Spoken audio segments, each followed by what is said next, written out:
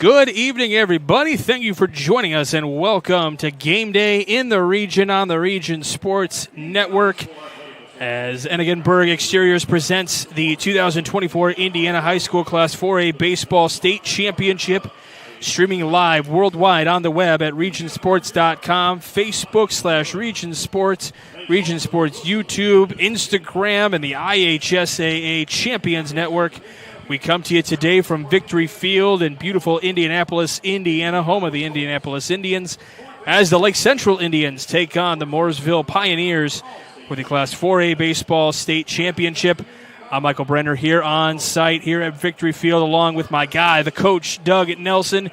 Coach, a wise man once said, let's play two, and, let's get the second one in here. Michael, it's a beautiful evening here, and couldn't ask for a better backdrop for this ball game. It's going to be a good one. Two heavyweights going at it. Lake Central comes in ranked number 3 and Mooresville number 6. So nothing left here but to do it. Yeah, my heart is pounding for sure. Getting ready for this one. I mentioned that I've never really been nervous for a broadcast, but definitely in the feels for this one here tonight. Hoping Lake Central can come through and get a victory here tonight. These guys have been working so hard, as I know Mooresville has as well. All these teams that get here through any season, and even the teams that went home the first day of sectionals, all these teams go through so much over the course of a season.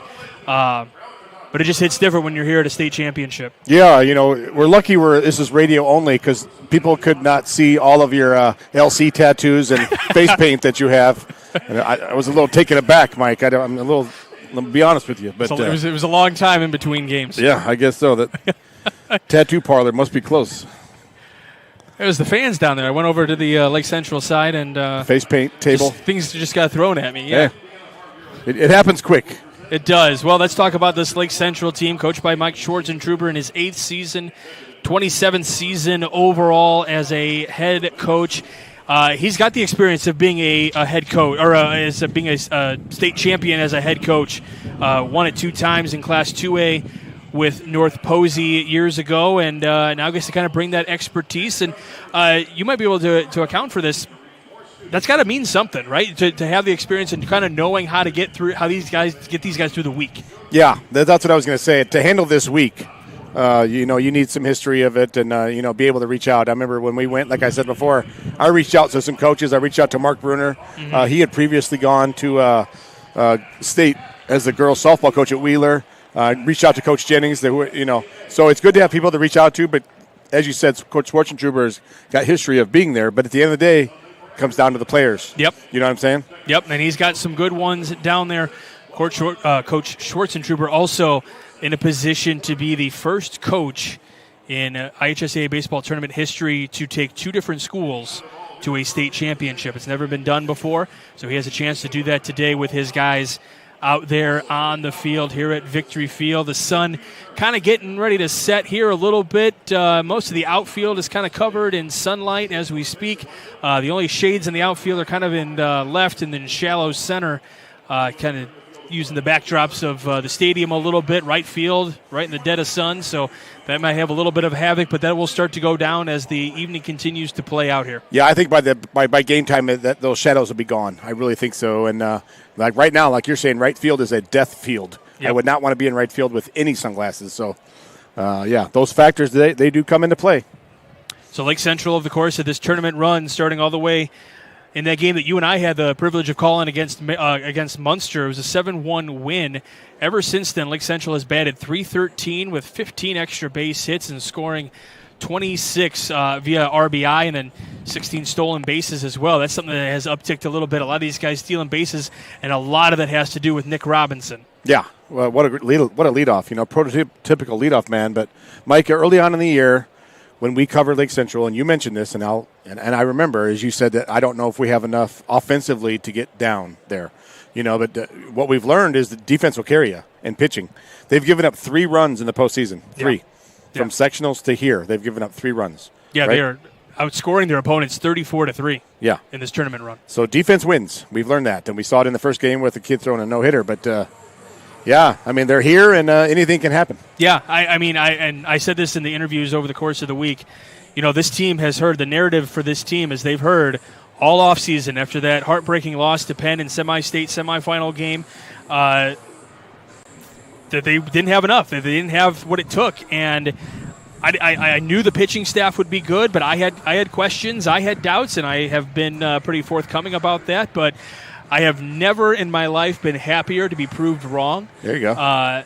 Because, one, I'm just so happy these guys have made it. I know how hard this coaching staff works day in and day out. You know what it takes to do this. And, these guys are not only – and this is head coaching in general and coaching in the high school level in general. When you have a chance to be here, it just means so much more because your season doesn't go from day one that the IHSAA says your season starts to when this day happens. Your season is 24/7 year-round. Yeah. And the families have to be on board with that, and kudos to every one of these family members of these players and coaching staff and everything because, it takes a village, and this coaching staff has worked tremendously hard. They are at every practice. They are at every travel ball game to watch their guys and support and then see what else is coming up the pipe and everything like that. So the normal general public has no idea what coaches do. Like you said, it's a 12-month job, for little pay. Yeah, for sure. And with this team also only returning three starters from last year as well. That was another factor as well. We knew the offense was going to take a hit, and they've been playing well. They've kind of gone with a different mentality. Instead of the slug, they've gone with kind of that small ball mentality, getting bases, kind of just getting the hits, move runners up, all that kind of stuff. Well, and I think that wins here. Like you said, there's not going to be many home runs here. No. So no, if you did not tune into the first game that we had today for Ileana, we were talking about the dimensions of this park here at Victory Field. You're almost straight dead center 415 and then 418 out to kind of the left field gap there as well. So you have to hit it a country mile to be able to hit the ball out of the park. So that's not Lake Central's MO. That is Mooresville MO a little bit. They do have guys that can hit a lot of home runs. So we're seeing if that's going to make a difference or not. Yeah. Because they have guys that can definitely hit it out of the park. Can they do it in this park? It remains to be seen. Right. Off a draft possible pitcher. Yeah. Who is committed to IU, right? Yeah, Griffin Tobias. Yeah. And he is ready to go. He's one of the top arms this program has seen in many, many years. And as we mentioned in the first game, co-district player of the year as well. So he knows what he's got to do. He knows how to get things done. One of the questions I had, and I didn't ask him this, and I kind of didn't think about this till yesterday, he wasn't in the sectional championship game. He was in the regional championship game. He wasn't in the semi-state championship game, though. That was Blake Sivak.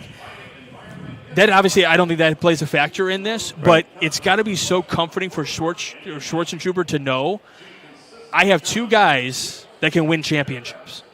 Because Blake Sivak is just as talented and has filthy stuff and can get the job done as well. Well, I think they got three. I think they got Josh Flores as well. You have Josh Flores. Yet, you have Grant Mercer. You have so many guys in this lineup for the pitching staff. Yeah. And if that's what's going to be able to carry you, Lake Central's got a good shot in this game. And I think that, and we kind of talked about that with Coach Vanderwood during the first. You can't wait. Right. You can't get too far behind, especially, with the way that the Lake Central's offense is. So it'll help you to have an early hook as opposed to, let's give him one more batter.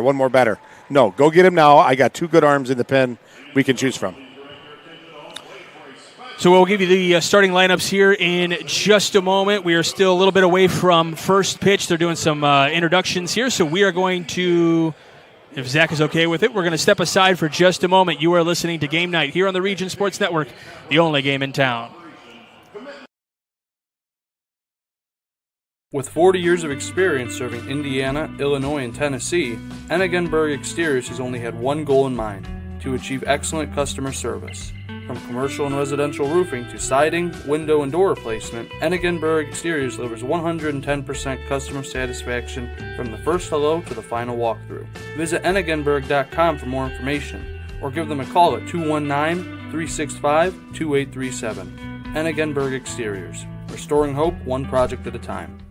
When life takes you places and you can't get to the store, shop online with Strack and Van Til to go. Our to-go service is easy to use, and it can save you time and money. Once your order is in, our own Strack and Van Til team preps your order with care. For delivery or pickup, enjoy the convenience of letting our to-go team shop for you. Enjoy your special moments. Sign up online today at shop.strackandvantil.com.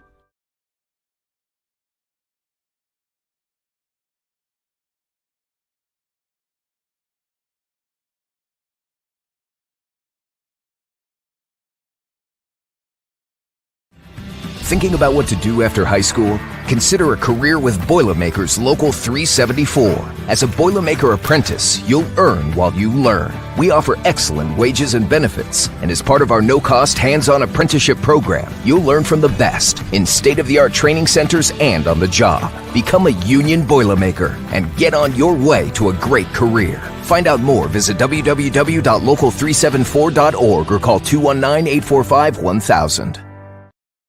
Can't wait for summer, but dreading the heat because your old AC let you down? Don't sweat it out this summer. Call Economy Electric Heating and Cooling. The professionals there can fix you up. Install a central air unit that'll last for years. Your family deserves to stay comfortable. And with a 24/7 emergency service, comfort is just a phone call away. Give them a call at 219-923-4441 or check them out on the web at 4ajobdoneright.com. Hey, we welcome you back to Game Night here on the Region Sports Network. Mike Brenner here along with the coach, Doug Nelson, getting you all set for this 4A state championship game from Victory Field in beautiful Indianapolis. Lots going on in Indy this weekend. None bigger in the sports world right now. Well, maybe there's Olympic trials, but none bigger in the region than this 4A state championship game. Lake Central trying to bring a championship home to St. John, Indiana. So we've gone through the introductions of Mooresville here, and we'll give you that starting lineup here in just a moment as they are going to start introducing the non-starters for Lake Central. Instead, I'll go ahead and give you the non-starters for Lake Central. First out onto the field, Luke O'Keefe heads on out there. Trying to also make sure, because they have somebody that ran out there that wasn't supposed to run out there. Number 20, that's Josh Flores, potentially. As the whole non-starters are running out there. Josh Flores, we talked about him a little bit. By the way, it's his 17th birthday yesterday, so happy belated birthday, Josh Flores. Yep, happy birthday, Josh. Dad's a great ref. He did, yep. Christian. And I believe Danny Escalante is a relative as well. Yeah. So, all right, Alex Cuevas, Victor Villegas, Jacob Zimmerman, Jake Figg, Josh Flores, Blake Sivak, Luke Hallfelt, Luke O'Keefe, Tyler Colburn, Grant Mercer, and Colin Sirks, kind of your non-starters in the game today that we have information on. And now the starting lineup is being introduced here at Victory Field. So they got Nick Robinson heading out there. He'll be leading off, followed by Quinn O'Brien. I think Griffin Tobias, who will be on the bump today for the Indians. Drew Costiba, followed by Ryder Fernandez, Parker Robinson, Drew Arnold, Brendan Smith, and Mike Zatkowski. All of your starters for this lineup today for the Lake Central Indians. Coached by Schwartzentruber, as we mentioned. We've also got John Novosel, Brian Vanderlee, Brian McNamara, Ron Mahalik, Adam Falk, and Michael Keelan as well, your coaching staff rounding things out. Tell you what, John Novosel, another guy everywhere, sees everything. If there's a game going on, he's probably at it. All right, at this time, we are going to tune you in to our national anthem here at Victory Field.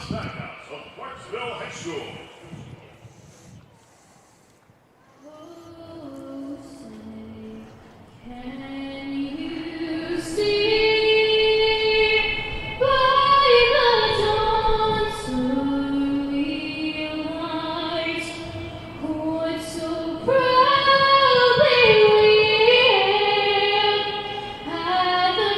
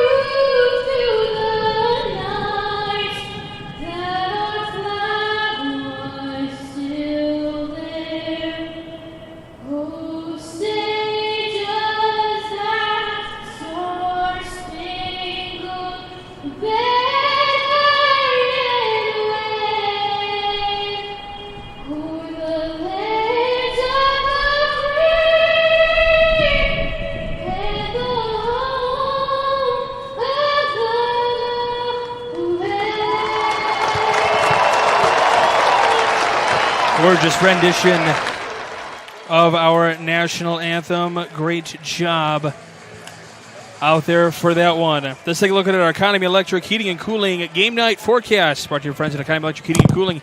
Keeping it cool in the summer and cozy in the winter. A very comfortable 82 degrees here in downtown Indianapolis. Sun is still shining. It is absolutely gorgeous here in Indy today. That's Economy Electric Heating and Cooling, keeping it cool in the summer and cozy in the winter. Let's take a look at Mooresville. Starting lineup today, Hogan Denny. That's the guy to really keep an eye on in this one. Mr. Gatorade Player of the Year here in the state of Indiana. He can really smash it. He's also an IU commit as well. So he's got a chance to join Griffin Tobias over at IU. Tyler Denny in the second spot, followed by Declan Thompson. Levi Dorn in the cleanup spot today playing first base. Bryce Braybender, the left fielder, followed by Selby Barton, the shortstop. Brendan Oliver, your pitcher today, followed by Liam Delp and Caleb Ketzler. If you're an LC fan tuning in, this lineup will sound familiar to you defensively. Zakowski in left, Nick Robinson in center, and Drew Costiba in right.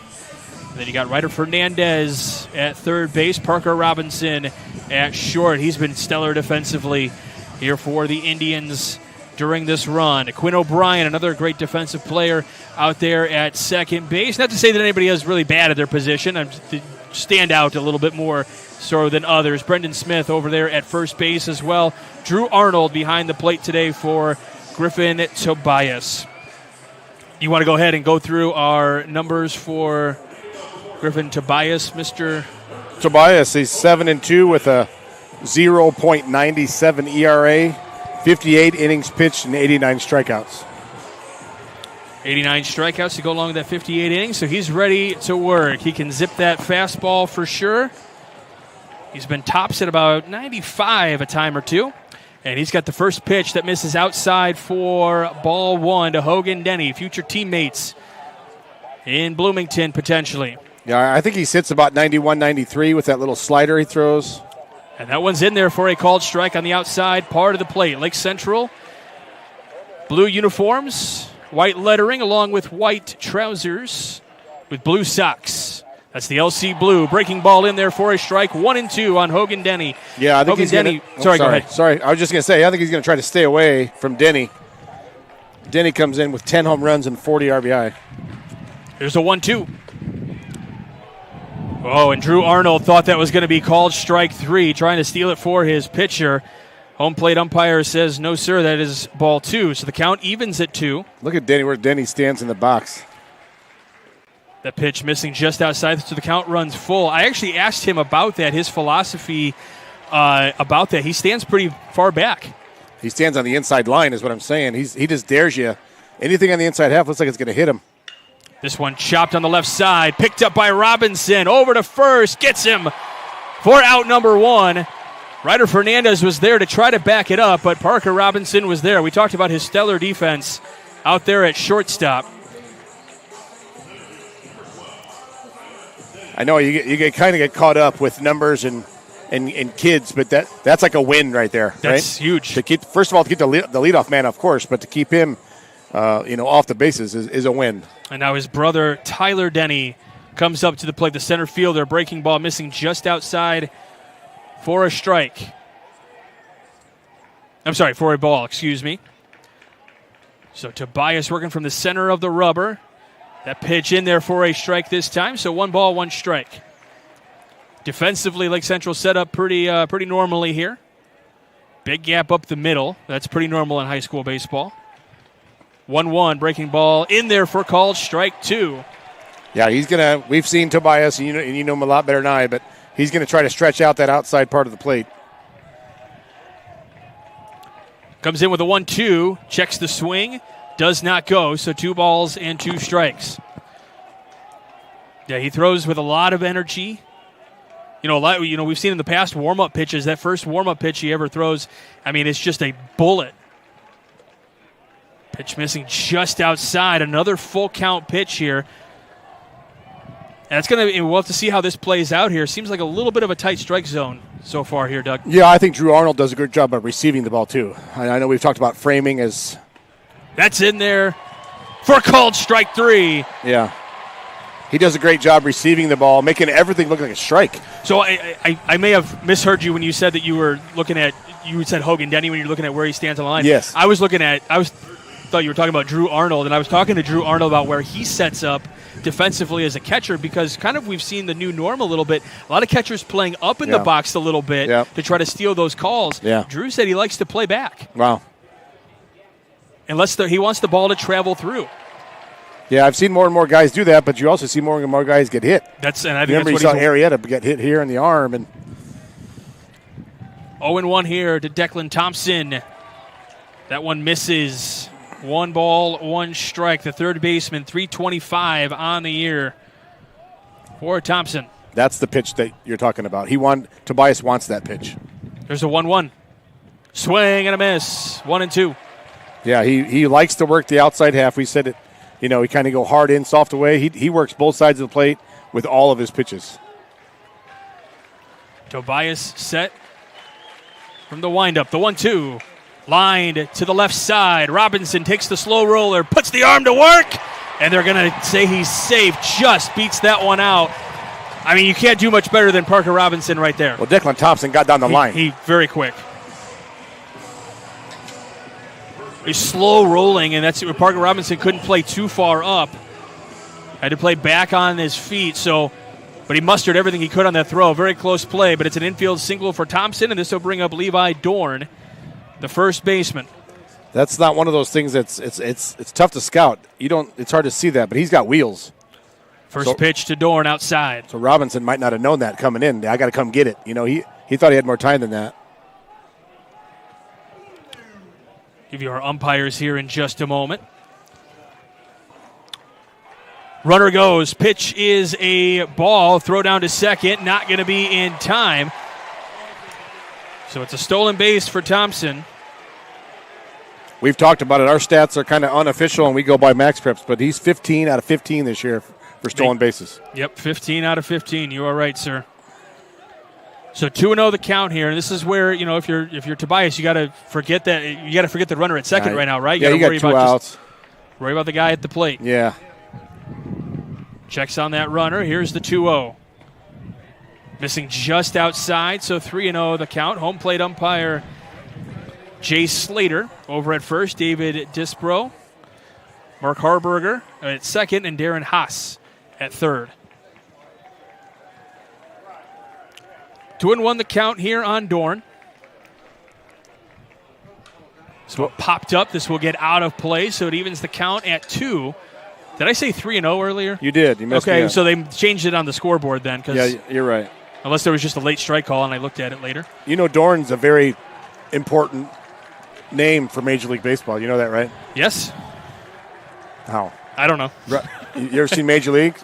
Oh, Carter? Yeah. Dorn. Roger Dorn, I think his name was, the third baseman for the Cleveland Indians. Major League as in like the movie. I thought you meant like the real Major movie. Leagues. Dorn.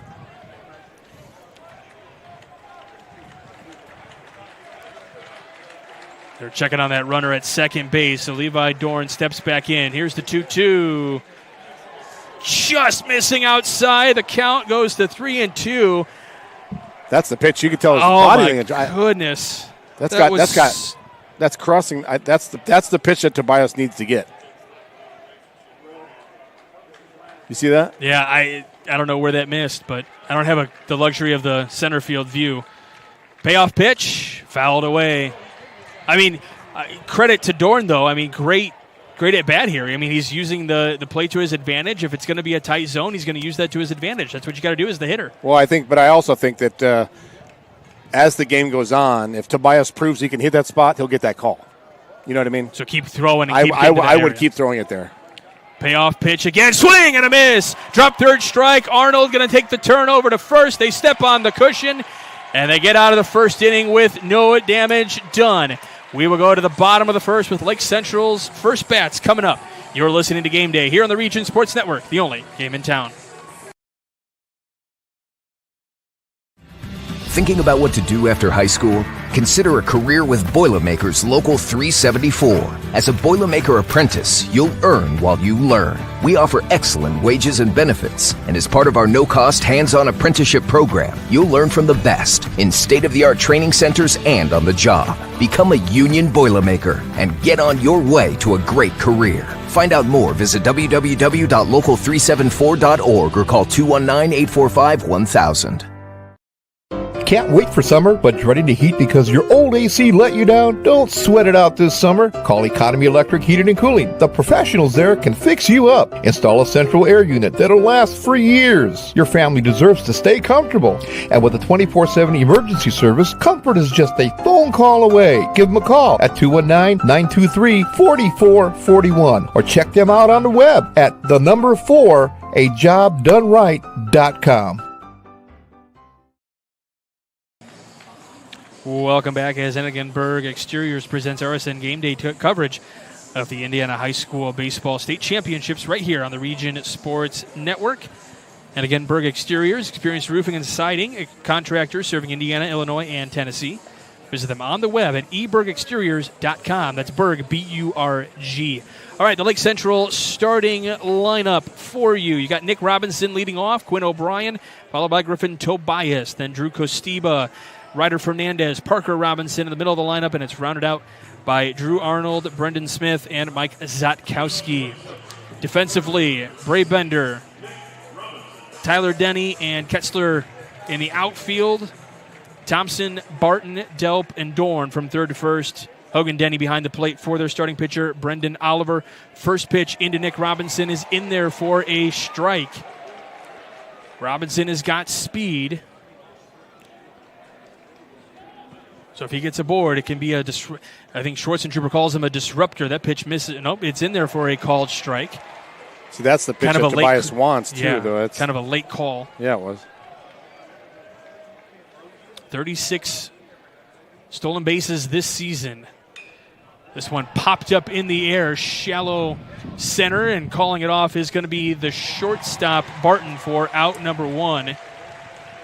A little surprising he would go swinging away there. I thought he might try to bunt for a leadoff hit. Well, maybe later on. First time through the order. Saving it a little bit? Yeah, saves, first time through the order, see what the pitcher's got. I'm already getting heckled by people texting me with Dorn stuff. See? They know. They know, man. All right. Quinn O'Brien has to duck out of the way of his first pitch. They call him Q. Kind original. Of a quiet leader on this team, very trusted by his coach. Became the starting second baseman last year. It's the 1-0 to him. Missing outside. Now, hold on a minute. That's ball two, but the home plate umpire just signaled 1-1. I'm confused. Same. 2-0. This one lifted in the air to left. This has got some distance. Will it stay fair? It will not. Holy cow. Quinn O'Brien got a hold of that one. I don't know if it had home run distance out to left, but it definitely would have hit the wall. That's for certain. Well, the wall kind of comes in a little bit there at the corner, doesn't it? It certainly does. Holy cow. So it's 2-1 or 1-2? So it should be 2-1 unless he called it a strike and just didn't actually signal it as a strike. That's a strike. So we're going to find out here. Here's a 2-1. And that misses inside, so that should be 3-1 the count. That's what the scoreboard has as well. There you go. That's 3-1. All right. But he did signal 1-1 at one point. You're seeing double, Mike. That's probably what it is. Calm down. Blood pressure. 2-1. That's outside. That'll be a one-out walk for Q. So this will bring up the IU commit, Griffin Tobias. Tobias comes in batting .313, 26 hits, 18 RBI in the year. I think if Lake Central is fortunate enough to win this evening, he should be a candidate for Player of the Year for the IHSBCA. I think he should be the entire state of Indiana. North candidate. Well, that's some high praise coming from you. Takes the first pitch for a strike. I think it puts him in the conversation. I I can't disagree with you on that. He's also selected to that North-South All-Star game that'll take place here this month. Swing and a miss over a breaking ball, 0-2. Because he's doing it offensively and defensively. And I know the Hogan Denny kid, he's got numbers as well. Oh, yeah. But yeah, his numbers are pretty outstanding, not going to lie. That's why he got Gatorade Player of the Year. yeah, they pop off the page. Oliver delivers the 0-2, misses outside. Oliver's numbers, by the way, in 9 game starts, 12 and that's 9 game starts, more appearances, 12-0 with a 2.14 ERA. He's given up 1 home run, 65 and a third innings pitched, 91 strikeouts. He's given up 26 runs, though. 20 of them have been earned. Tobias swings and misses for out number 2. So if he strikes out offensively, does that add to his total for strikeouts and the pitching count or 2? No? I don't think so. I don't think that's how it works. Nope. All right. Here comes Drew Kosiba. You may have recently seen him over on SportsCenter's Top 10 play, number 1 play. No kidding. Diving and doing all sorts of crazy moves into home plate. That game against Chesterton. He says he remembers a player doing that, and I believe the player he's referencing, he didn't give a name, but I believe he's referencing Chris Coughlin jumping over Yadier Molina.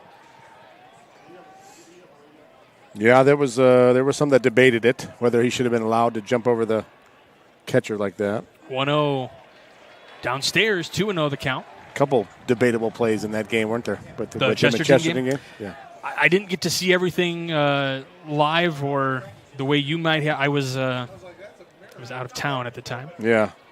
And it was about a 50-50. 2-0, throwing down to first to try to back pick. Ball gets away, but Quinn O'Brien's going to stay over at first base. 2-1. I thought it was 3-0, but Well, the scoreboard here has 2-1. We'll get there, man. It's game 2. It's early. We're gonna get an earpiece We got in some with the food. umpire. We got some food in our stomach a little bit. We're getting You there. guys did. I didn't eat. Why not? You watching your? I couldn't. Whatever. 2-1. This one laced down the right field line, but this will get out of play. Trying to make plays out there in the stands, but Mooresville fans can't get it. Zach pointed this out as well. Mooresville has shown out here today. They have brought their colors with them. Yeah. Good crowd for Mooresville. Good, decent crowd for Lake Central. They just stayed home to listen to us, Mike. That could have been what it was. What it was. That's what I'm going with. 2-2. That's just missing for it. Now, I'm not going to lie. That should be a strike. That looked a little low. Okay. All right. I'm going with low on that. All right. We need a monitor, like at basketball. Remember the basketball finals? We had a monitor. We did. We got spoiled. That got fancy. Payoff pitch. Runner goes. Pitch is inside, and that'll be a walk. So 2 base on balls here in the first inning. Lake Central with some threat. Now a runner in scoring position. Here comes one of your hot hitters. You got Ryder Fernandez, the third baseman. He's hitting .375 here in the postseason, or in this tournament, if you will. Whatever you want to call it. 3 extra base hits. Got 5 doubles on the year. Junior coming back next year. Safety on the football team as well. That first pitch is in there for a strike. We talked about earlier that little corridor of 41, Ileana Christian, Lake Central. You got Hanover, you got Crown Point. Just teams that are year in and year out are here. Monster strong. It is producing a lot of state quality. Got him. As Ryder Fernandez has been hit on the elbow. He's okay, takes his run down to first. And now Lake Central with 2 outs has the bases loaded. And here comes Parker Robinson. Robinson is the number 2 ranked player in the class of 27 for the entire state. He was number 1. He was 56th nationally. A lot of upside to this young man. A huge spot for him here in the first inning of a state championship game. Takes the first pitch. Outside for ball 1. Ball scoots away from Denny. And we're going to have the coaching staff for Mooresville come out and have a chat with their pitcher. I was kind of talking to some of their announcers a little bit, and obviously they're very high on Hogan Denny, and they kind of believe that in the event that Oliver struggles on the mound, or if he just has to come out with pitch count or whatever the case may be, Hogan Denny probably that next guy out there. He's actually got pretty good numbers as a pitcher as well. It blows me away that he can catch all game and step on the mound and pitch. I mean, it's pretty talented. Oh, to be young, right? But Parker Robinson's a freshman. Parker Robinson is a freshman. Wow. So this is a big moment for a young kid. And one of the, I had a chance to talk to a lot of these players earlier this week, and they, and I think Griffin Tobias mentioned it pretty accurately. Yeah, the narrative was this team doesn't have, maybe what it takes, but there's also a lot of kids that are playing varsity for the first time, for their first full season for the first time. And now you have Parker Robinson, obviously as a freshman. This is a big moment for him. That's what I'm saying. I mean, that's what we talk about. These teams just reload, don't they? What it feels like. Just shuffle in new players. It's next man up, right? He's going to be there 3 more years after this year. Tell me how much this experience is going to help him down the road. No question. And you get a taste of it, and you want to go back. And the pitching staff's still going to be good after this year as well. The 1-0 to Robinson, swings and misses over a fastball, so 1-1 the count here. Really nice pitch from Oliver there. And probably a good mental reset by his coach. 1-1, line drive to the shortstop, who's going to throw over to first. Ball dug out perfectly over there at first base by Dorn. So Lake Central puts up the threat, has the bases loaded, but can't scoot a run across the board. We go to the second. You're listening to Game Night here on the Region Sports Network, the only game in town.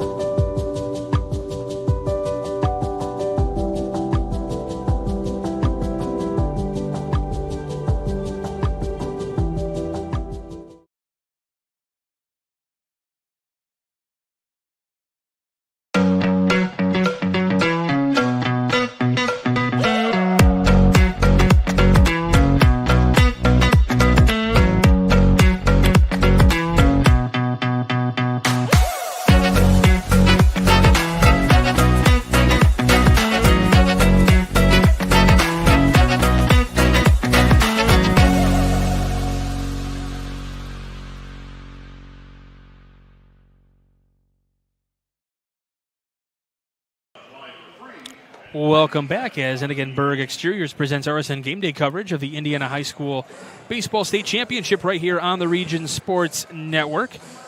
Your all-in-one roofing specialist. Visit ebergexteriors.com for a quote, and that's Berg, B-U-R-G. NIPSCO is proud to be powering the youth of Northern Indiana. NIPSCO is wishing its Northern Indiana high schools to have safe competition while displaying sportsmanship on and off the field. We go to the second inning here at Victory Field. Beautiful downtown Indianapolis. If only we could describe the view that we have from our broadcast location here. The beautiful skyline here. Is this one ripped into left, but right at Mike Zatkowski for out number one. Hit it hard was Bryce Brabender, but right at Zatkowski. I don't know if he can hit it any harder. That probably had a pretty good exit velocity, but that was a hang with him. That was the old probably knuckled too in this wind. Well, right. I mean, the ball kind of got knocked down, I would imagine, a little bit, which helped kind of hang it up enough for Zatkowski to take that one. First pitch into Selby Barton is then there for strike one. Selby Barton comes in batting .231 on the year. The 0-1. In there for called strike two. I happened to look down at both coaches from Mooresville. Both of them had their backs to the hitter just now, a second ago. 0-2. That one misses outside, gets away from Arnold, but it'll make the count 1-2 here. Tobias works quick. He likes to settle into that rhythm. 1-2. just misses upstairs. And, we saw that in that game against Munster, Doug. Like, when he gets into that groove, it's almost like no stopping him. Yeah. That's when the batter's got to step out and tie his shoe or something, trying to wreck him out of his rhythm a little bit. 2-2, just misses outside. And another full count pitch, and this is where Tobias is going to take a little step off the mound, gather his thoughts a little bit, because I feel like he's thinking there's probably some pitches that he should be getting calls for. Yeah. Payoff pitch, and that misses outside. Yeah, he's visibly frustrated out there on the mound, thinking he's got these pitches. But these are things that you have to work. You have to work through. You have to be able to, figure out what the zone is and meet that expectation. Yeah, it goes both ways. He's feeling out the umpire to see how far he can go out, and the umpire's trying to see what Tobias can throw. So, it's a little back and forth, but that's just part of the game. Got to work through it. So the pitcher, Brendan Oliver, on now. Numbers not as high for him as they are with a lot of this lineup. 210 with 9 RBIs. Yeah, if you're a Lake Central fan, I think that you're looking for a double play ball here. But Tobias needs to get him out front. Get that little two-seamer slider working. They've turned 24 this year. 25 would be good right now as Tobias steps off, as we've got time over there at first base. Maybe an equipment issue over there. That's right. Get some dirt out of his pants a little bit. Out of that belt buckle as he had to slide back into first. Does so again, trying to shake that dirt out.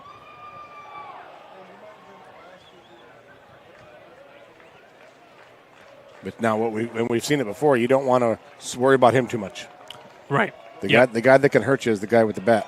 Runner goes. This one popped into shallow right center. Kostiba makes the catch. They've got a chance, but they threw it to second base. Didn't worry about going to first, but Kostiba makes the play out there and right. Runner will retreat. Runner was on the move. That would have been a good hit and run if it could have fallen down for the Pioneers. Yeah. As the batter, you want to try to protect your runner, but you want to try to, like you said, try to hit that on the ground. We saw it in the first game. Well, it stayed in the air long enough to be able to help the runner get back. So Barton stays at first. This will bring up Liam Delp, second baseman.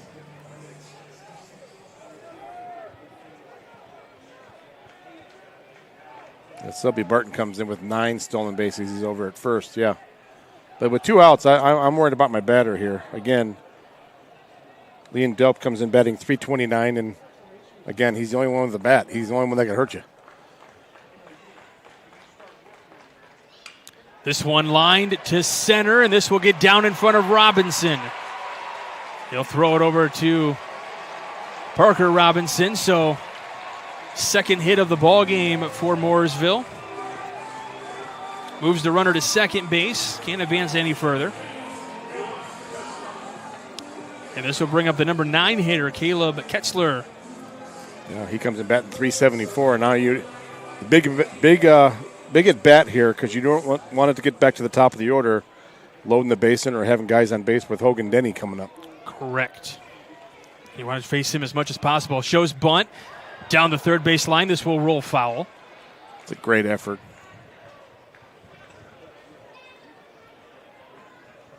So 0-1 at the count. Kessler, 19 RBIs to his credit this year.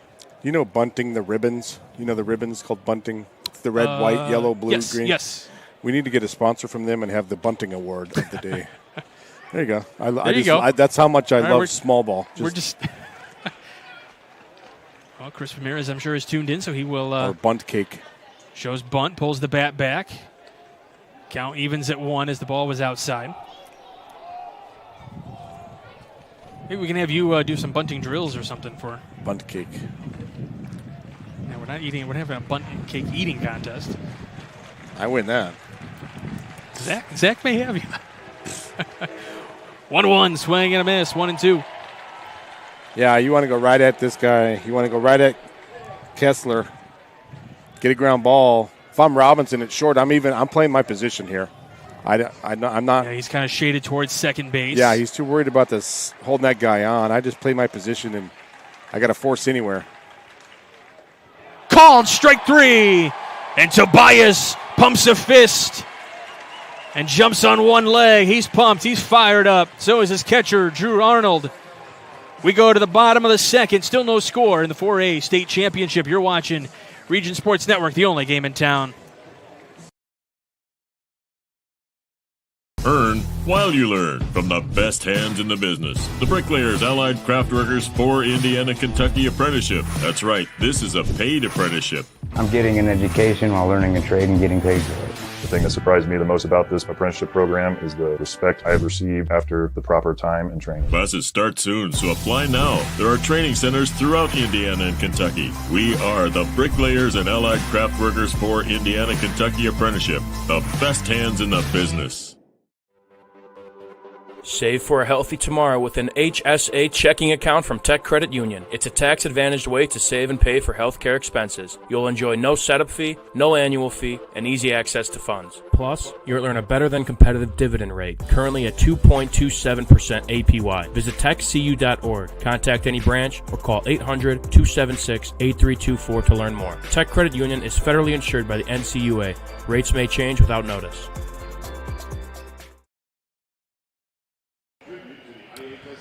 Welcome back to Game Night here on the Region Sports Network. Mike Brenner back here along with Coach Doug Nelson. We got Zach Miller doing the production.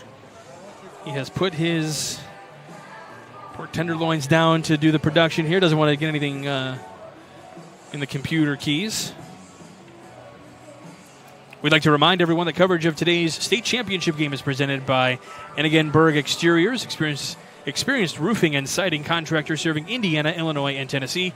Call 219-365-2837 or visit them on the web at ebergexteriors.com. Coach, we've also got 3 awards we're going to hand out at the end of this one. I know you're already feverishly working on figuring out who those are going to be here in the bottom of the second inning. We've got the Crowell Company's Lantern Man Superhero of the Game. They're proud to recognize superheroes on the baseball diamond. We've got the Boilermakers Local 374 Blue Collar Player of the Game. Earned while you learn with Boilermakers Local 374. And, of course, the proud Unit Home Play of the Game presented by the Region Sports Network. Drew Arnold, Brendan Smith, and Mike Zakowski, your scheduled hitters here in this bottom of the second inning.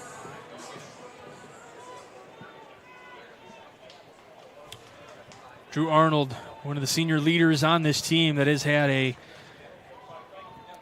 surgeons here for sure, as this one popped up on the infield right behind second base, and it's going to be caught by Delp right in front of the bag. But I was going to say, he's one of the pivotal members of this team. For one, he wasn't the starting catcher for the last couple of years during these runs. You had Matt Santana doing that, so he's earned a spot here as the starting catcher, and then has to find the dynamics of this entire pitching staff. What works for this guy, what works for this guy, and personalities are different. And we've talked about it. The catcher sees the whole field. Absolutely. So he's like your coach on the field, like your quarterback. So he's got to be a leader, too. Brendan Smith takes the first pitch inside for ball 1.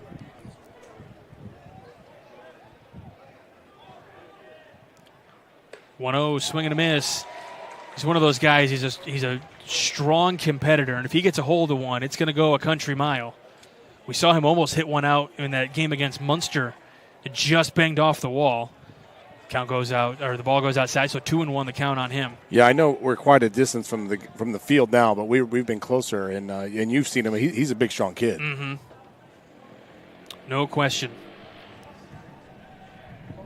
2-1 the count. Here's the 2-1 pitch. That's in the inside part of the zone. So 2-2 the count with one away here in the bottom of the second inning. Just getting things cooking here. Victory Field. Did a lot of action already, but no scoring as of yet. 2-2 misses just outside, so runs the count full.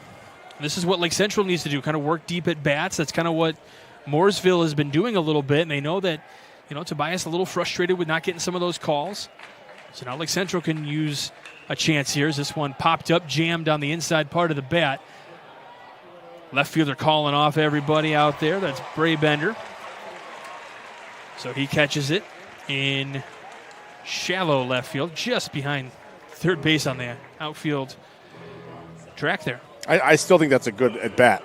He saw 6 pitches. Oh, yeah. That helps the total of everything, and he put it in play with 2 strikes. And, left fielder made a nice play on him, came in and get it. But well, the way we've seen the ball move around here today a little bit, you never know what happens. Right. Mike Zatkowski comes up here. When I asked Coach Schwarzentrooper kind of about Zatkowski a little bit, kind of one of those guys, he started the year as the leadoff hitter and has found his way to the number 9 spot. And you mentioned this before, having a guy that is a typical leadoff hitter in your 9 spot is very beneficial, and that's what Zatkowski brings. No doubt. He's a double leadoff, and that's what you're looking for in that 9 spot. 2-0. Misses, so ball 3, and he's got some speed. He's got he's got 15 stolen bases on the year. Yeah, from the bottom of my order, I would at least want to get the batter, to take some pitches to work on that pitch count, like you mentioned. 3-0 is right down the heart of the plate, so 3-1. And if he gets on, it'll be interesting to see what Nick Robinson does here. He's got some speed as well. 3-1 pitch is called a strike. That's outside part of the plate. A lot of guys moving one. Some people are moving one direction, others are moving another on that call. 3-2. This one chopped on the ground right side, picked up by Delp. He'll throw over to first. And they get him 1-2-3 here in the second. So we go to the third. Still no score. You're listening to Game Night here on the Region Sports Network, the only game in town.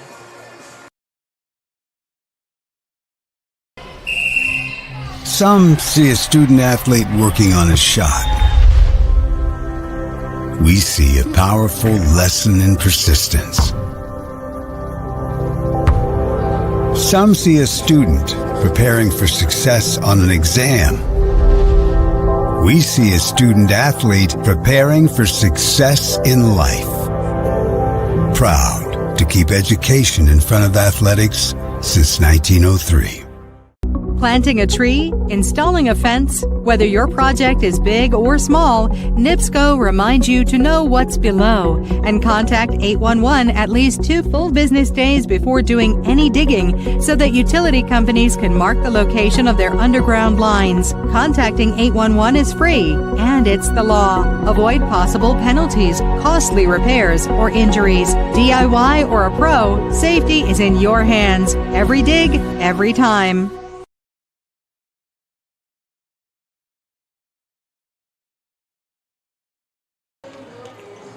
Welcome back to Game Night here on the Region Sports Network. Mike Brenner here along with Coach Doug Nelson. Happy to have you along with us here for this Class 4A state championship from beautiful Victory Field in Indianapolis. We go back to the top of the lineup for Mooresville. Hogan Denny, Tyler Denny, and Declan Thompson, your scheduled hitters. We'll see how much he challenges Denny and goes right at him. Or do you go with the off speed and we got a little bit of a kind of pick a little bit? Got a little bit of a delay here, waiting on the TV side to come back. You can see the guy down on the end of the dugout with his hands up. He's waiting. Timeout. Hang on a minute. Got to get commercials in. Now how important that is. Zach, go ahead and play a commercial. No, I'm just You know what? Go ahead. What a nice crowd. Filled out. It is definitely a good crowd on hand here. As we mentioned, there are more people on the visitor side for Mooresville, but still a really good contingent of Lake Central Blue here in Indianapolis. First pitch to Hogan Denny is called a strike. Is that a strike? He just put the hand out. It was a late call, but Arnold couldn't keep track. The board has 1-0, but he stuck that arm out. This one on the ground. This will get through for a base hit. That would be a Denny special right there. That's what he does. He's batting close to 500. He came in batting 485. And, he got out the first time, and you figure, okay, a single. I'm okay with it. I mean, I feel like I still didn't get beat totally. That's what I'm saying. You kept him in the park. He's not driving in runs. Every time he comes up, you want him with the bases empty. 23 stolen bases on the year, so it's not like he's not a base. Normally you would pinch run for or courtesy run for your catcher. He says, nope, I'm going to take bags with me. Yeah, he's a competitor. He's a senior. I want to make every bit of this. So I want to know the count here on Tyler Denny, his brother. Checking on him over at first. Potentially future teammates down there. Possibly. Can't imagine Hogan Denny isn't being looked at for drafts as well. Fakes a run, comes inside on Tyler Denny, so 2-0. It kind of feels, Doug, just based on the mannerisms right now, that Tobias is a little too worried about Hogan Denny at first. Yeah, this is a dangerous time. You got to be very careful. 2-0 is inside, and I think that's where the frustration is continuing to build as well. I think Tobias is thinking he should be getting some of these calls, or that he's close enough to get these calls, and they're just not going his way. Yeah, it's some of those where, like, he when he bats, he gets a call against him, and he's pitching and doesn't get the same call. 3-0 in there for a strike. And the umpire's got a little bit of delayed, unless he's calling it that we can't hear. It's not right away though. That maybe the fans can hear and we can't. Yeah. Swing and a miss, 1-2. On a 3-2 pitch. But again, like we said, I think he feeds off that. Some people get angry and get wild, and yeah, it is kind of interesting what certain guys will use as their motivation. Payoff pitch, runner goes, swinging a ground ball to Parker Robinson. The throw to first is in time, and that was almost a perfectly executed hit and run. Thankfully, Parker Robinson stopped dead in his tracks and was able to field that ball. It was the same situation we saw earlier. Yeah. With with the batter being right-handed, Denny, the second baseman should cover, and Robinson should stay home. So that's just how you cover it for that reason, right? You know, he's more likely to pull it than hit it the other way. Yeah, he was able to stop on a dime just quick enough. Yeah. So runner at second, one away here in the third inning. Declan Thompson now showing bunt. And Tobias steps off as he looks at Hogan Denny over at second base. I don't think he's going to bunt. Comes in batting. I'm just telling you what I saw. He's showing bunt. The single already. So he's going to stay home. So Tobias is talking to the third baseman and say, I got this side. First baseman's charging. Yeah, but again, set up who's going to grab what in case there is a bunt. Yeah. First pitch, bunt shown, runner down to third. The throw to Ryder Fernandez is not in time. And Hogan Denny steals third base. Yeah, all of that was to set up the stolen base. He was never going to bunt, Mike. That's all that was. So 1-0 the count to Thompson, who has a single in this game already and a stolen base to his credit. 1-0. Shows bunt down the first base line. And Smith has to throw to first. Throw home. Not going to be in time. And Mooresville takes a 1-0 lead. Yeah, that was a safety squeeze. That wasn't a dead-out squeeze play. He waited to see, and Denny kind of waited too long at third, didn't he? He waited forever, but it worked out. But the first baseman picked up the ball, didn't know what to do with it, and then he was panicking. But he got to have the ball first, no matter what. Who actually got the coverage at first? Is that O'Brien? The first baseman. Well, he threw it, but he picked up who actually covered first to step on the cushion. I don't know that. I thought he had to throw. Did he not, Zach? I'll be able to figure that out here in just a moment. Yeah, I'm not sure. But pause, please. I think it was all him. I thought he just tagged him. It might have been. Okay. Maybe I was looking at it wrong. Yeah, but still, he didn't pick it up cleanly. Yeah, he kind of rolled past, or he overran it a little bit, got between his legs a little bit, but he still had. It wasn't far enough away where Denny was feeling like he could make it to third base. No, it wasn't. It wasn't a straight squeeze. It was a safety squeeze, but it worked out. So it was Quinn O'Brien that did cover. It's kind of what I thought. Yeah, I think so 3-4 on the put out, and Denny comes in to score. Oh, the second baseman covered? I'm reading here. It says Thompson out at first to second. Okay. Sacrifice bunt. And a foul tip into the mitt of Arnold. And down on strikes goes Dorn.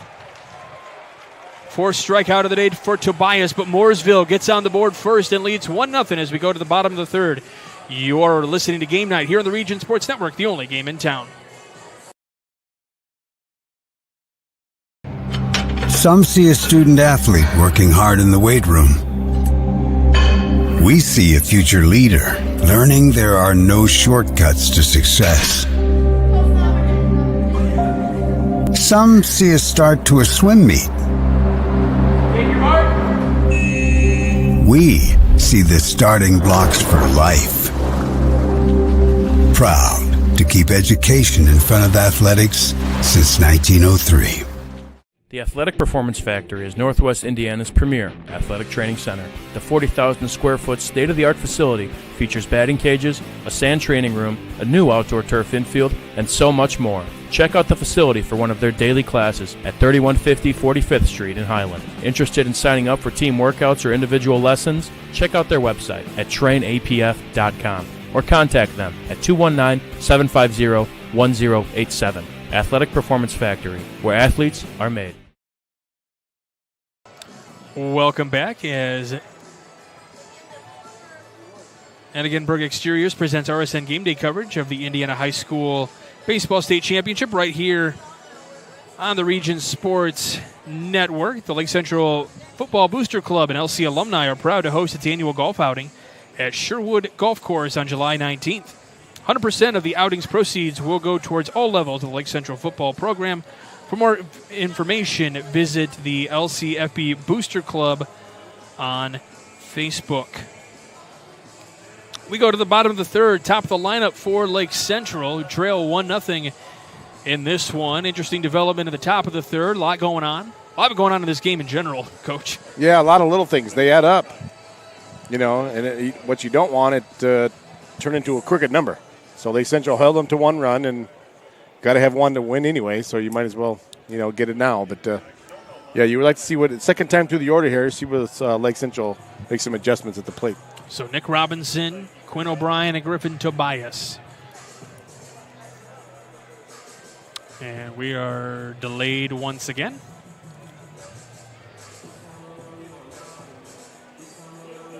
It's kind of that twilight part of the night where the lights have not really taken full effect yet. You know what I mean? Correct. A little bit of sunshine that we can see peeking off of the nearby hotels. Yeah. A little cloud cover, a little bit of blue sky. So it's easy to pick up the ball. That was my point. I mean, it is just picturesque here in Indianapolis today. We talked about everything that's going on. His first pitch to Nick Robinson is outside for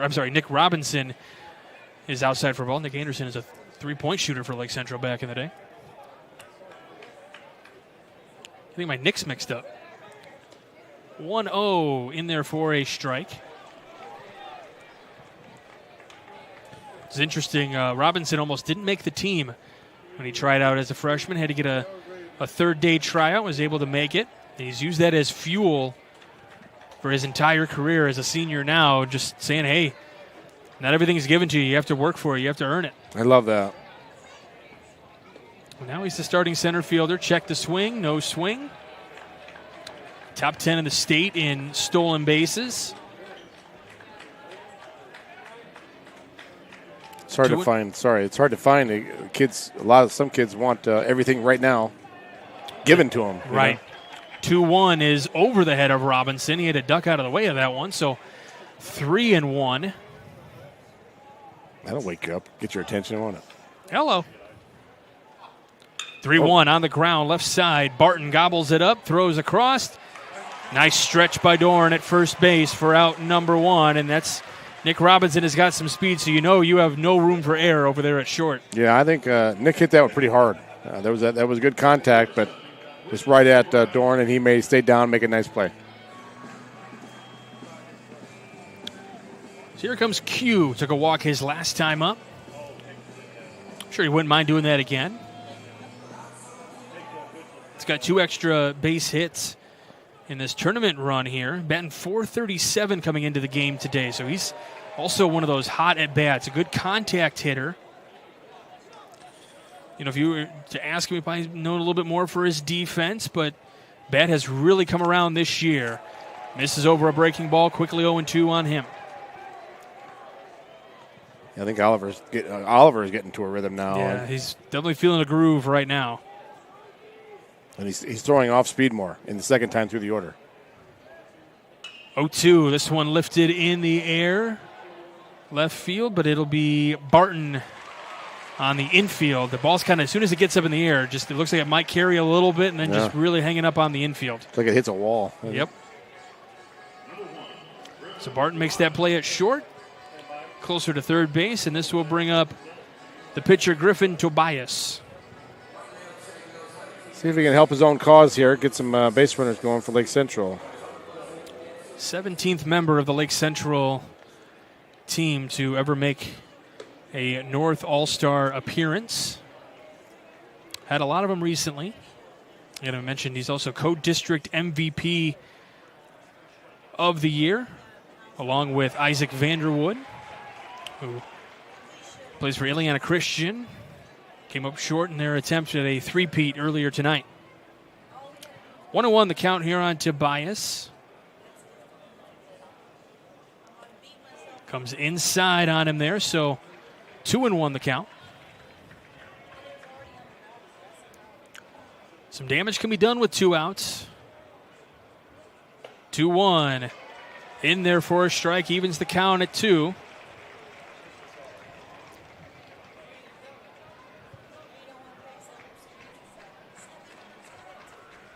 Ooh. This one lifted in the air, left field. This one going back.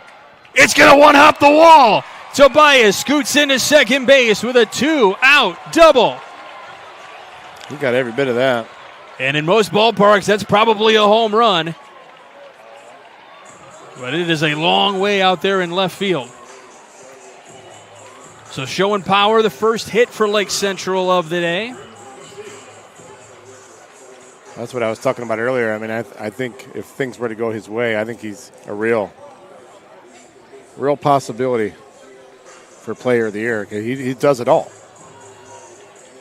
And I know, something else I was thinking about on the way down here. We get spoiled by watching him pitch, by seeing the Vanderwood kid play, and then you realize how good they are. You know what I mean? You're like, yeah. We have a lot of really good talent in Northwest Indy. You talked about that little region that we're talking about, and there's so many good players even outside of that as well. I mean, you start talking about Valpo, and Chesterton has emerged as a top quality team in the Duneland. Yeah, Zarnicki had a great year at Chesterton. 1-0 the count here on Costiba, who he can also take one for a drive. Tobias has gotten quite a few extra base hits this year. Now Costiba trying to get in there as well. Costiba with 7 on the year. Would like number 8 here to tie this game. The 2-0 to him. Misses for ball 3. He'll settle for a walk as well to bring up Ryder Fernandez. I think you green light him too. If he gets a pitch he likes, I think you green light him. He took a walk last time. Yeah. Now, is it just because, would you have said the same thing for Tobias? Yes. Or just because it's, obviously it's going to be different based on the player. Yeah, it depends. If a guy's hitting 240, no, you're taking here. Okay. But if you're an RBI guy and you got a guy on second base, you green light him. And it misses for ball 4. Ball gets away from Denny a little bit. Tobias cannot advance, though. But it's back-to-back walks for Costiba. So no official at bat, but he's got 2 plate appearances and 2 on-base numbers. Those numbers are going up on that category. And this will bring up Ryder Fernandez, the junior. Ryder walked last time, right? He was hit by a pitch last time. Hit by a pitch. Same difference. Comes in bat 296. Yes, 5 sir. doubles on the air. 5 doubles. A double here might score 2. Since the IHSCA tournament started, 375 coming into today's game. Heating up at the right time.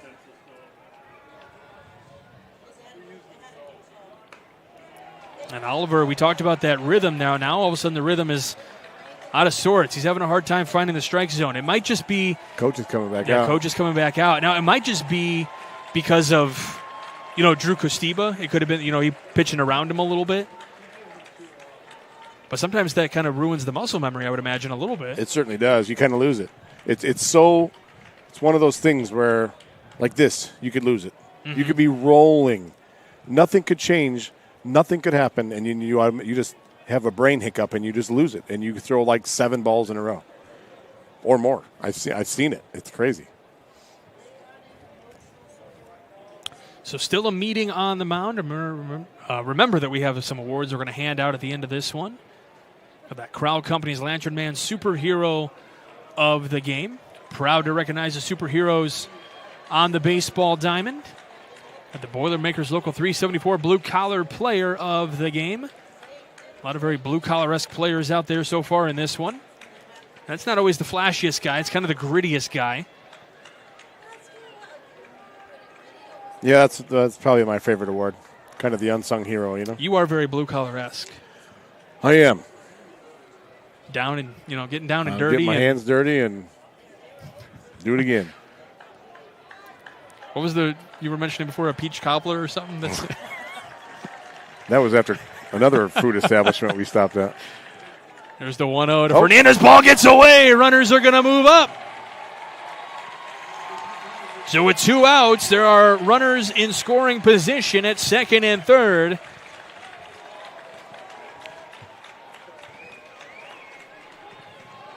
And I know Oliver's got 12-0 with as we said, 2.14. But something's different. He looks uncomfortable right now. Well, his walk number is high too. In 65 innings, 65 and a third innings coming into today, 30 walks as well. That's a high number. That's a high number for high school. 2-0. Yeah. Outside, ball gets away. Here comes Tobias, and we are tied.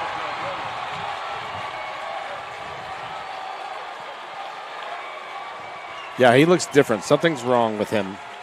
Either mad about it. In his head or physically, something's different. Because he's yanking everything to his glove side. Not mad about it. But he looks absolutely like his back or something's different right now. Still not mad about it. Well, you got to be impartial, White.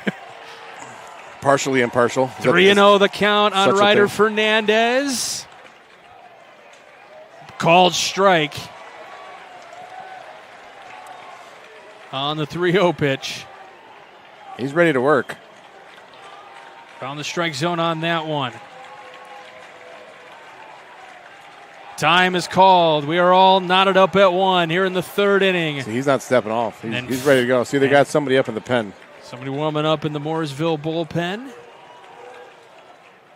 Fernandez takes ball 4. But isn't it something how he's cruising and all he just lost it? That's what I'm saying. Well, and I've seen it happen. I think he was trying to. Maybe the double rattled him a little bit. Like, holy cow, that guy took it for a country or for a mile, not a country mile, because he stayed in the park. And then trying to pitch around a guy that's got a hot bat, and that can just, like you said, can mess with you a little bit. And that looks like number 13 warming up out there which is Hudson Devon. Now, if he comes in the game, I was given a little bit of a scouting report on him. And this brings up Parker Robinson again. Runners on the corners. Pitches outside. Do you see how he's missing everything in the same spot? It's to the catcher's right shin guard, his right foot. So the pitcher's glove side. Yeah, he's yanking everything. And sometimes that happens when maybe his back's tightened. Something's different. The Lake Central faithful cheering on their team. Robinson into center. And it's going to be caught by Denny on a line drive to center. You can't hit it much better than that. Unfortunately, just right at the defender. But the important thing is for Lake Central is that tying run came across the board. And we go to the fourth, all knotted up at 1. You're listening to Game Night here on the Region Sports Network, the only game in town. Blythe's Team Sports in Valparaiso is a leader in athletics apparel and equipment sales. With in-house production including screen printing, trophies, embroidery, and more, Blythe's can help you to create the perfect look. For more information, visit them online at teamblythes.com. Blythe's Team Sports in Valparaiso, where the athletes shop. Centrally located in downtown Indianapolis, the Hampton Inn is just steps away from Gainbridge Fieldhouse. Situated at 105 South Meridian Street, shopping, restaurants, entertainment, and many Indianapolis attractions are in near proximity. Hampton Inn has much to offer, including a hot breakfast, high-speed internet access in every room, as well as a gym fitness center. For reservations, call 317-261-1200, and the website is hamptonin3.hilton.com. Hampton Inn, Indianapolis, downtown. Welcome back to game night here on the Region Sports Network. Michael Brenner here along with the coach, Doug Nelson. We've also got Zach Miller doing a great job on production as well. We were mentioning earlier, Zach's first time down here in the state's capital. The beautiful city welcomes you, Zach. You've been a tourist today. Did you spend the evening here last night? Did you hit any establishments last night? No, he got stuck here with me watching the New Prairie game. Okay. He went to the zoo today, though. Oh, here we go. You got a one-track mind over there. You know what? And this is what I was saying to Zach before you got here, Coach. You know, the benefit of any region team making its way down here for us is this also gives us a chance to get to know each other as well a little bit more and see each other in different lights. Yeah. And, you know, because we go to these different sporting events and we see each other in a working condition, and then you get to go spend a little time with these guys, and it's fun. I enjoy it. I do too, and we enjoyed their girls. Yeah. Just asking what number two. That's a different number out there. The girls. Remember we were down for the girls' state championship. On the ground, leading off the fourth inning with a base hit, Bray Bender. Well, that's a rude welcome to start the fourth inning, huh? Yeah, that's the way they want to respond. And we're going to see if they play a little small ball here. And it'll be interesting. He's got 17 stolen bases on the year. Well, we kind of mentioned that in this game, in this park, you kind of have to go with a small ball mentality. Yeah. Unless you have a club that can really, really slug. Which Mooresville can, so that may work to their advantage, but the third baseman's creeping in like he's going to bunt, but he's not even close to showing it. Usually if they're going to bunt, they stand up in the front of the box, and he's in the back like he's going to hit. So he might want to play like even, the third baseman. He's playing in pretty shallow. They're telling him to back up a little bit, the coaching staff. This is Selby Barton, who walked his last time up. Throw over to first, not in time again. Yeah, Barton. So usually when they throw to first, the batter is doing squaring or getting sliding his hands or something, but right now, he's showing no signs of wanting to bunt right now. Tobias is 0-1. Missing just outside.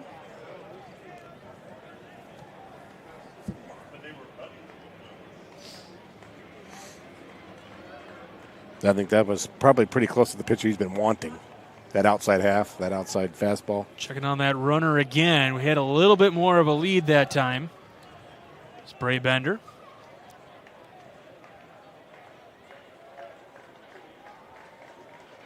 There's a 1-1. Checked his swing. It's called a strike. Let me ask you this. In a pitcher throwing over to first base and the runner having to continue to, who is that more strenuous on? I would imagine the runner. The runner. Obviously, especially the like pitcher that. Keeps thinking about it. Especially like that, where he changes up his cadence or his tempo. Obviously, I mean, there's more physicality to the runner having to dive back in. Sure. But yeah. Getting a big lead off, swing and a miss. Throw down to first, still not in time. But they get the strikeout of Barton for out number 1. Strikeout number 5 for Tobias.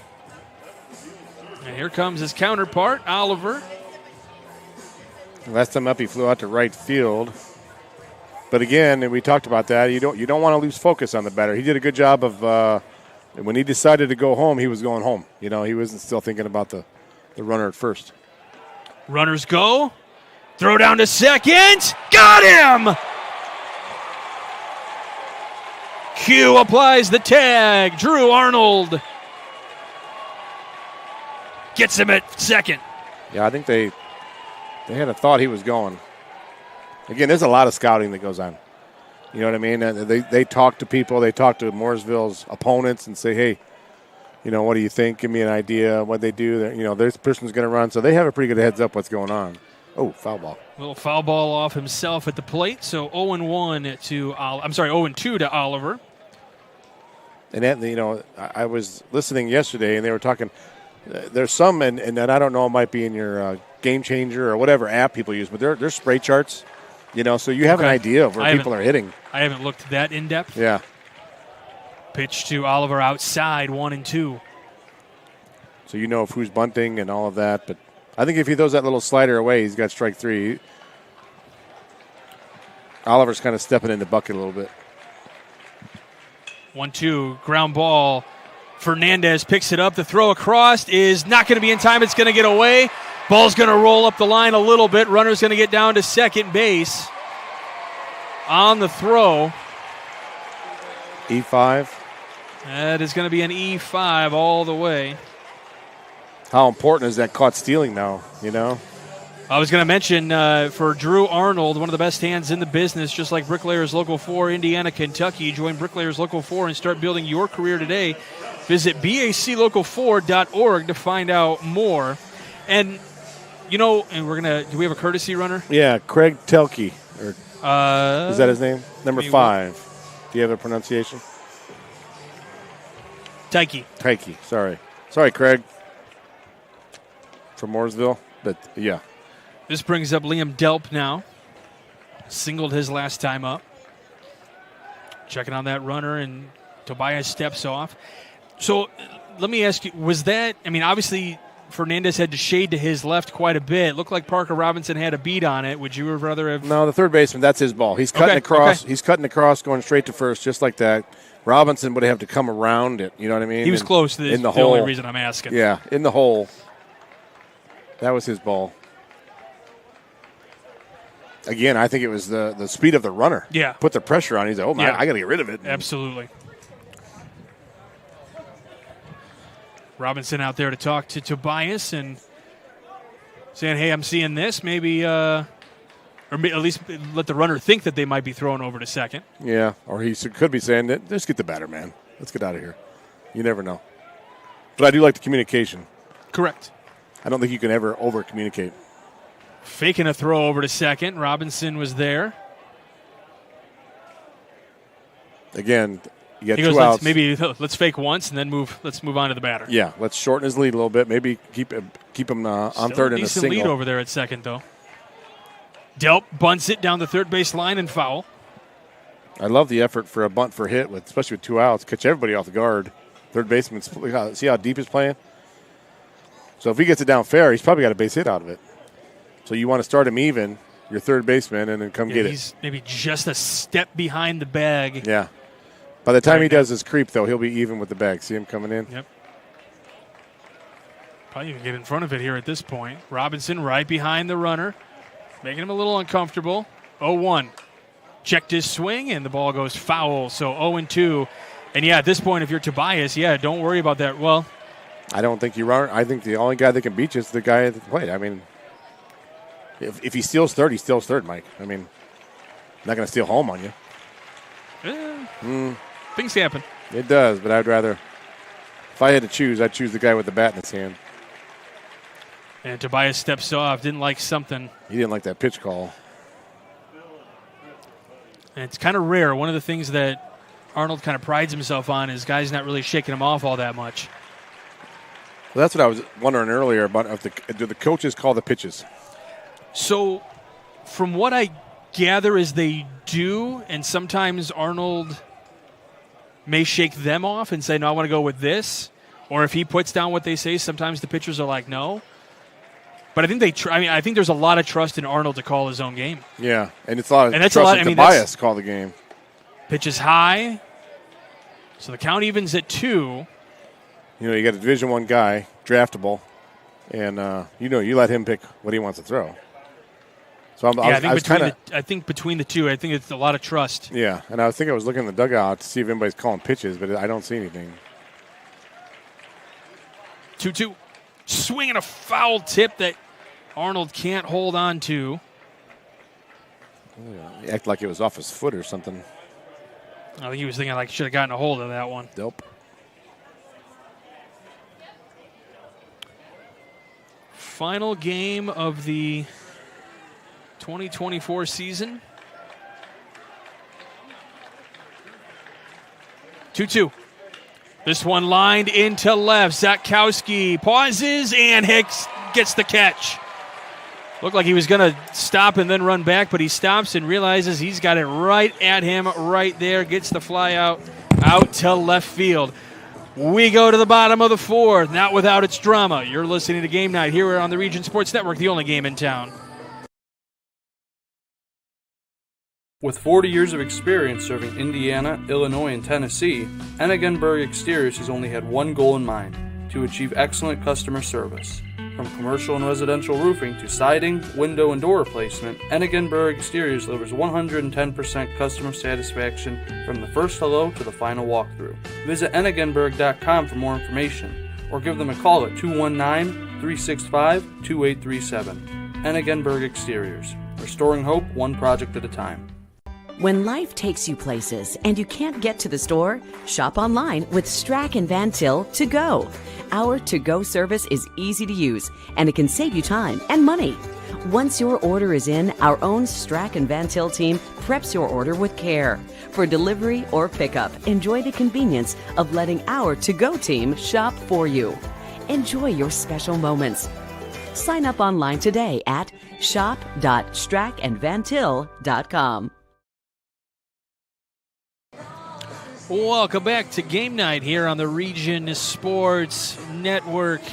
Here down in Indianapolis, Michael Brander, Doug Nelson here on site at beautiful Victory Field, along with our guy Zach Miller running the scoreboard there for you, so you can at least see the score and how things are going. We go to the bottom of the fourth inning. Drew Arnold, Brendan Smith, and Mike Zakowski are your scheduled hitters this inning, all knotted up at one. Lake Central would love to try to take the lead, turn that lineup over yet again. Lake Central last year, 27-5, DAC champs. Coach, it's not very often that a team goes undefeated in conference play. Lake Central did that last year. Did not do that this year, lost 4. They were 10-4, third in the Duneland. Not a spot that they're used to seeing. They've been DAC champs for quite a while. No, DAC was very competitive this year. Chesterton had a breakout year under Coach Bogner, and Valpo was very good, and did a good job competing. I mean, it was deep. It was deep. No question. LaPorte's always good. Crown Point's always good. And did you and I do the Portage game? Or did I do that with Nate? I might have done that with Nate. That's an up-and-coming team. Yeah, they're young. They're young. If they can stay healthy and stay together, they're going to be right there. So, all right, and Drew, they got a good young class coming up as well. So Drew Arnold swings and misses the first pitch from Oliver, which came with a little bit more zip than we've seen today. Is that Oliver? Did they switch pitchers? That's Denny. Oh, is that Denny now? Okay, yeah. I didn't even notice the switch. So I was going to say that had a little bit more zip on it. So Hogan Denny as Arnold pops this one up, shallow right center, and coming in to make the catch is Ketzler. Yeah, I really thought Oliver looked uncomfortable, and I hope he's okay. We hope he's okay, but Denny's got a little pop on that. He's got a little velocity. So I'll have to see what number is behind the plate. Kind of hard to tell with the protective gear on. I'm going to leave that to my esteemed contrary to my right to figure that out. It's not like he's keeping a book or anything. Foul tip into the mitt for Brendan Smith. But Denny's a thrower. He throws hard, doesn't he? Yeah, he's just an athlete. He's got some pop on that pitch. 0-1. Fouled it back. And you know what? I feel like the MO for Lake Central a lot of times is they can hit these guys that have the high velocity because they're used to seeing a little bit more, that they have a pretty beefed up schedule. And they usually see pitchers with a lot of velocity, and then they kind of struggle against those guys that maybe don't have the high velocity. Yeah. I mean, I could be totally wrong on that, but he's kind of Denny's more of just a thrower. I mean, I know he's not a PO. I mean, we know he's a catcher as well, but right now he just looks like a thrower. He's a lot of arm, and he's overthrowing that curveball. You got to let something off and then let the ball work. 1-2. Fouled away. With this speed coming in, we don't have a radar gun or anything, but with this speed coming in, and if Brendan Smith can get a hold of one, this one's likely to go. Yeah, he can hit one of those gaffs. Still got to put the barrel on it. Square it up a little bit. Another 1-2. Swing and a miss on a curveball. Drop third strike. They will have to throw down to first, and they get the out at first base. That was nasty. That was like a back foot slider. Can you potentially see the number for that? I can't. I don't see it. Maybe okay. I'd be guessing. See if I can find it here. Is it 24? I would totally be guessing. It might be 24. Robinson. Ryan Robinson. Yep, he's one of the catchers on this team.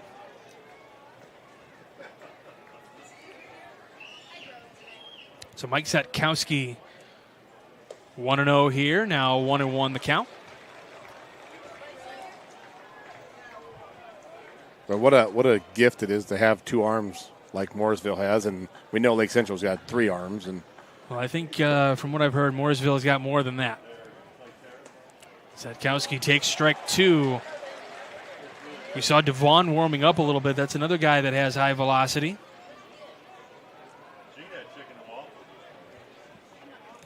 So 1-2 here on Satkowski, the left fielder. Checks his swing. Did not go. Satkowski was actually awarded the National High School Strength Coaches Association All-American earlier this year. Had accomplishments in strength and conditioning, performance, academics, and leadership.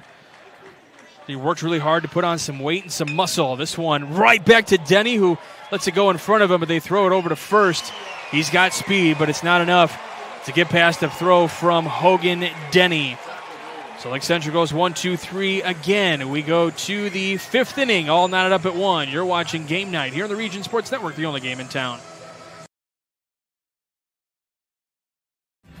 Thinking about what to do after high school? Consider a career with Boilermakers Local 374. As a Boilermaker apprentice, you'll earn while you learn. We offer excellent wages and benefits, and as part of our no-cost hands-on apprenticeship program, you'll learn from the best in state-of-the-art training centers and on the job. Become a union Boilermaker and get on your way to a great career. Find out more, visit www.local374.org or call 219-845-1000. Can't wait for summer, but dreading the heat because your old AC let you down? Don't sweat it out this summer. Call Economy Electric Heating and Cooling. The professionals there can fix you up. Install a central air unit that'll last for years. Your family deserves to stay comfortable. And with a 24/7 emergency service, comfort is just a phone call away. Give them a call at 219-923-4441 or check them out on the web at 4ajobdoneright.com.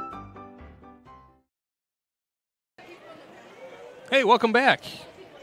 You're listening to the Indiana High School Baseball State Championship presented by Hennigan-Berg Exteriors here on the Region Sports Network, a premier provider of roofing and siding services with over 40 years of experience. Check them out on the web at ebergexteriors.com. And a reminder, the Lake Central Football Booster Club and LC alumni are proud to host its annual golf outing at Sherwood Golf Course on July 19th. 100% of the outing's proceeds will go towards all levels of the Lake Central football program. For more information, visit the LCFB Booster Club on Facebook. You should do that. You went golfing today. Yeah. Give Lake Central your money. Mm-hmm. Right on that. All right, we go to the top of the fifth inning. Caleb Ketzler, Hogan Denny, and Tyler Denny are your scheduled hitters. First key for Tobias here in this one is to make sure that leadoff hitter doesn't get on to bring up Hogan Denny with anybody on base. Yeah, and I think Kessler, he's had the third baseman in creep in last inning. This one chopped on the ground. Tobias will let the hop go. He'll flip it over to Smith at first for out number 1 on 1 pitch. I was just going to say, I know he's got good wheels. He's an important guy to keep off base. So now this brings up Hogan Denny.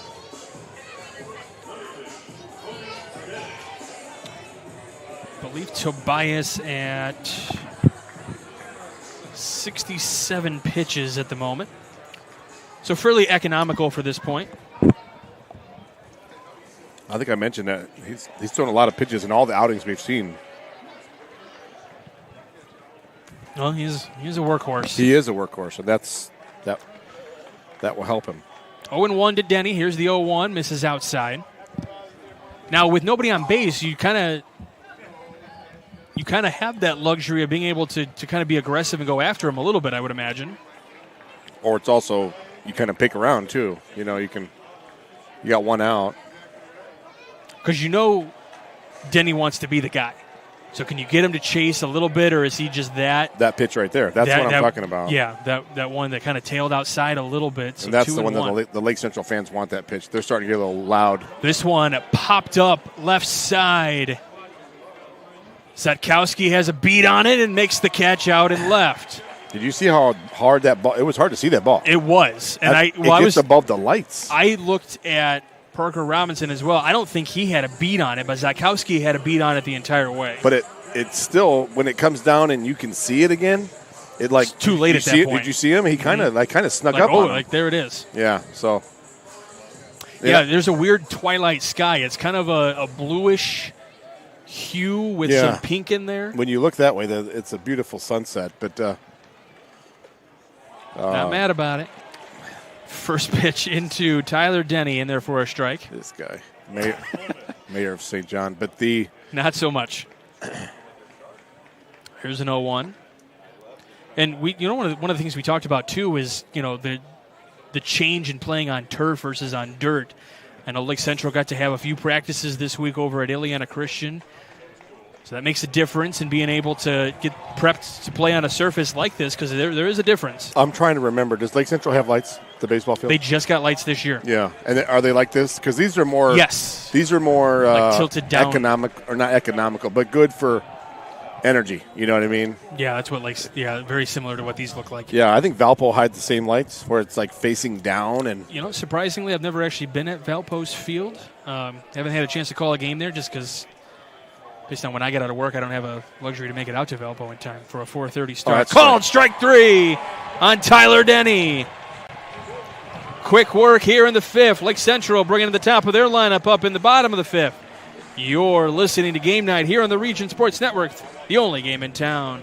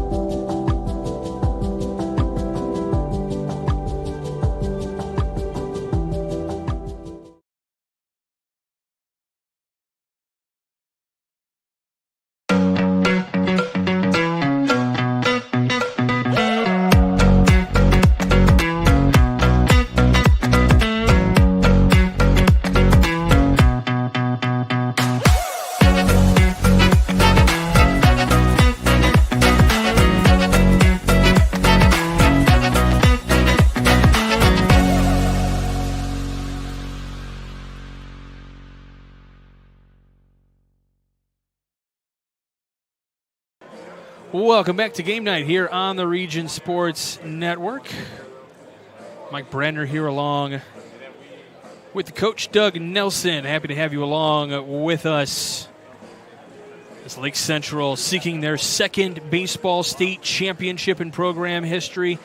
First in 12 years. It was 2012 that Lake Central was here at Victory Field and got to do the dog pile around the mound. So head coach Jeff Sandor, right? It was indeed.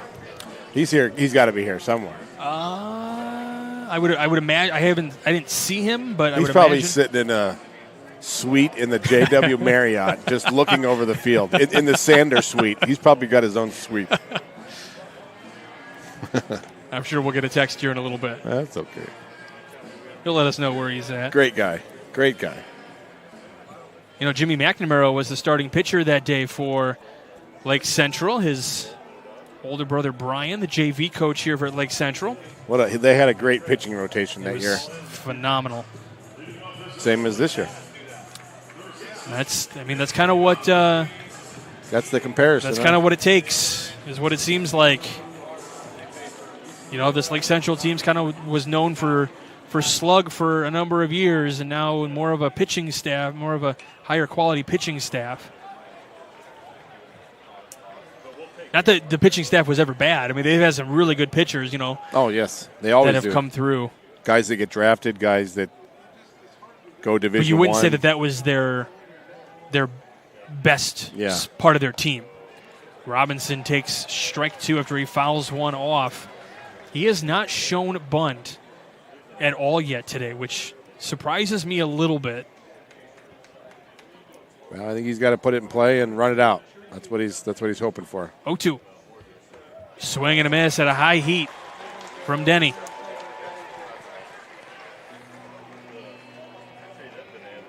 Third strikeout of the day for Mooresville pitchers. This will bring up Q. He's got a walk and a fly to shortstop so far. First time through the order facing this guy. You know, there's correct. A difference. There's a little difference now. A little bit of velocity, a little bit of hop on the ball. First pitch misses outside. 4-1.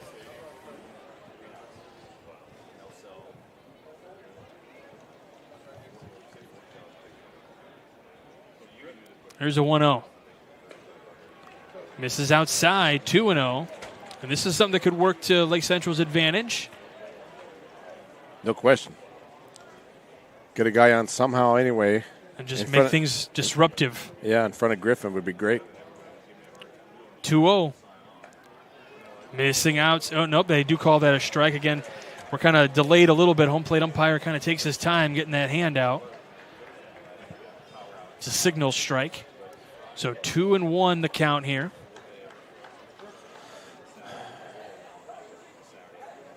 Two-one pitch. Crosses that outside part of the plate for a strike. 2-2. That looked like a pretty good pitch, Coach. Yeah, look at that slow 2-1 slider. That's nice. That's what we talked about, having the confidence to throw in any pitch in any count. 2-2. This one on the ground, left side. Barton over to first, and what a play by Dorn to keep his foot on the bag and stretch like that. Levi Dorn. Nice play. Nice play. Barton on his end, too. So this will bring up Tobias, hit a big rounding double his last time up, and again with 2 outs, so got that damage done.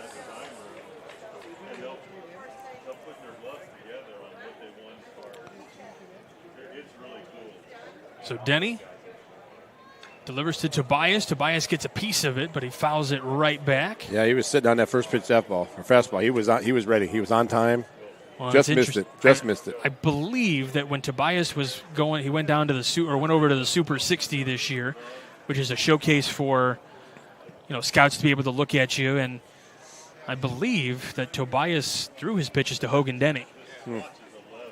So Denny has seen the movement on Tobias's pitches.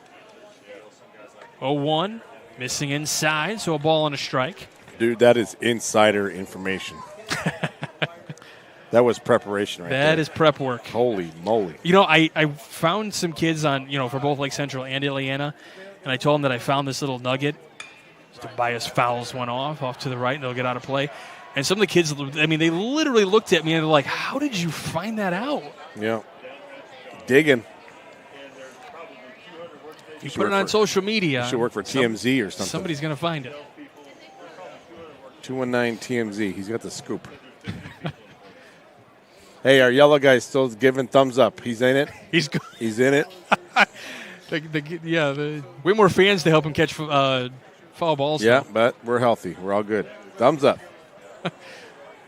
There's a 1-2 to Tobias. He fouls it away again, right He back to the down. screen. There, didn't he? Then he dropped down a little bit. 3/4. Yeah, changed the arm slot. He did change his arm slot. How much razzing do you think is going on that we can't hear right now? Is either one of them say anything to each other? No. No? Not right now. In good-natured fun. Maybe before the game or after, but not right now. Here comes the 1-2 again. Tobias fouls it away again. Good guy. Good at bat here for Tobias against Hogan Denny. Can all knot it up at 1 here in the bottom of the 5th inning. And you had a good point off the air, Coach.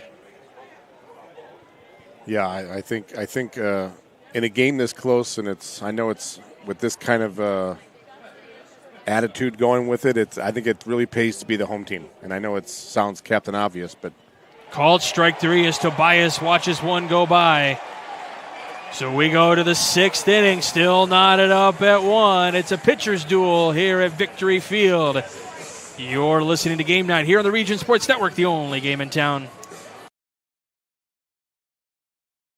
Earn while you learn from the best hands in the business. The Bricklayers Allied Craft Workers for Indiana, Kentucky Apprenticeship. That's right, this is a paid apprenticeship. I'm getting an education while learning a trade and getting paid for it. The thing that surprised me the most about this apprenticeship program is the respect I have received after the proper time and training. Classes start soon, so apply now. There are training centers throughout Indiana and Kentucky. We are the Bricklayers and Allied Craft Workers for Indiana, Kentucky Apprenticeship. The best hands in the business. Save for a healthy tomorrow with an HSA checking account from Tech Credit Union. It's a tax-advantaged way to save and pay for healthcare expenses. You'll enjoy no setup fee, no annual fee, and easy access to funds. Plus, you'll earn a better-than-competitive dividend rate, currently at 2.27% APY. Visit techcu.org, contact any branch, or call 800-276-8324 to learn more. Tech Credit Union is federally insured by the NCUA. Rates may change without notice.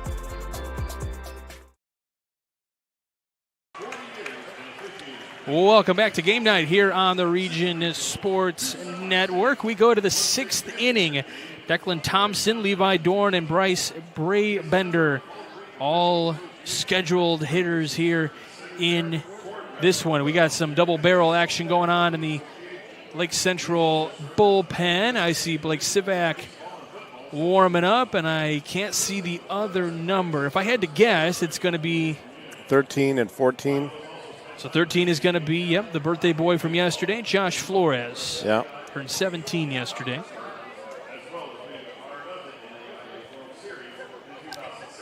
See, I know I'm covered when you got you with me because you got the binoculars. Yeah, I brought him. He's got him. I knew we were. He's ready for football season, folks. We were going to be airborne. Drone view. Now that would be cool. We need to get this. We got to talk to our executive producer Chris Ramirez about getting that. We got to, get a drone going out here. I don't know if they would have let it during the state title, but no, I think they would shut that one down. Can you imagine though, like off to the, getting a side view on our views? Awesome. Let's do that. Those cameras they have in the NFL, it's those so ones. Cool. It's unbelievable, with wires everywhere and. We got wires here. We can make that happen. Hey. Had a little bit of an on-field delay. They were acknowledging somebody for something. He was the umpire of the year. Oh, okay. I wasn't exactly listening. We have that, right? They have that in here, yes. Michael Mann honored as the outstanding official of the year. Said he's been umpiring for over 40 years. It's impressive. To do anything for 40 years is impressive. Yeah. Yeah. That's what me and you are going to do. We're going to work together for 40 years. Okay. I hope so. I know. I lost you for basketball season, so. Well, we can figure something. Boys' games or something. Yeah, you just had to go be a new head coach at South Central on the girls' side, huh? Yeah. No, I'm rooting for you. Can't wait to come out and support you. I appreciate that. I'm looking forward to it. I mentioned on my social media, we mentioned New Prairie winning yesterday, the 3A state title, and Mark Schillinger, the coach over there, as Declan Thompson gets hit by the first pitch here of the inning. That's not what you want to do to start off the inning. You do anyway, not. Mark Schillinger, head coach over there, and big thanks to him. For me, he was my cooperating teacher when I first got into teaching. When I was student teaching over at Mooresville, he was a teacher that kind of helped get me my start. So I felt like coming out here to support him was the least I can do. And his boys came through and got him the victory. It's funny as you get older. I talk about it with my brother all the time, Dustin. He's now a principal at Valparaiso in a grade school. But as you get older, and we're getting older, all of us. You are. But the world of education and coaching is a small world. And once you start like putting the pieces together, and we have a meeting on the mound, by the way. Coach Schwartz and Juber talking with the entire infield here. Maybe going over a bunt coverage. Yeah, what's going to happen here you're on this playing one for with one run. We're getting late here. Levi Dorn. Yeah, trying to manufacture a run any way you possibly can. Yeah. You just want to make sure everybody's on the same page. Like you said, you want to keep the heart rate low. These guys are getting ready down in the pen. Now, the interesting thing is that both pitchers are throwing to each other. The catchers are just kind of standing off to the side. So they're just playing catch right now. Yeah, just kind of warming up the arms. Yeah, they're just playing catch. They're not really down and doing anything yet. I think I just haven't, when I've looked down the line, I haven't seen it. Showing bunt. Bunt popped up in the air. Caught by Tobias. Throw to first. Not in time. Dorn pops the bunt up. Ryder Fernandez was there, but Tobias takes it, and Buggy whips it over to first, and it's a close play at first, but back in safely was Thompson. Phew, that would have been a huge double play right there. I was thinking, man. Well, in that particular case, if that were to have happened, that's the big Mo would have been on the side of the home team. Yeah. Throw over to first again. A play. Sorry, Mike. A play I think about all the time, and I'm sure it's just, if somebody listening could let you know, could you drop that on purpose? Because everyone's stopping. The guy at first is going to go back thinking you're going to catch it. Oh. You know what I mean? Or just stand back and let it drop, because so you throw it to first, get that guy, and the guy at second would be in a pickle. So we talked about this earlier. I feel like your instinct as a player is to catch it. Yeah. I mean, that would be very heads up. But also at the same time, you drop it, you try to, I want to take me personally, I would take the surefire out. I get it. But something set so obvious, you know what I mean, where, that's just what my mind thinks. No, you're a coach. I get it. And when you're in a position like this and you're trying to get through a state title, and I think that's a very veteran move that probably comes up later in a career. Yeah. Not that high school players can't do that. That's just one of those things. It's random. We're also lucky, Mike. We know a lot of good officials, and I text my, the guys a lot. Raleigh Phil and those guys. Runner goes, but it's fouled back to the screen. The pitch, so runner will have to go back. So I'll ask them a random question. Say, hey, what's this ruling? Or Jeff Nix, or those guys have all done state championships. Jeff Rohde, Lake Central guy. Well, in that particular case, you can't call infield fly on a bunt. It's not infield fly. So. And you just say, well, I lost it in the lights. I don't know. What was the play with Anthony Rizzo recently? The runner, he's running from second to third, realizes that there's going to be a double play turn, so he kicks the ball with his foot, makes it look as inadvertent as possible, and it's better. He just got rave reviews for that. Yeah, so he's only out. It keeps the double play out of order. Here's an 0-2. Runner goes down to second. Got him! Drew Arnold. That's why you don't run 0-2. A lot of times it's that high fastball. We talk about that armpit high fastball. That's why you don't run 0-2. So Bray Bender 1-2, the count to him. Back our way, just to the press box, to our almost to the television guys over there. I think the television guys are right, and the radio guys are to our left, I believe. 1-2. Popped up again, and this will get out of play again. So the only reason this becomes frustrating is this continues to grow the pitch count for Tobias. Well, I think he's been very economical with his pitch count. I think he's had very quick innings for the most part. Nobody up in the bullpen anymore, by the way. Yeah. Well, 1-2. I think they're down on there. The ground. O'Brien gets him at first.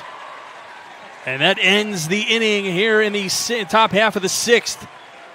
Lake Central bringing the middle of their lineup up in the bottom of the 6th. You're listening to Game Day here on the Region Sports Network, the only game in town.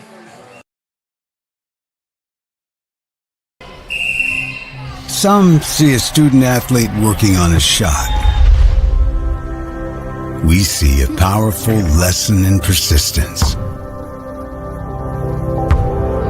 Some see a student preparing for success on an exam. We see a student athlete preparing for success in life. Proud to keep education in front of athletics since 1903.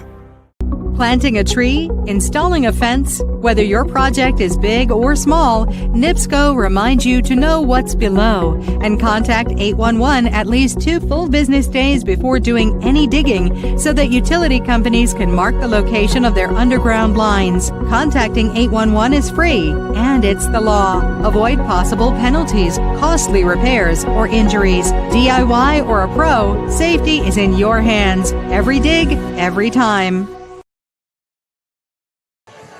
Welcome back as Enigenberg Exteriors presents RSN Game Day coverage of the Indiana High School Baseball State Championship right here on the Region Sports Network. Experienced roofing and siding contractors serving Indiana, Illinois, and Tennessee. Visit them on the web at ebergexteriors.com. We go to the bottom of the 6th inning here at Victory Field in beautiful Indianapolis. Drew Costiba, Ryder Fernandez, and Parker Robinson, your scheduled hitters here in the bottom of the 6th.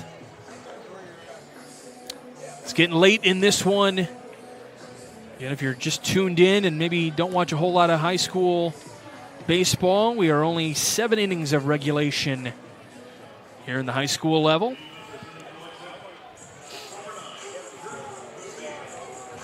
Steve has been on base twice, Mike. 2 walks. But he has not. He has not faced Denny. Is that correct? He has not yet. Okay. But he's your on base guy. He's got. Denny came in to start the 4th, right? 4th, yes. First pitch in there for a strike to Costiba. Would like another Sports Center top 10 moment if you can. Take any kind of run. I think I saw he can deadlift 500 pounds. That's about what you got, right? Very close. 495. Ish. 495. And his exit velo around the back can be about 98 miles an hour. Which is also close to you. One day he'll get there. You know? Get on my level. Goals. 1-1. Costiba takes it on the outside part of the plate for a called strike. It's a little slider. And it's tough because you're thinking it's going to come off the plate, but at some point you got to protect. And that's what I think Coach Horstentrooper is telling his guys right now. Hey, we got a battle here. Here's a 1-2. This one chopped on the ground. This will be foul, though. Well, it was chopped almost right off the plate. Mike, if you look at the batter's box, and I know we're not, but you look how the inside line, it's like gone from all the guys standing on the line. You know what I mean? Yeah. Well, because a lot of guys will then give that an opportunity to move up a little bit, right? Yeah. Or even on the back line, too. Right. I mean, you look at a batter's box in a major league game, by the time it's done, it's gone. I mean, usually the leadoff man goes in there and gets rid of a line. One of the lines is gone. Albert, I was at a game in Miami one time when Albert Pujols was still playing with the Cardinals. Yeah. And he just came up there and his foot was like well past where that line is, and still fairly early in the game. That fastball missing outside evens the count at 2. That was one of those pitches where everyone's like, "Ooh, boy." A lot of times you can tell, and we've talked about this, the catcher's reaction. If he pulls it back, well, then it's, he's kind of giving it up. Well, that's one of the things that has definitely, been more at the forefront for catching. Here's a 2-2, fouls it all to the screen. Is the ability, the pitch framing, and there's so many metrics on that now, and that's probably always been a thing, but there was never really data on it, and now they've got data to support. They need that ball. Is that evidently the only ball in the Indianapolis right now? I did bring one, but I left it in my car. If I'm Coach Schwarzentuber, I want to check that ball. Yeah, where'd that come from? Maybe it's got a nick or something that he liked, especially off the net. If I get a favorite ball as a pitcher, I'm keeping it. 2-2 misses outside. And I think Coach Steve is seeing the ball really well right now. I think he's fought off the fastball. He's fought off the curve. Denny just dropped down. He had to do something different, and he's fouled off a couple pitches. This is about an 8-pitch at bat here. So the payoff pitch, the Lake Central faithful cheering on Kosteba. Here's the pitch. Ground ball right side. Delp picks it up, tosses to first for out number 1. Yeah, he put it in play. I think he was seeing the ball. He does a little two-strike approach. You're supposed to do. It's where it's a lot of arms. Here comes Ryder Fernandez, another guy that's been on base both times via hit by pitch and a walk. Right, that was a really good at bat. Coach Schwarzentuber came down to make sure that he knew, hey, good job, Drew. That was a great at bat. Saw a lot of pitches. Yeah. Well, and at this point, you're not worried about the pitch count for Hogan Denny. Coming in the 4th inning, should be good to go. Checks his swing, he goes around as Ryder Fernandez on the pitch. Tried to hold up.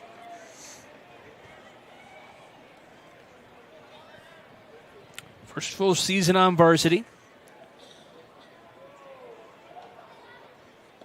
He credits a lot to Josh Adamszewski. Shadowed him a lot at third base. He's kind of waiting for his moment now with Adamszewski off in the Brewers organization.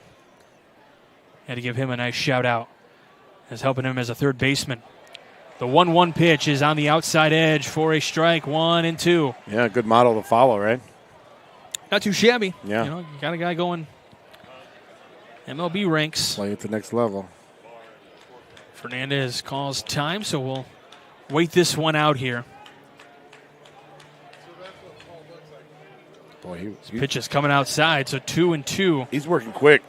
Yeah, he's trying to maintain a rhythm here. That's what we talked about, finding ways to try to disrupt that rhythm. Yeah, that was almost a quick pitch there. 2-2. Swing and a miss. 2 outs. His ball action's a lot like Griffin from Lake Central, isn't it? He throws that there's a lot of movement. It looks like a fastball. It's kind of got late movement to the left-handed box.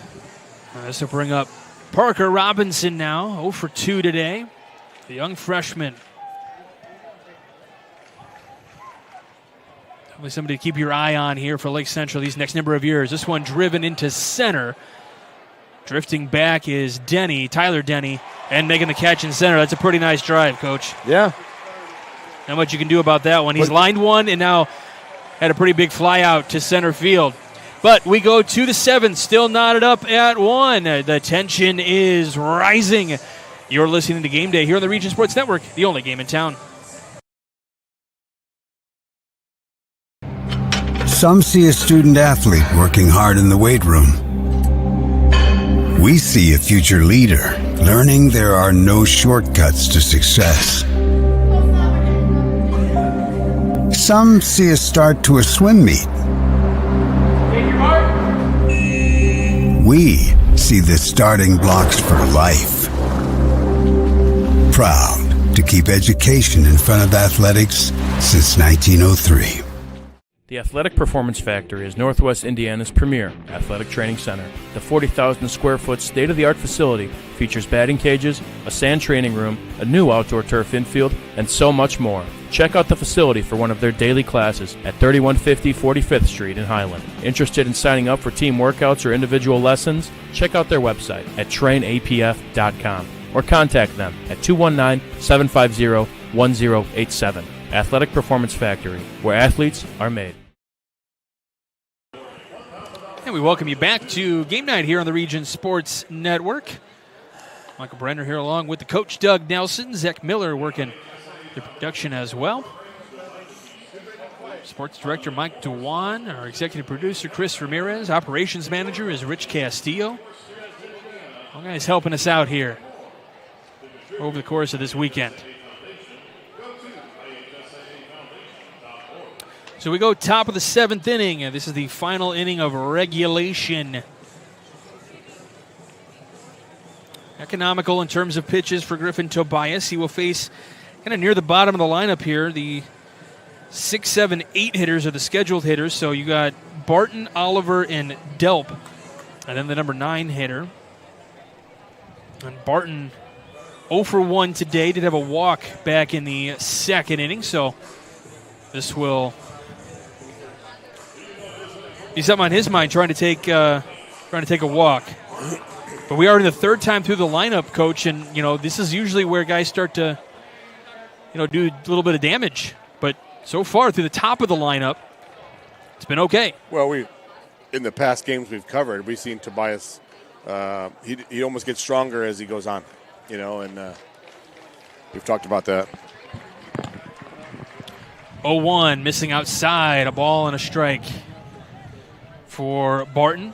First pitch was fouled right back to the screen, and that one tails outside a little bit. 1-1. Checks his swing. Oh, you got to They check appeal that. down to first, and he did go. Yeah, he did. So 1 and 2. It sure looked like it from here, but I feel like is it either the wind changed or the wind's picking up a little bit. The temperatures are dropping. That is 100% happening. 1-2. A little bit of mustard behind that one. So 2 and 2 here on Barton. They're trying to start the wave over there for the Mooresville fans. This one lined into center. Robinson coming in. Can't get it, and it gets behind him. Runner's going to hang out at first, though. So not too much damage done, but what an effort by Nick Robinson out in center. I was afraid he was going to hit and skip a little bit. You start to get to the point of the evening when the grass gets a little dewy, you know, it gets a little wet, and then it just takes off on you. So this is one of the problems that Tobias has been dealing with. That's 4 innings now now we're in the top of the 7th. There's 4 innings where the leadoff hitter has gotten on, and we've got both coaches out asking something. I think Coach Schwarzentroober's checking on Robinson. He kind of maybe got the wind knocked out of him out in center field a little bit. So he wants to go check on. Yep, that is where he's going. He's going to check on Robinson. He's also he's given his pitchers time to warm up. There's no reason. It is Blake Sivak out there. He's just kind of slowing the tempo here. You know what I mean? I know Coach Schwarzentroober's checking on his center fielder, of course, but there is some gamesmanship to this. Yeah, and you got the whole infield. He just went out like 250 feet just to. The whole infield converging as well, talking about what's going on here, who's going to check for who, and are we going to have a courtesy runner, it looks like. Number 7. Caden Brune will courtesy run.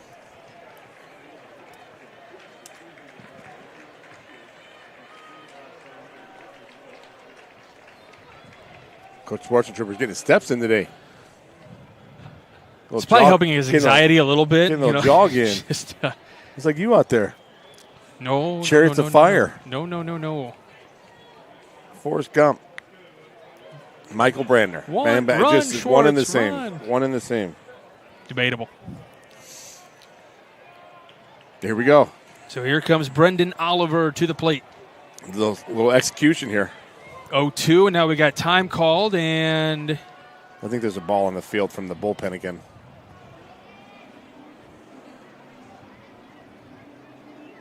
It's one of the negatives of having your bullpen on the field. Yeah, we got double barrel action in that Lake Central pen yet again, just in case things don't go as planned here. Third base, way in on the grass, expecting a bunt here. Check on the runner at first. I'd like to see like a high fastball, high up and away fastball, and maybe pick off the guy at first, like throw behind the runner, because he's antsy and he wants to get a good secondary lead. Shows bunt. Bunt goes foul. That was self-defense. He about took his head off.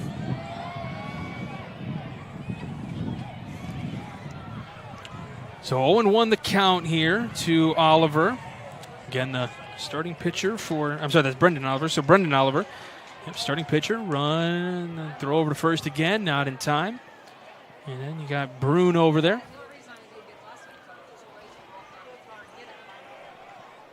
The bunt's still on. You see how far he is in the box. Middle infield back a little bit. That one coming in near the head. He says, okay, square on me. Give you something to think about. Rattle the cages a little bit. Yes, what he's doing. He could just turn and take that in the back. They would have guys on first and second. That's easier said than done, taking low 90s in the middle of the shoulder blades. Yeah. Hey, you go ahead and stand up there and take that from Tobias. Right. I don't want to. 1-1. Bunt comes up high. Back pick to first. Not in time.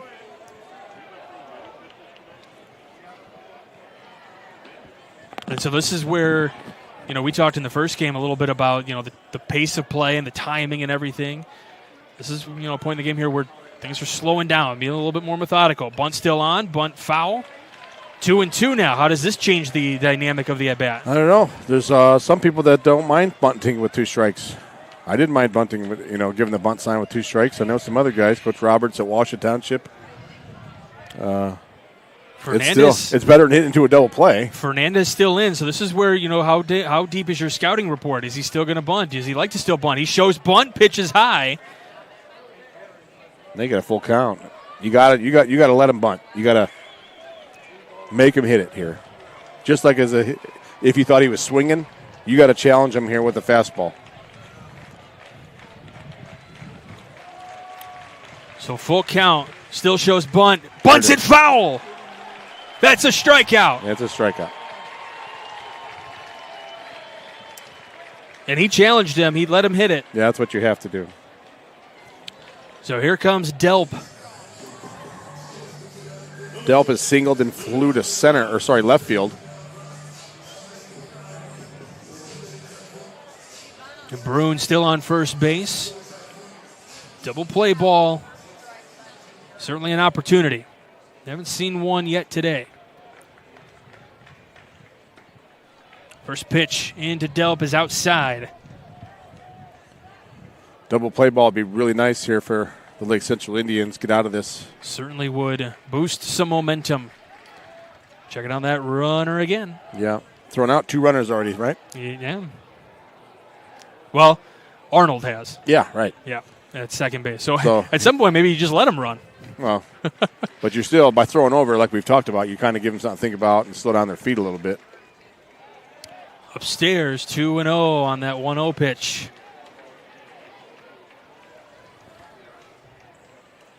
Mooresville, 1 run on 5 hits, no errors. Lake Central, 1 run, 1 hit, 1 error.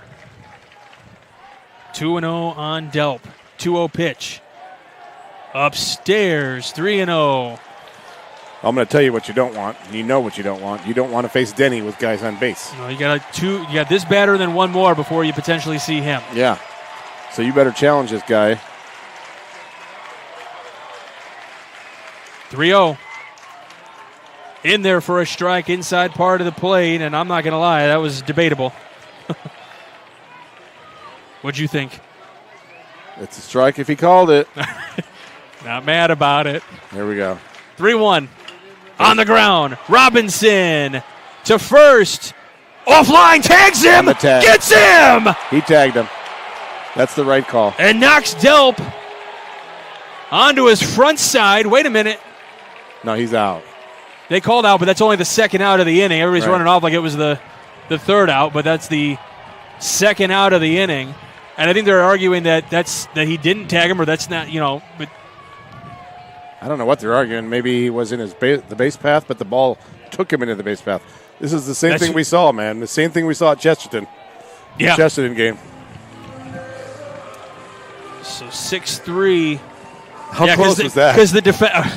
That is so weird. It's Little the too exact close. same play. Looks a little too close for comfort, Coach. Wow. So 2 away, the runner at second. That's weird. This is a huge batter, and we've talked. You don't want to face Denny with guys on base, especially this late in the game. So Kessler struck out and grounded back to the pitcher. If I'm Robinson, I'm playing my position. And Robinson is right behind that runner at second. Shows bunt. Bunt's in the air. And it goes into the Lake Central dugout. Yeah, he's bunting for a hit. Now, let me ask you this. The third base coach for Mooresville, well out of that designated box. Let's say Ryder Fernandez runs into him. Then he would be out. It would be interference. So should Fernandez have just run into him? I mean, not at the balls. If he's realistically got a chance to field the ball, yes. Because the coach didn't move. Smith playing in as well, and we're going to step off. Does Tobias as he's checking things, and here's Smith. Maybe you have 2 outs. And this is Schwartz going to make sure we're on the same page. Yep, making sure everybody's good to go here. Yeah. Great visit here by Coach. It's not about changing him. He just wants to get on the same page. Does this, though, let me ask you this from a coaching perspective. Does this disrupt rhythm of your pitcher? No. Okay. It's like you said, it slows down his heart rate.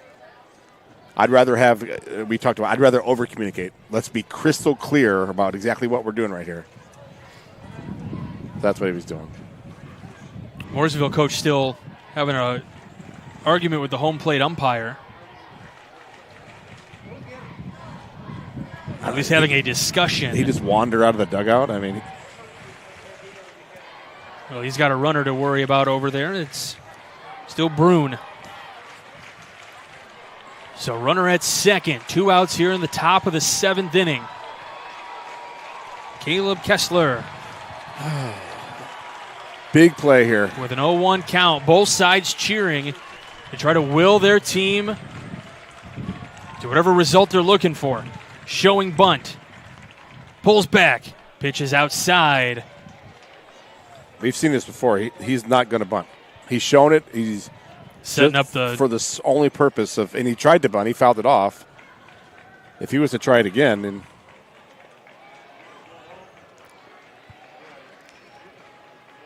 it's a 1-1. Pitches up and out. All they're trying to do is bring that third baseman in. They're trying to pull him in so you can steal behind him. This is where, if you're Ryder Fernandez, there's a lot of things being shouted at you right now. Yeah, but it still comes down, you got those strikes. You got to challenge the batter. If he's going to bunt it. 2-1 the count here on Kessler. 2 away, top of the 7th. Runner at second. Swing and a miss. Awkward swing for Kessler. Late pullback on the bat and then swing. Yeah. And that makes the count 2-2. Like you said, that third baseman's being told a lot of things right now. And now Fernandez playing back. Yeah, and Robinson should also be playing in the hole. And it's going to be hard because the Lake Central fans on their feet trying to get out of this inning. 2-2. Got him! Strike 3! Need 1 run, Michael. We go to the bottom of the 7th. Lake Central with their 7, 8, 9 hitters. In the last inning of regulation, you're listening to Game Night here on the Region Sports Network, the only game in town. Blythe's Team Sports in Valparaiso is a leader in athletics apparel and equipment sales. With in-house production including screen printing, trophies, embroidery, and more, Blythe's can help you to create the perfect look. For more information, visit them online at teamblythes.com. Blythe's Team Sports in Valparaiso, where the athletes shop. Centrally located in downtown Indianapolis, the Hampton Inn is just steps away from Gainbridge Fieldhouse. Situated at 105 South Meridian Street, shopping, restaurants, entertainment, and many Indianapolis attractions are in near proximity. Hampton Inn has much to offer, including a hot breakfast, high-speed internet access in every room, as well as a gym fitness center. For reservations, call 317-261-1200, and the website is hamptonin3.hilton.com. Hampton and Indianapolis, downtown. We go bottom of the 7th here at Victory Field in Indianapolis. You're watching the Indiana High School Baseball State Championship presented by Ennigenberg Exteriors on the Region Sports Network. The final athletic event of the 2023-2024 athletic year. And it's a dandy. It's been a pitcher's duel.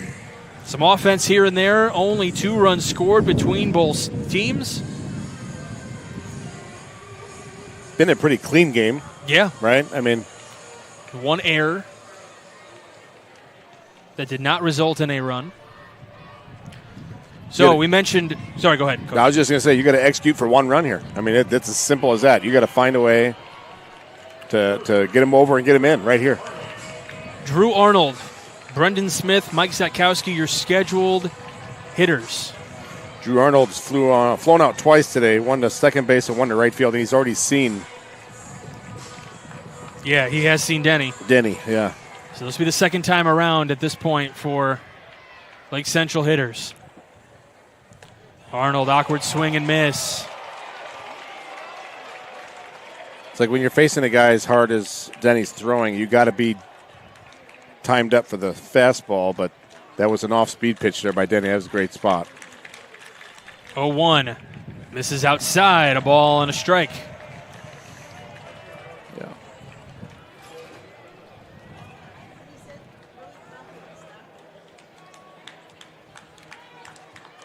The 1-1. Popped up just to our right, not a play.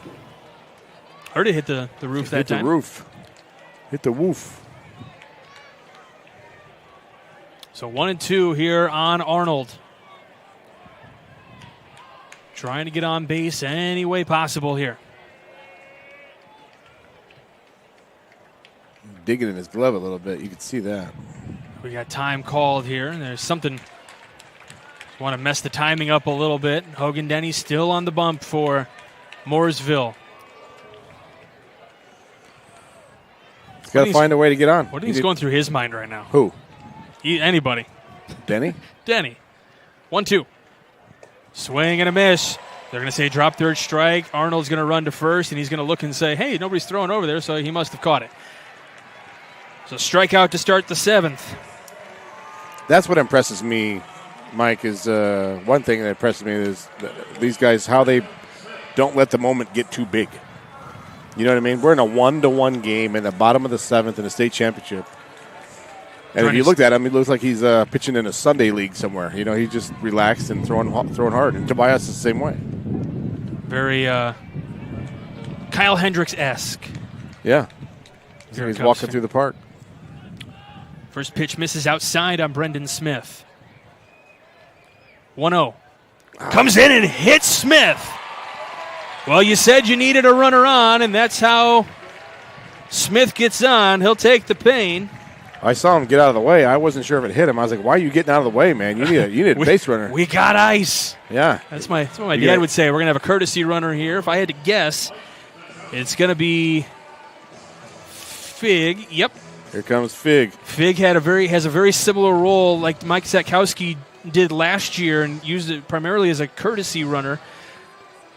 And Brendan Smith had some words of encouragement for Fig before he crossed that white line. Don't get picked off. That's what Coach Novosel is telling him over there too. Hey, let's just be smart. You've done this how many times this year? Yeah. I'd maybe bunt. I would bunt with 1 out. Why not? Well, this will be the first base runner that Denny has to deal with.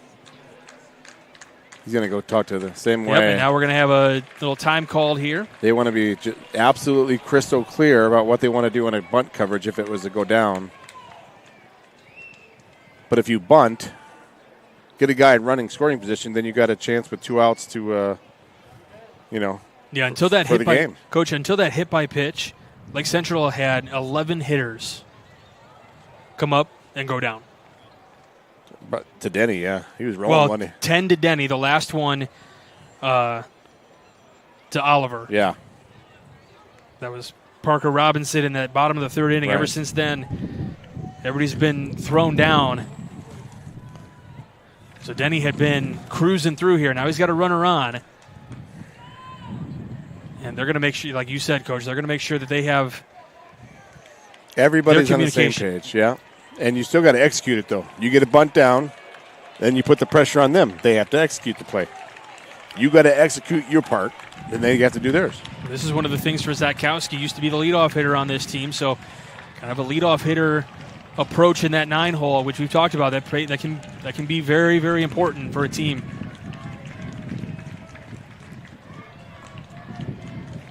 Fig gets his lead off of first. Denny delivers. Shows bunt. Ball gets away. Did it hit the umpire? It hit the umpire. That's still a fair ball, though, or a live ball, I should say. So Fig gets down to second. Now do you bunt? That's a wild pitch, right? That's got to be a wild pitch. Are you going to still bunt? He's in scoring position right now. You let him hit? Knowing that the top of your lineup is next. Yeah. Are you still bunting? I still have one out in the inning. Yeah, they're putting a little pressure on the defense here. Corner infielders are in. Middle infield back.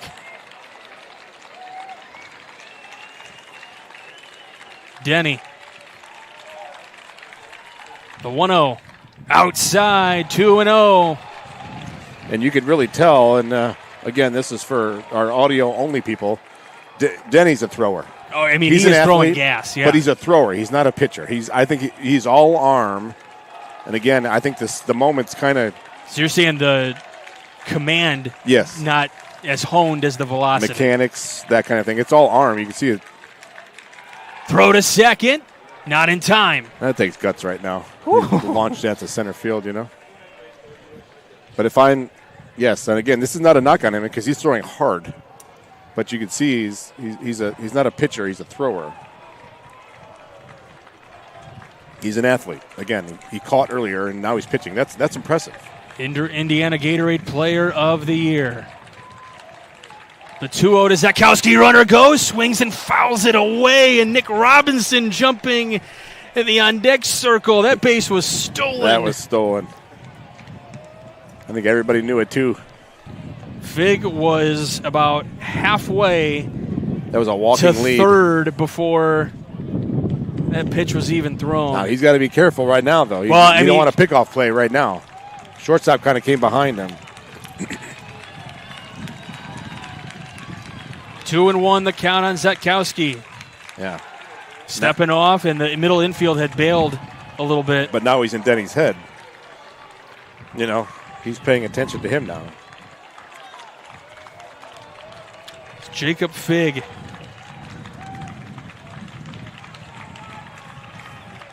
Two and one the count. Trying to steal behind. The middle infield kind of digging in towards second. Here's the pitch. Zatkowski takes it low. 3-1. Yeah, now Denny's spending too much time worrying about the runner. But still, the only guy that can beat you is the guy with the bat. I mean, it's that simple. Not mad about it. Here we go. 3-1 the count. Denny looking in for his sign.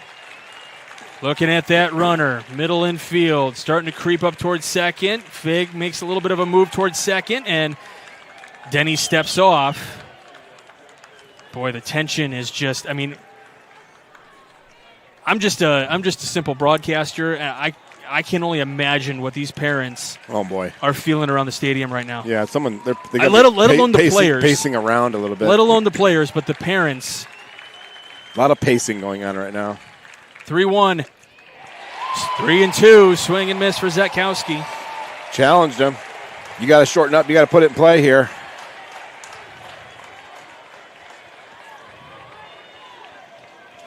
Great pitch there by Denny. Came back. I know. Do you get weird and try to show bunt and try to bunt it? No. Do you get Not weird? At this point. I would get on the plate and just fight everything off. Fig with a big lead off a second. The throw to second, not going to be in time. And that was basically because Fig got a little extra step while he was being watched. That was the inside move as well. Well, and one thing you can also look at hopefully doing is get him to balk. That's what I was thinking too. I'm watching closely. I'm looking for any kind of a twitch. Payoff pitch. Zakowski fouls it back. Look out, everybody below. Look out. Here in the upper deck. Yeah, I was thinking the same thing, Mike, about the balk. If you've never seen Victory Field, by the way, it's the 2-tiered deck system here. You got the lower bowl that goes back pretty far, and you get great views no matter where you sit here. And then the deck that we're slightly above here, kind of near the suite level. I like this picnic area. Yeah, this picnic area in front of us is great. Another payoff pitch. Denny's still looking for his sign. He comes set. Little fake throw to second. Fake, yeah. That fake pickoff move, and everybody starts chasing it, and then the guy wanders off. And it's not. And I would imagine at second base, it's not easy to hear your coach. Oh, yeah. You're only watching. Depending on how loud your coach is. You just want to stay on the bag. Got to find the baseball. With your eyes, yeah. With your eyes. Fig gets his lead. He runs. Zakowski takes strike 3. Fig does not run. It was a fake. And Zakowski. You can't go down looking there, Mike. Well, you know what, Coach? I'm going to think he was thinking Fig was probably running. Last time Fig broke like that. You got to protect with 2 strikes. Yeah, he fouled it off that last time. You think that was in his head? No. I think he got fooled by the pitch. That was a great pitch by Denny to throw a full count slider. Is he going to bunt at some point? I think he's going to hit one I know right he's going to make it challenging. If he in between first and because second we got base. Nick Robinson up. He's 0 for 3 today. First pitch. Upstairs, ball 1. Sit on a fastball if you're Robinson. You got to think fastball and just go the other way with it. That slider pitch. If you think center field the other way, the slider pitch will go with you. It'll go to right field. Step off to second. Now, can it be any umpire's call for a potential balk? Oh yeah. Okay. 2-0 the count to Robinson. If you're Robinson, you're looking for one pitch and you can't be late. If he throws the slider, you tip your cap and you get the next one. But you're thinking fastball here and drive it up the middle. Coming into tonight, 444 average in this tournament. 0 for 3 tonight.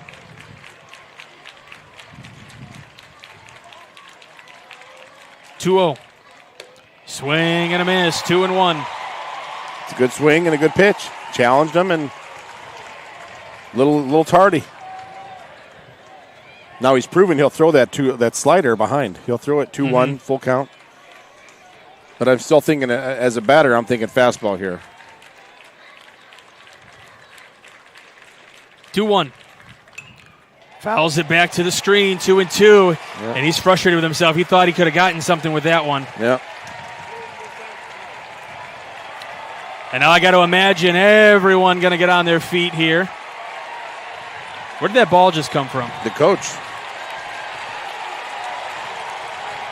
Lake Central fans on their feet.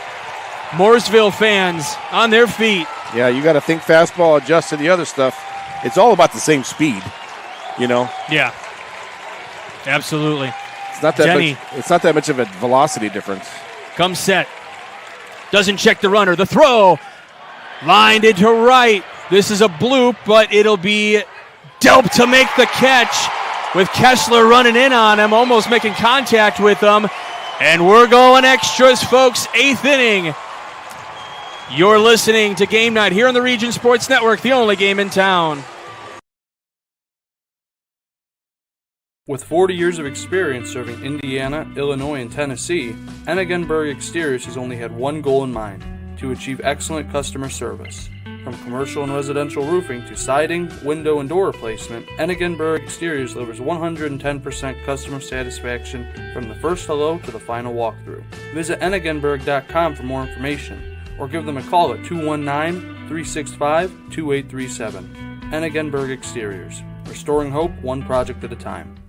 When life takes you places and you can't get to the store, shop online with Strack and Van Til to go. Our to-go service is easy to use, and it can save you time and money. Once your order is in, our own Strack and Van Til team preps your order with care. For delivery or pickup, enjoy the convenience of letting our to-go team shop for you. Enjoy your special moments. Sign up online today at shop.strackandvantil.com. Welcome back to Game Night here on the Region Sports Network. Michael Brenner here along with the coach, Doug Nelson. We go to the 8th inning. We go to extras here at Victory Field in beautiful Indianapolis. Griffin Tobias is at 105 pitches. 105 pitches as of right now, coming into this 8th inning.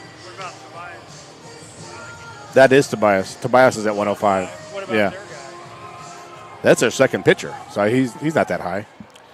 Denny. So it'll be Hogan Denny, Yeah. Tyler Denny, and Declan Thompson. And if you're Mooresville, this is exactly who you want up right now. Boy, how about going, you're Hogan Denny. You're trying to get out of this jam here in the bottom half of the 7th. And now you get to lead off the 8th inning of a state title game. Yeah. First pitch popped up right side. This will get out of play. Hogan Denny comes in as the home runs leader in the state. 6th in RBIs. I can see why he was Gatorade Player of the Year. 6th in runs scored. But you know what, Coach? Right now, it's 0-1. Oh, I'm aware. I mean, it's like a movie. It's unbelievable. Well, we knew it would be a heavyweight fight, and it's 1-1 here in the top of the 8th. Popped up right side. This will stay in place. Smith! That's a catch. Makes the catch! Up against the screen. Brendan Smith with the catch of the game. Could be a potential play of the game. Going into the camera well. I thought he was up against the tarp over there. There's a tarp wrapped up on the first base side. It's, if you're familiar with most ballparks, over on the side over there. Oh, boy, that's a big out. That's one advantage I've seen of having the net, because it keeps the player in the field. You know what I mean? Strike one to Tyler Denny. I've seen players, he went into the net, as you mentioned. Well, I don't think there's any rule about you pushing the net, as long as the ball doesn't hit the net. That one misses outside from Tobias, and another one where he's kind of wishing he had that call. 1-1 the count to Tyler Denny. That's close. 2-1 as that one goes outside as well. Yeah, that's close. But I just think that net and that usage is an advantage to the fielder. 2-1. That misses upstairs. 3-1, and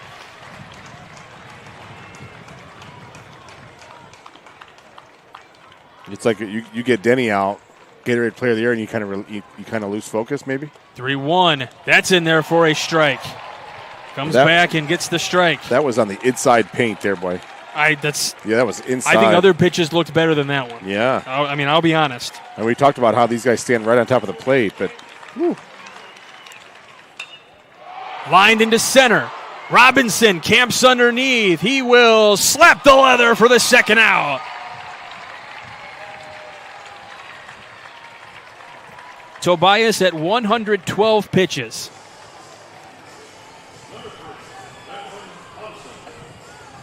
Maybe 113. They haven't updated Tyler Denny's at bat here yet. Either way. I think that's the... This brings up Declan Thompson. Who's the number 13's in the bullpen? That's Josh Flores. The Cincinnati commit. Strike one to Thompson. And we've talked about how Tobias Griffin just gets stronger. I mean, he's throwing harder now than he did in the first inning. 0-1.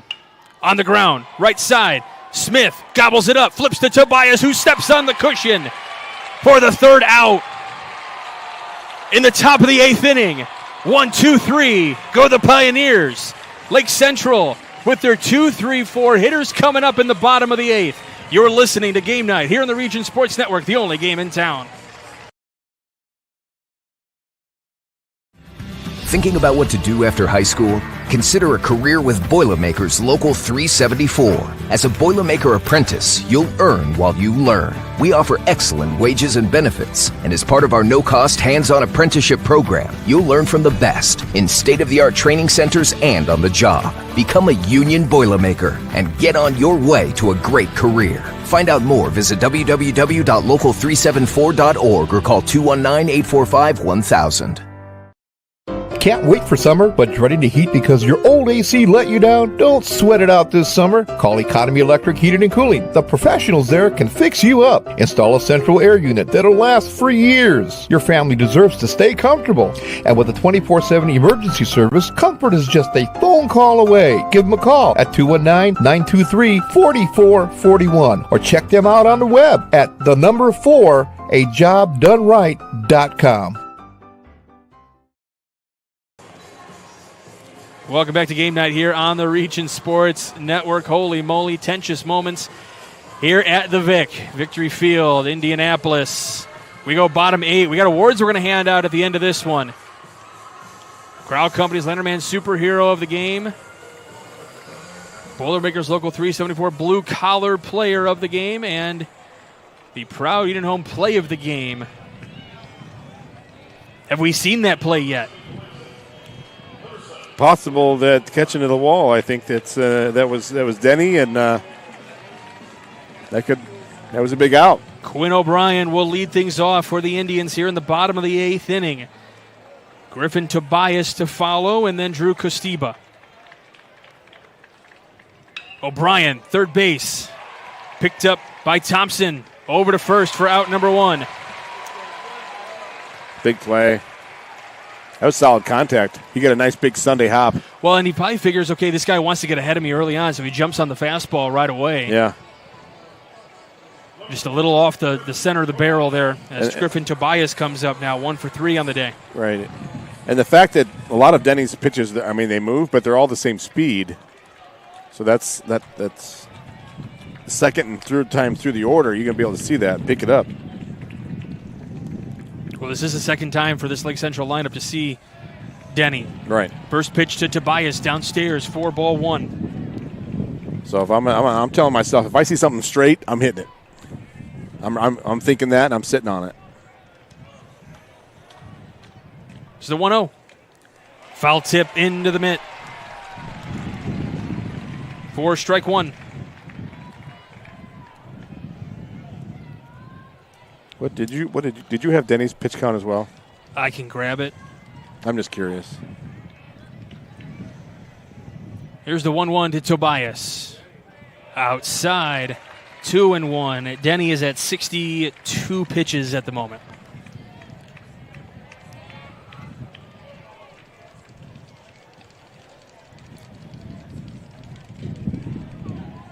Two one. Outside, 3-1.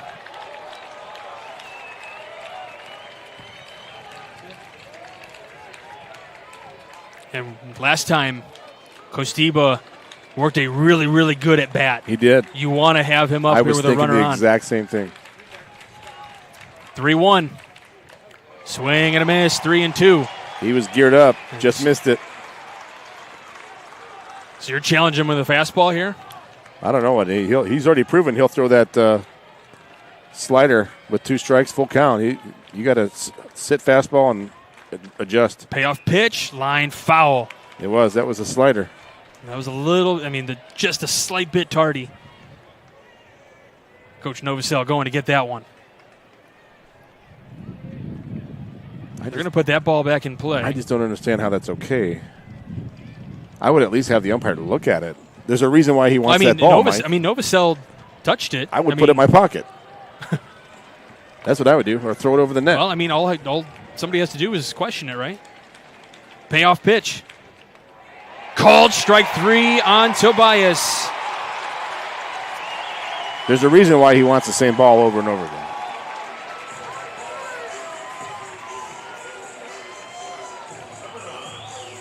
So So this brings up Kostiba.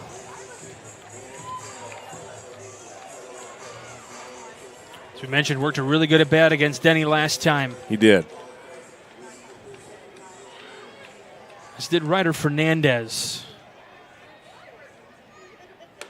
First pitch.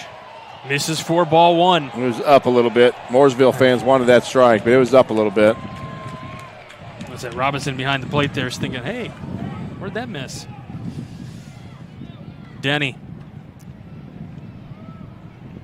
The 1-0. In there for a strike. See, he's throwing that 1-0 count. He's throwing a slider. You got to pick it up now. You've seen it. You know, you got to pick it up out of his hand. It's moving.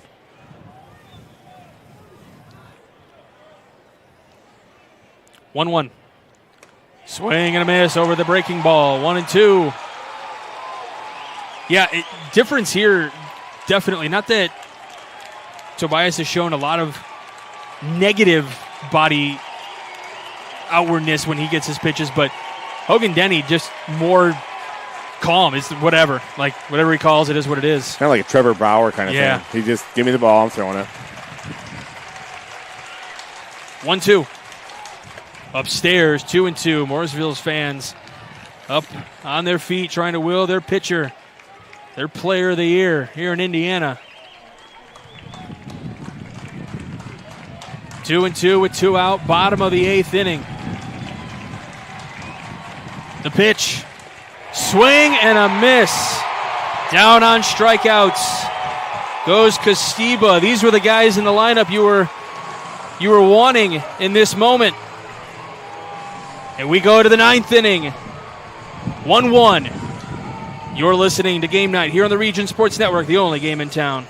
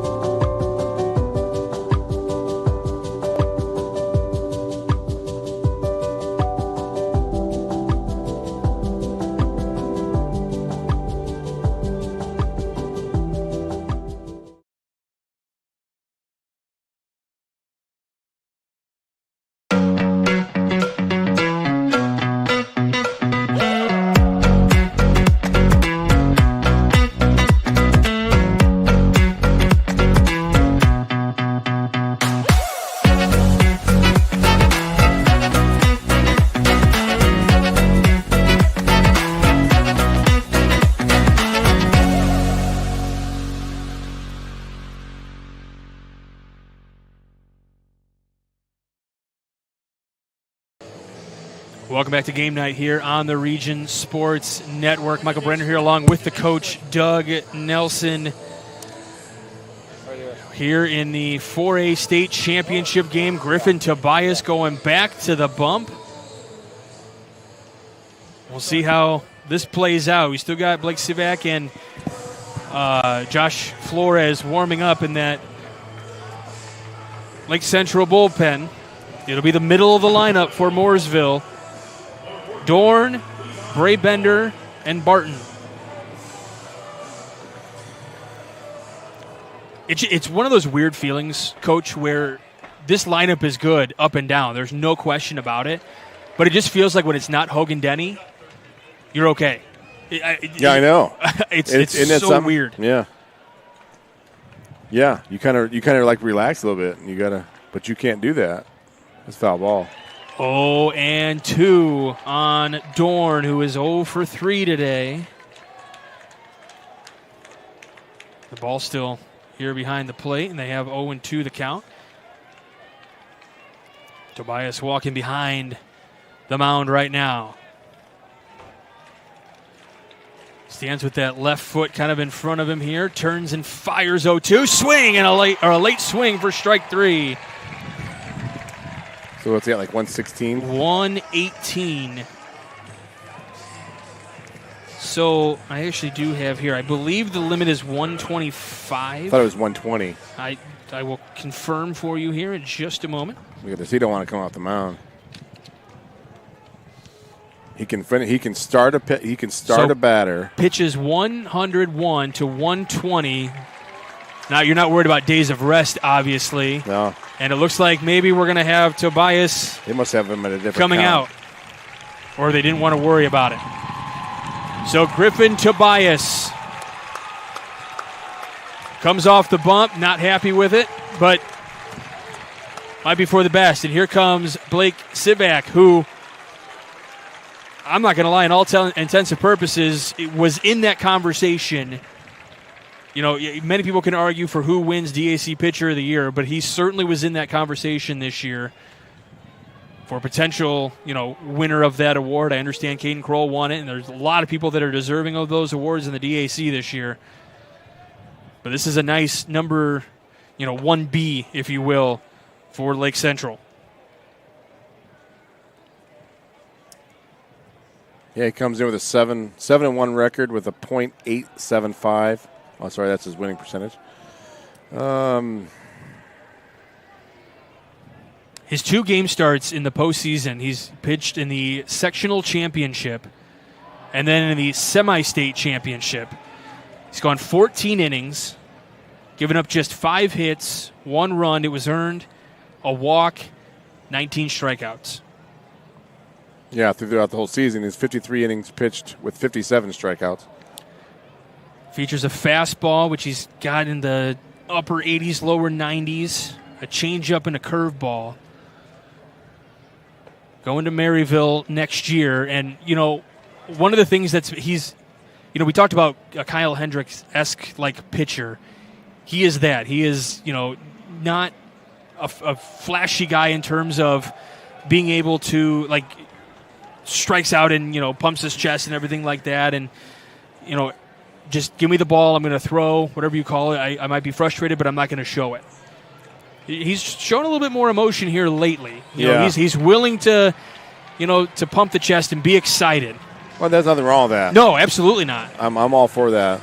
Being an individual and expressing your emotion, but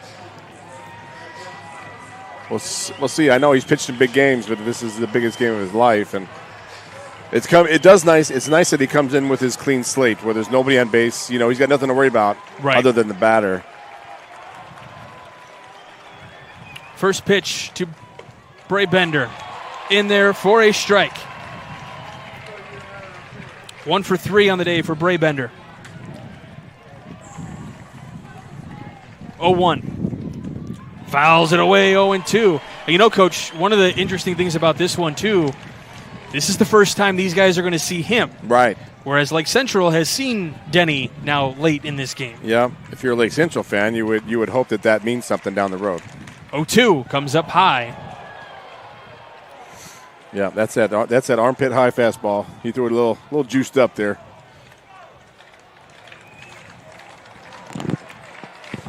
One, 2. Just misses outside. 2 balls, 2 strikes. I think you come back with that same pitch. Come back with that same pitch and try to get it closer to the plate. 2-2. There it is. Called strike 3. Yeah, 2-2 count, and he trusts his stuff. He's going to come back with that same pitch. He's got the batter's eye level everywhere. Again, working both sides of the plate up and down. As a reminder, NIPSCO is proud to be powering the youth of Northern Indiana. NIPSCO is wishing its Northern Indiana high schools to have safe competition while displaying sportsmanship on and off the field. Selby Barton. 1 for 2 today. He's got a single and a walk. Checks his swing. It's called a strike anyway. He's working quick. Well, he's been warming up for the past hour and a half. Yeah. 0-1. Well, he's gassed just up. missing off the plate, 1-1. He is all in. Look at his delivery. But he's 1-1. In there. Oh! That had to be low. That had to be low. That was right over the plate. 2-1. Look good from here. 2-1. That's in there for a strike. 2-2. Again, the ability to throw any pitch at any count. He's not predictable. We talked about in that Munster game, you're not worried about any pitch here. Swing and a miss! There's the emotion as Sivak pumps it up, and Griffin jumping out there to support his guy, too. We go to the bottom of the ninth. All knotted up at 1. You're listening to Game Night here on the Region Sports Network, the only game in town. Earn while you learn from the best hands in the business. The Bricklayers Allied Craftworkers for Indiana, Kentucky Apprenticeship. That's right, this is a paid apprenticeship. I'm getting an education while learning a trade and getting paid for it. The thing that surprised me the most about this apprenticeship program is the respect I have received after the proper time and training. Classes start soon, so apply now. There are training centers throughout Indiana and Kentucky. We are the Bricklayers and Allied Craftworkers for Indiana, Kentucky Apprenticeship. The best hands in the business. Save for a healthy tomorrow with an HSA checking account from Tech Credit Union. It's a tax-advantaged way to save and pay for healthcare expenses. You'll enjoy no setup fee, no annual fee, and easy access to funds. Plus, you'll earn a better-than-competitive dividend rate, currently at 2.27% APY. Visit techcu.org, contact any branch, or call 800-276-8324 to learn more. Tech Credit Union is federally insured by the NCUA. Rates may change without notice. Welcome back to Game Night here on the Region Sports Network. As a reminder, we want to remind everyone that coverage of today's state championship game is presented by Ennigenberg Exteriors, experienced roofing and siding contractors serving Indiana, Illinois, and Tennessee. Call 219-365-2837 or visit them on the web at ebergexteriors.com. Also, the Lake Central Football Booster Club and LC alumni are proud to host its annual golf outing at Sherwood the golf course on July 19th. 100% of the outing's proceeds will go towards all levels of the Lake Central football program. For more information, visit LCFB Booster Club on Facebook. Hogan Denny back on the bump for Mooresville. It'll be Ryder Fernandez, Parker Robinson, and Drew Arnold, your scheduled hitters here in the bottom of the ninth.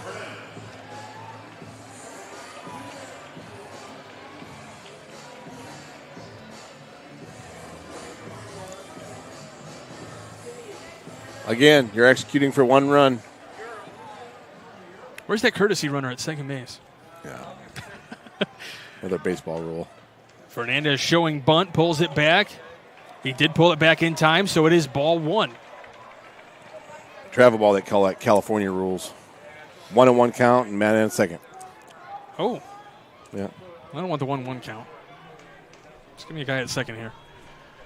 1-0. Lined up the middle for a base hit. So Fernandez gets on. That's only the second Lake Central hit of the day, but it could be a very important one. Again, this is the second time guys are seeing him. You know what I mean? The swings look better. Parker Robinson's up. Fly out to center field twice and a ground off to short. Fernandez on the season has stolen 4 bases, 2 here. He's got a bunt here. You got tournament a bunt, time, right? Got a bunt. That may be what Oh, you're bunting. First base is holding on Fernandez. And I'll tell you what, Mike, and I'll give Denny some credit here. He throws hard. Yeah. So to ask a kid to go bunt a low 90s fastball, it's not fun. But it's a job you have to do. And if the ball comes at you, you turn into it and take it between the 1 and the 9 right in the back, and now you got first and second. Thrown over to first a couple of times to check that runner. Fernandez over there. And they're also seeing if Robinson's squaring it all. It's one reason to throw over to first. He has not shown that he's going to bunt just yet. Now he shows it, bunts it foul. You got to have the guts to do it. Well, this is I really feel like, and you can attest to this, this is a skill that just a lot of players don't work on. Well, it's a skill that takes. And I'm not saying that Parker isn't. I You. don't know this, but this is. I'm saying just overall, I feel like this is even in majors. I feel like there's just guys that will never do it because they don't work on it and they don't do it. I think it's more how bad you want to get it done. You know what I mean? I'm not knocking Parker in any way, shape, or form. I have no idea. He could be the best bunter in the world. I have no idea. I haven't seen it on display too much. Your level of want to and have to have got to be really high right now. I have to get him to second base. some way, somehow.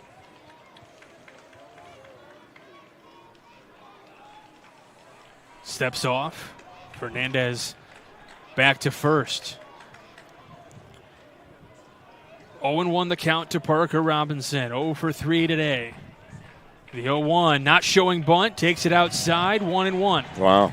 Taking off the bunt. With Shorts and Truber did not look happy down there. These are tensious moments, and I think you have to bunt, Mike. You're also he's a freshman. I'd say he's running down to go talk to Coach. Coach has started to walk away. Now everybody in the park knows we're going to bunt. I mean, I think everybody knew that to begin with, right? Well, I mean, at this point, do you consider calling it off because everybody knows? No, you still got to. That's what I mean. He's got to execute his job, and then the defense has got to execute their job. So you got to put the pressure on the defense. Denny and Dorn having a conversation as well. And he bunts one. I mean, hypothetically, he could bunt one to the third baseman. He did his job. The third baseman could launch it into the bullpen and game over. I mean, it's as simple as that. But you got to do your job. Throw over to first. And this is where, the gamesmanship really coming in here. Everybody's trying to figure out. So I'm trying to get some kind of an advantage on the other. Shows bunt. Pulls it back. Called strike.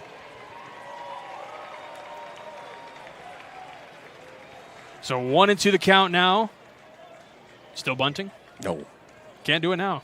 Well, you can. Again, it's better than hitting a double play. On your efforts. And right now, his body language, his effort, it doesn't look like he wants to get a bunt down.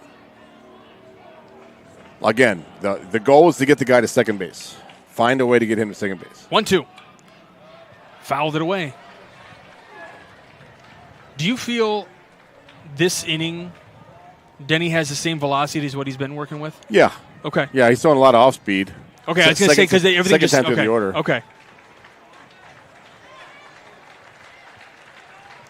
Runner at first, bottom of the 9th inning. Throw over to first again. 4A state championship on the line. Lake Central winning it 12 years ago, almost to the day. 12 years ago tomorrow. 1-2. Robinson swings and misses. You're talking about your productive at bats. That was not. He didn't have a chance. That's what we said. Being able to execute under pressure. So here comes the catcher, Drew Arnold. Arnold so far today has flown out to second baseman, flown out to right field, and struck out swinging. This is where you're at with both lineups. Here in the bottom of the 9th, you're heading towards the bottom of the Lake Central lineup. If this goes 10, you have the 7, 8, 9 hitters for Mooresville. Checking on Fernandez again. Is Fernandez a big base stealer? He's got 4 on the season. I mean, that's worth a shot. Get a good lead. He's kind of slow home. He's got a big. See the big leg kick. Checks his swing, called a strike to Arnold. That's not a like a slide step. The knee's coming up. So I maybe roll the dice and send him. You're going to have to manufacture a run here. As we talked about, the bottom of the order, that's not real productive right now. Throw over to first again. He's got time on the on the pickoff. He's got time. He's got time for more lead.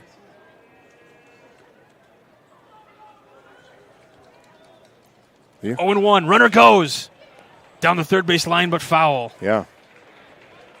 And Arnold somehow ended up on his backside there. He slipped? Either slipped or just in. Turn an ankle, maybe? Definitely. Did he foul it off his foot? Definitely looks to be in discomfort. It might be off the. Yeah, I couldn't see. I was kind of. He was favoring the foot a little, the left foot, maybe. You can, from our angle, it's hard to see. I was watching the base runner. My eye kind of was trying to pay attention to both a little bit, and then I just saw the ball move to the left. Now, 0-2, you do not steal. You don't. if it does go 1-2, then I would still then 1-2. But 0-2 is probably going to be a high fastball, like we mentioned before.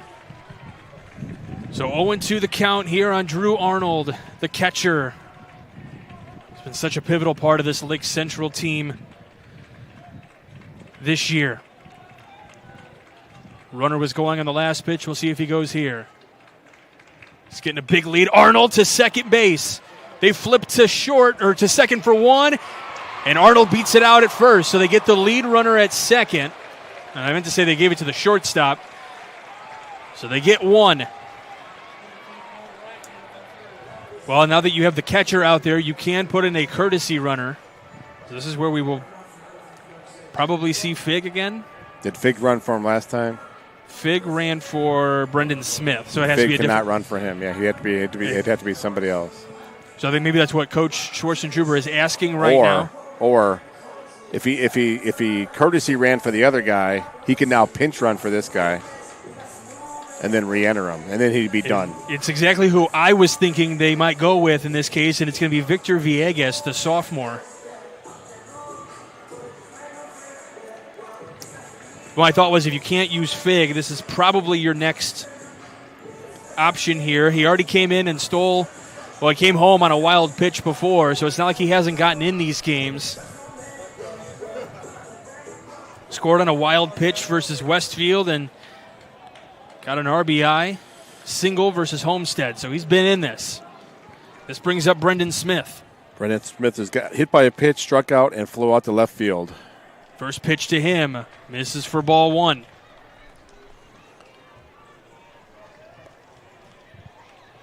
Bottom of the ninth, 1-1 tie. Villegas gets back to first base. First full season with the varsity team.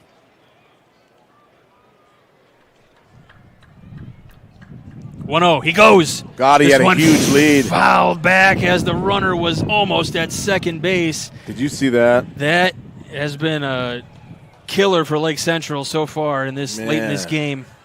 He had a monster lead. He had a walking lead. You better watch a pickoff move now. He's going to throw over. Yeah, now it kind of showed him how fast he can move. Wow, but did he? He would have been nailed.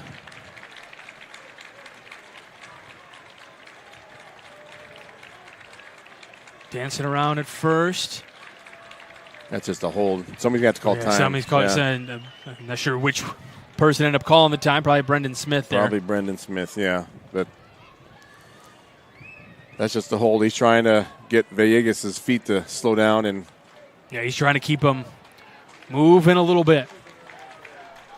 1-1. Oh, Mike! Left center! And caught on the run out in left center by Denny.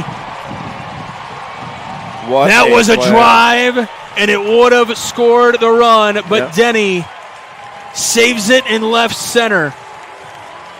That was like the best hit of the day. I mean, you can't do much. You can't do anything better than what Brendan Smith just did there. That's just a great defensive play by Denny. Oh. Well, we go to the 10th. You're listening to Game Night on the Region Sports Network, the only game in town.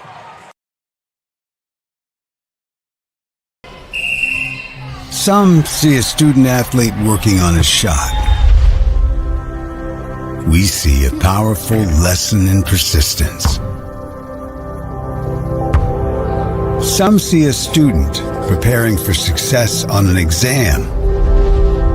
We see a student athlete preparing for success in life. Proud to keep education in front of athletics since 1903. Planting a tree, installing a fence, whether your project is big or small, NIPSCO reminds you to know what's below and contact 811 at least 2 full business days before doing any digging so that utility companies can mark the location of their underground lines. Contacting 811 is free and it's the law. Avoid possible penalties, costly repairs, or injuries. DIY or a pro, safety is in your hands. Every dig, every time. Welcome back to Game Night here on the Region Sports Network.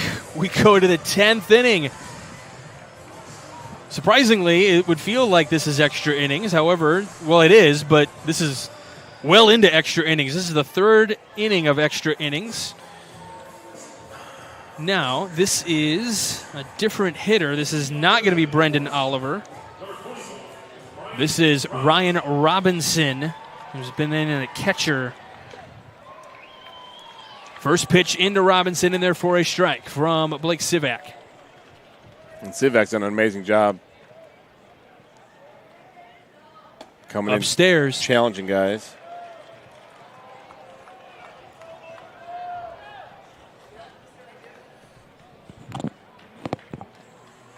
One.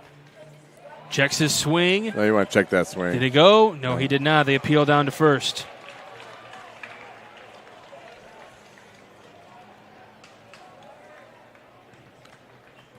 Two-one, chopped right back to Blake, who will underhand it over to Smith.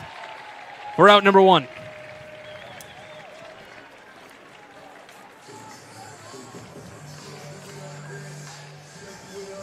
For Lake Central in the bottom of the 10th, it'll be 9-1-2 hitters. Sounds like a run.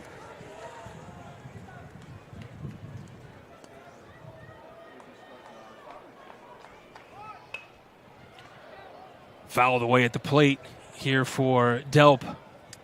Delp is grounded to short, flied to left, and had a base hit all the way back in the second inning.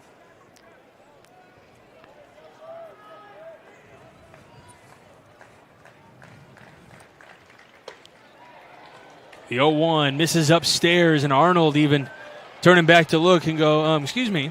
Where's that at? So 1-1. Sivak deals here, 1-1. Fouled back to the area behind us here over our heads.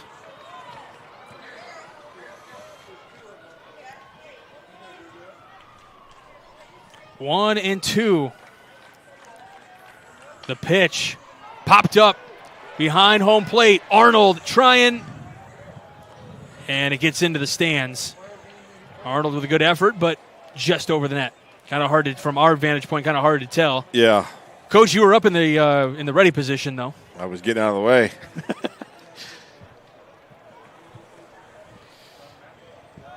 Still 1-2 here to Delp. Over the head, 2-2. Delp singled back in the second inning. He's recorded 2 outs since then.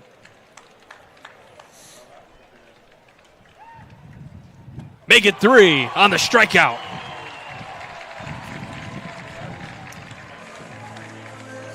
That is 12 strikeouts on the day for Lake Central pitchers. 9 for Tobias, now 3 for Sivak.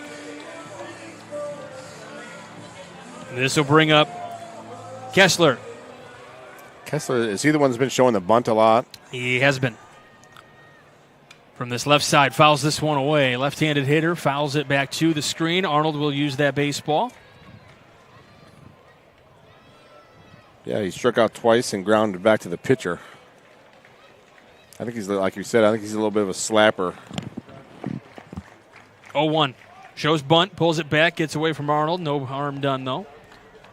1-1 the count.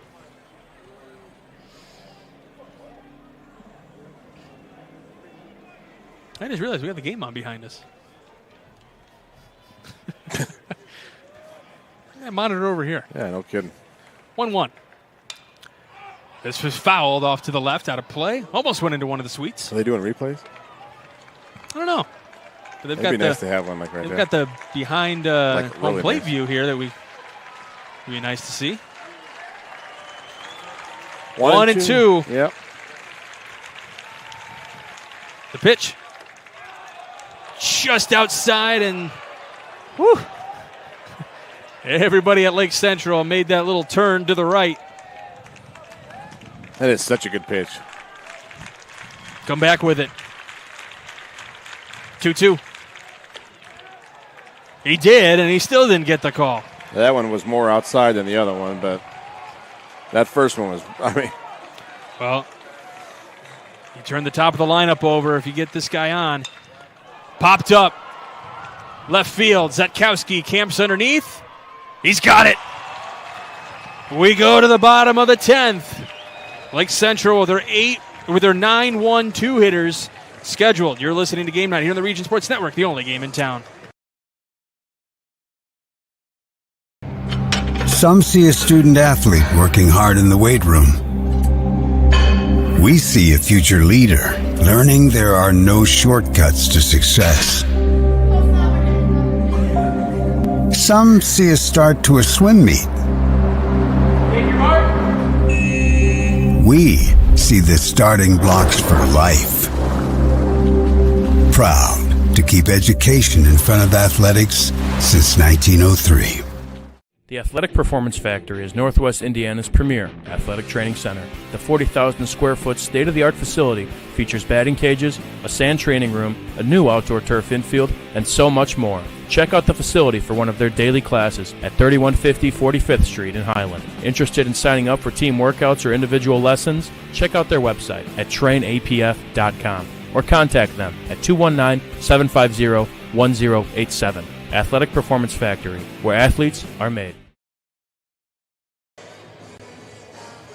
Thanks for staying up late with us on a Saturday night. We bring you coverage from Victory Field, beautiful facilities downtown Indianapolis. The 4A state championship on the line. And this has been one of the most tense games I have ever been involved with, whether I have a horse in the race or not. Yep. We said somebody's got to execute one time. It's as simple as that. So bottom of the 10th inning, Zetkowski, Robinson, O'Brien, your scheduled hitters. If you're Lake Central, this is where you want to be. You want to be, getting to that top of the lineup, turn that lineup over. You got it. Because I'm telling you right now, Mooresville is at the top of their lineup. Denny's got to be getting close to his pitch limit. Right? I'd have to look. And these are obviously unofficial numbers that I provide as the first pitch into Zetkowski is inside. And now the benefit for Lake Central is now you're kind of creeping through and starting looking. Well, I guess these guys at the top here are looking at their second time or their third time through, right? He's thrown 6 innings. Denny is at 85 pitches. Yeah. 86.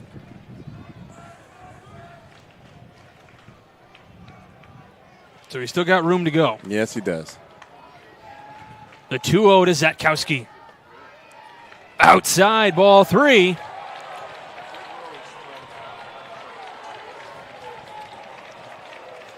Three and 0.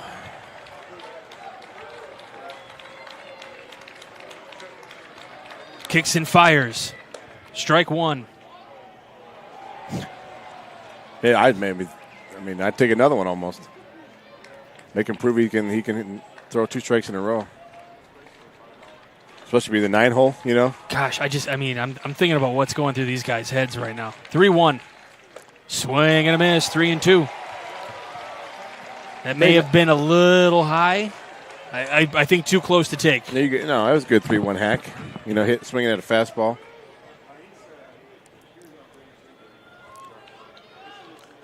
Three-two. Called strike 3. Outside part of the plate. What a way to come back by Denny. That showed some guts there. 3-0 to a strikeout looking. So this brings up Nick Robinson.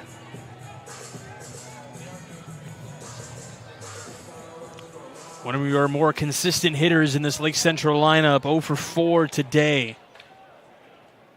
Shows bunt, fouls it back. Did he foul it off? He called that a strike? I thought he fouled it. No. He pulled it. I thought he pulled it back. Well, the indication is strike. And that's Schwartzentruber maybe trying to appeal a little bit to no avail. So Robinson will dig back in. The 0-1. In there for a strike, 0-2. It's a good idea to bunt, not now with 2 strikes, but look where the first baseman's playing. This one down the right field line, but this will get out of play and into the hand of a Mooresville fan.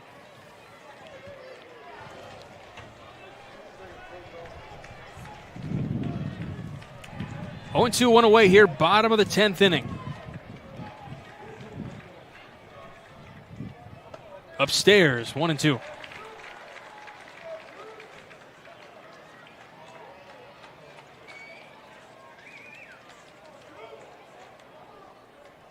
It's one of those things, Mike, we've talked about it. We've seen a lot of games, and how's the game going to end? It's going to be something.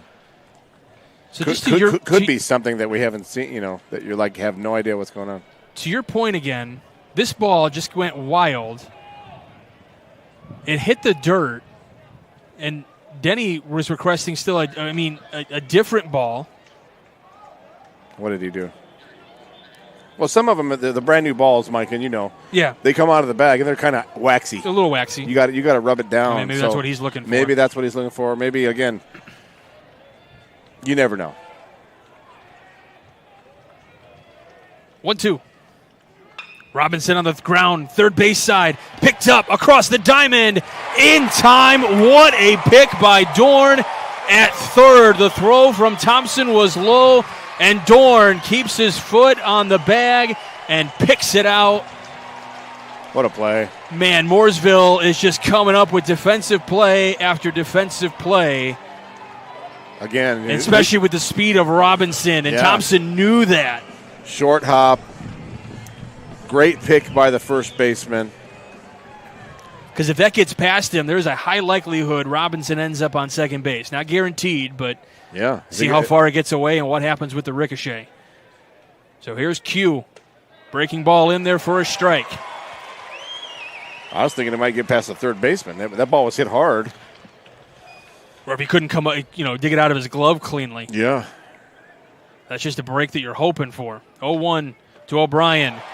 0-2. Denny in a groove on the bump. His fan base standing to cheer him on. 0-2. Fouled it away. Fouled it away. Just got a piece of it. See this? See how he wants this ball back? That's what Tobias picks it up and is looking at it to see if there's maybe anything on it. It could be anything. And I should say, if we are not implying any underhandedness. That's not what we're. Absolutely just it's interesting to see. Yeah, it's just 0-2, called strike 3. We go to the 11th. Cardinal sin of strike 3 looking. We go to the 11th. You're listening to Game Night of the Region Sports Network, the only game in town. Blythe's Team Sports in Valparaiso is a leader in athletics apparel and equipment sales. With in-house production including screen printing, trophies, embroidery, and more, Blythe's can help you to create the perfect look. For more information, visit them online at teamblythes.com. Blythe's Team Sports in Valparaiso, where the athletes shop. Centrally located in downtown Indianapolis, the Hampton Inn is just steps away from Gainbridge Fieldhouse. Situated at 105 South Meridian Street, shopping, restaurants, entertainment, and many Indianapolis attractions are in near proximity. Hampton Inn has much to offer, including a hot breakfast, high-speed internet access in every room, as well as a gym fitness center. For reservations, call 317-261-1200, and the website is hamptonin3.hilton.com. Hampton Inn, Indianapolis, downtown. No state final has ever gone 11 innings. Well, we just got a little breaking news over the PA system here. No state championship game has ever gone 11 innings. So, Coach, we've seen two history-making games. We saw a no-hitter earlier. That's never happened before. It's a historical day. And now we've seen the longest game in state championship game history. So top of the 11th, it's the top of the lineup for Mooresville. Denny, Thompson. Well, they've done a pretty good job of holding Denny in check. It worries you. It does, because odds are in his favor. Now, this will be the first time that Sivak gets to have him. And here's a ground ball to Parker Robinson, and it gets past him.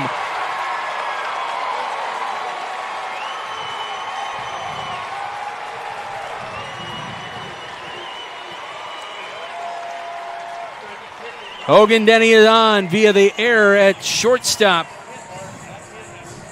See if they bunt. Well, and this is where if you're, Sivak, you got to come back with it. Don't let it bother you. He's dealt with runners on before. Tyler Dunnery has struck out twice and grounded to short and flew out to center today. Now, you're not courtesy running for, he was the catcher. I guess he's not the catcher anymore. That changes how you can. Well, you can run for the pitcher as well. True. First pitch into Tyler Denny, And the brother of Hogan. He's not taken, or he did not show any sign of bunting. First pitch was outside, 1-0.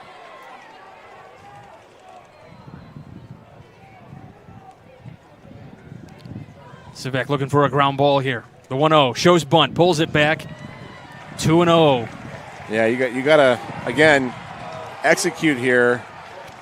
You got those strikes. Make him bunt it.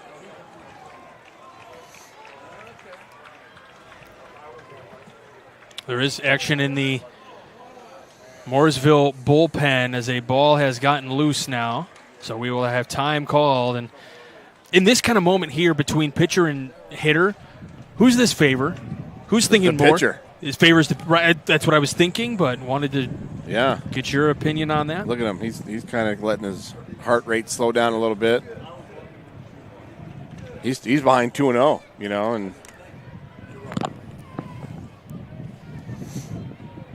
let's see what happens. Ball is back, and that is 13 for Mooresville. Yes, warming up. So Hudson Devon for Mooresville. Tyler Denny showing bunt, 2-0, pulls it back, called a strike, 2-1.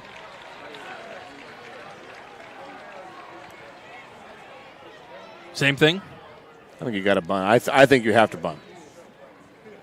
He's got a very short lead at first base. They throw over. Yeah, he's got a very short lead. I think you and I would even get a bigger lead. Well, it just kind of shows, I'm not going anywhere. I'm not getting picked off. He's going to try to bump me over.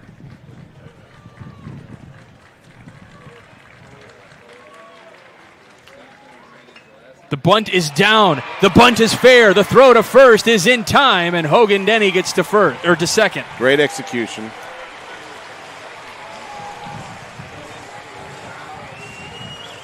That's 2-3 on the put out, yes? Yeah. And that counts as a sacrifice. Yep. So now a runner in scoring position. Here comes Thompson. Thompson singled. Grounded to first. I'm trying to go back here. Grounded to the pitcher. Hit by a pitch and caught stealing.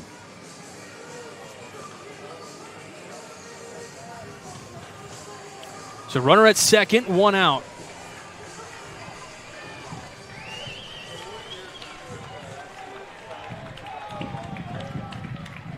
Parker Robinson will play his position.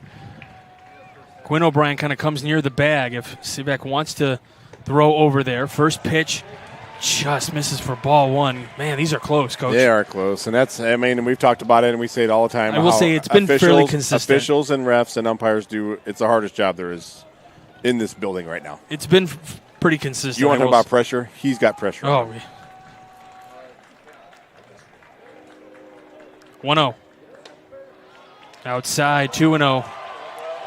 He can't allow, again, we've said this before, he can't allow the runner to distract him from what's the most important thing, which was the batter. He's got a very short lead. He's not going anywhere. He's not bunting. He's not even off the bag. That's what I'm saying. Thompson takes the strike, 2-1. So that's kind of Denny's got to get a better lead. He wants to try to score on a base hit, you know. Well, he must be confident in his abilities as he gets off of second now. Yeah, and if he's got... I mean, he's barely there's a little bit of a curve there. This one popped up right side. It'll stay in play for Smith to catch. The throw to third.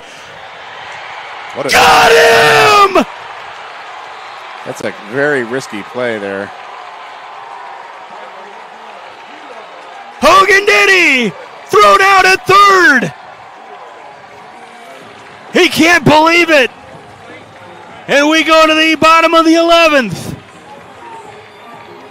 In for 4, hold for 4, out for 4. Do that a few more times. We'll be right back. You're listening to Game Night on the Region Sports Network, the only game in town.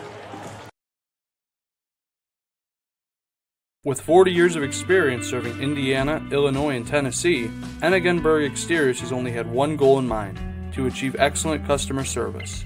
From commercial and residential roofing to siding, window, and door replacement, Enigenberg Exteriors delivers 110% customer satisfaction from the first hello to the final walkthrough. Visit enigenberg.com for more information or give them a call at 219-365-2837. Enigenberg Exteriors, restoring hope one project at a time. When life takes you places and you can't get to the store, shop online with Strack and Van Til to go. Our to-go service is easy to use, and it can save you time and money. Once your order is in, our own Strack and Van Til team preps your order with care. For delivery or pickup, enjoy the convenience of letting our to-go team shop for you. Enjoy your special moments. Sign up online today at shop.strackandvantil.com. Welcome back to Game Night here on the Region Sports Network. How's your heart rate? Doing okay out there? I'm gonna need some coffee. I already know we got that long drive home tonight. We're you know what? Hampton in downtown might be getting a phone call here soon. Rico, call it up. Lake Central faithful doing a We Are LC chant. Hogan Denny back on the bump. Get us the Rico suite. Oh, as a reminder, today's coverage of the state championship game is presented by Enigenberg Exteriors, experienced roofing and siding contractor serving Indiana, Illinois, and Tennessee. Call 219-365-2837 or visit them on the web at ebergexteriors.com. 3, 4, 5 hitters for Lake Central. Again, you need to get the base runner on and try to work him around. I think you can steal on Denny.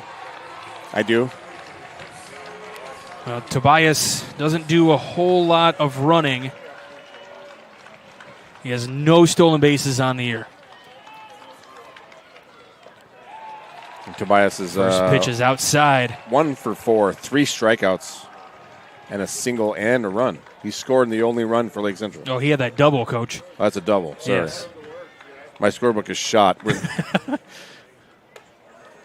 That's not pitches outside. And that's one of the tough things for these hitters is they're not liking a lot of these outside calls. 1-1. That one's way outside and gets away from everybody. 2-1. See, umpires got to like pitches like that because, I mean, that one's blatantly obvious. No pressure.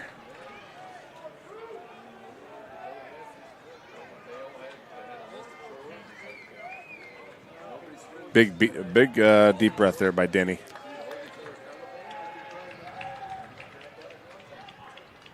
Two-1. Outside, 3-1. He wants a new baseball. 3-1. Leadoff man. It's got to be real good if you're Griffin here. Real good. Fastball only, driving it right back up the middle, not trying to do too much. If he throws the slider, lay off, live to see another day. But I'm thinking fastball only here. I'm sitting on it. On the outside part of the plate for a called strike.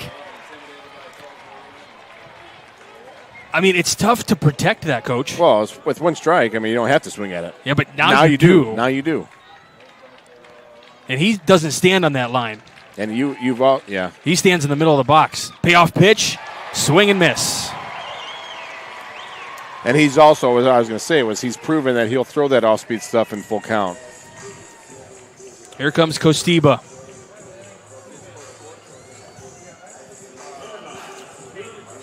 One away here in the bottom of the 11th.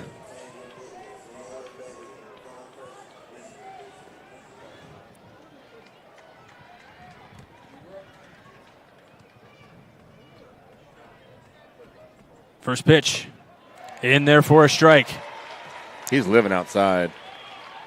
Living on that outside half, fastball. I mean, if it's getting called, it's where you got to live, right? Yeah. 0-1. That comes inside, so evens the count at 1. Yeah, I'm putting my toes on that chalk. Yeah, I'm putting my heels on that chalk. I'm hang over the plate, find a way to get on base. As long as part of your foot is on the chalk, you're good. 1-1 comes outside. By the way, I wanted to mention Thompson with that great play at third base earlier.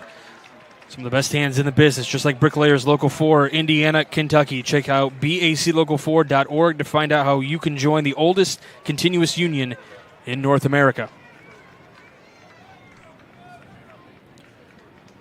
2-1. Up and out. 3-1. 3-1. Here we go. Here we go. I feel it. And we talked about Kostiba having a really good at-bat before against Denny. This is another good one, making him work. He's going to challenge him here, I'd imagine. 3-1. Checks his swing. They call a strike. Is that on the swing? He called a strike on the swing? He just called a strike. And the ball hit the catcher Robinson in the foot, and it rolled away. So it had to be on the strike, on the swing. I got nothing for you, Coach. I'm looking for the replay.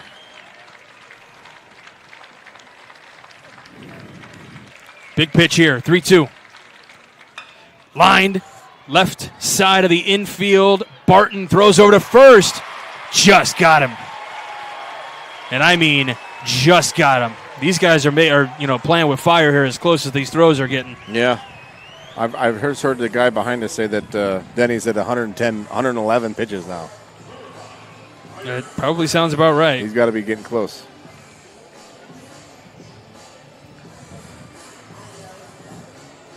I will look here in just a moment. This brings up Ryder Fernandez. Yep, 111 pitches for Denny. This one chopped third base side, but foul. Ryder Fernandez. Let's see if I can get this one right. Walk, strikeout, and a single.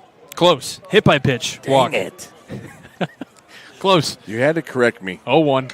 You told me this one lined into right, but it's going to hang up and a basket catch for Kessler. I think that one dropped a little quicker than he was expecting, and he comes up with the basket catch. Well, here we go. You know what? Let's go 12. Why not? Okay. You're listening to Game Night on the Region Sports Network, the only game in town. Thinking about what to do after high school? Consider a career with Boilermakers Local 374. As a Boilermaker apprentice, you'll earn while you learn. We offer excellent wages and benefits, and as part of our no-cost hands-on apprenticeship program, you'll learn from the best in state-of-the-art training centers and on the job. Become a union Boilermaker and get on your way to a great career. Find out more, visit www.local374.org or call 219-845-1000. Can't wait for summer, but dreading the heat because your old AC let you down? Don't sweat it out this summer. Call Economy Electric Heating and Cooling. The professionals there can fix you up. Install a central air unit that'll last for years. Your family deserves to stay comfortable. And with a 24/7 emergency service, comfort is just a phone call away. Give them a call at 219-923-4441 or check them out on the web at 4ajobdoneright.com. Welcome back to game night. Let's play a dozen. Coach, you could look a little excited. You could look a little excited about this. Yeah. I'm gonna need to GoFundMe to pay for my parking. I'm paying by the hour over here. Anybody help? Yeah, send your number out. I'm sure people will. Send your Venmo out. All right. See, that's the top pitch. of the 12th. Dorn, Bray Bender, and Barton. Yeah, that first pitch by Sivak looked good enough. Yeah, he's stepping off. Like, what was that? Like, that should have been, but it was called a ball.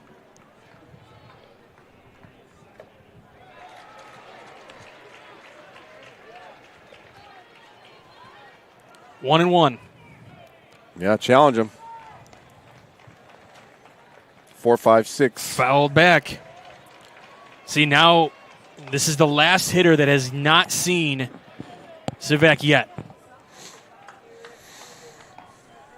And then after this, we're going to start getting the guys the second time through. 1-2.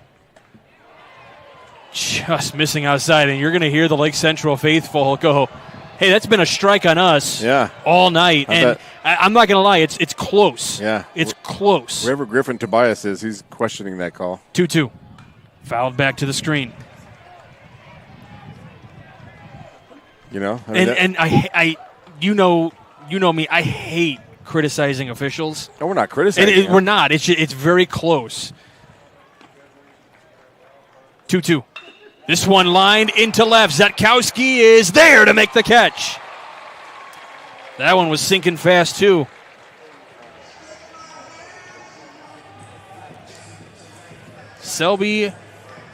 Bryce Braybender. I'm not even going to try to tell you what he did because you guys keep correcting me. Line out, single, ground out, strikeout. There you go. Good job, Mike.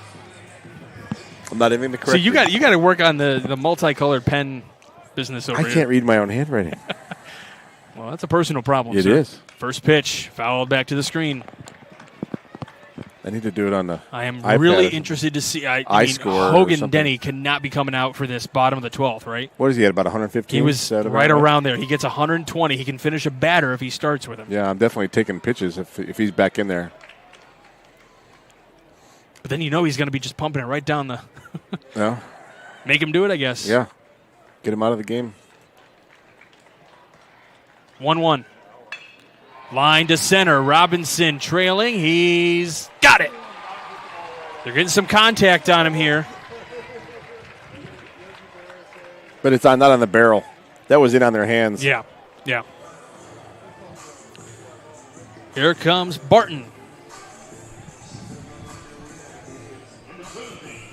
It feels like the second 6 innings were much quicker than the first 6 innings. That makes any sense.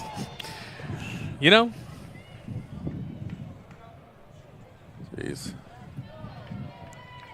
It's the negative of having your dugouts or bullpen on the field as the ball gets away. Lake Central wants them to work fast, and then you got the oops. Ball gets in the way in the first base dugout. So we're in the 12th. This has already made history. First pitch into Barton. No game has gone in a state championship game. They made that announcement here at Victory Field. No state championship game has gone 11 innings. And now we're in the 12th. 1-1. Strike one.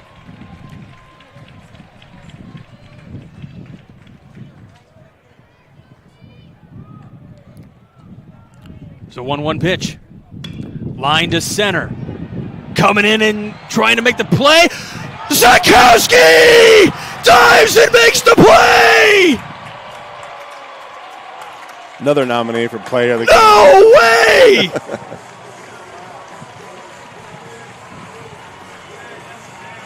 Oh my goodness! What just happened? That could be on ESPN as well. Let's go to the bottom of the 12th. You're watching Game Night on the Region Sports Network, the only game in town.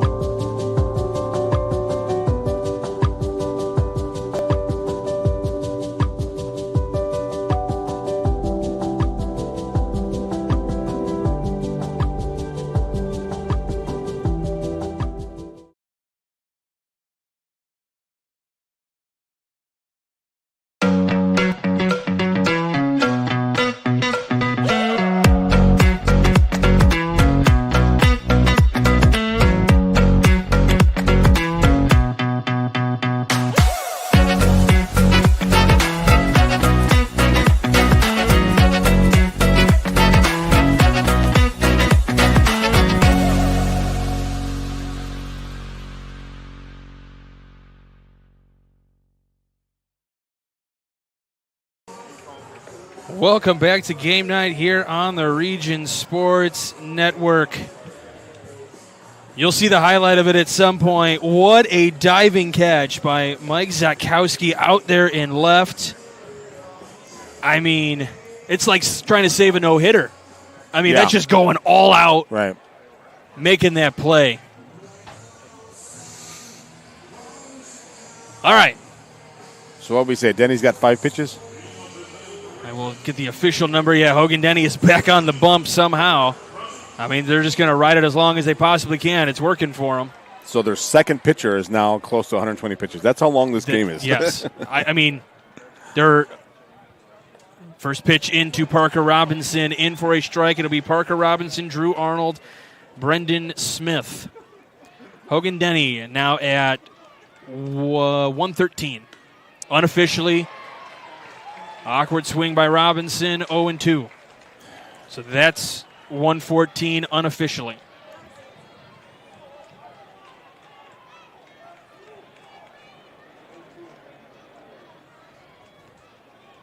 The 0-2 to Parker Robinson. This one lined into right center. Coming in is Kessler, who makes the catch.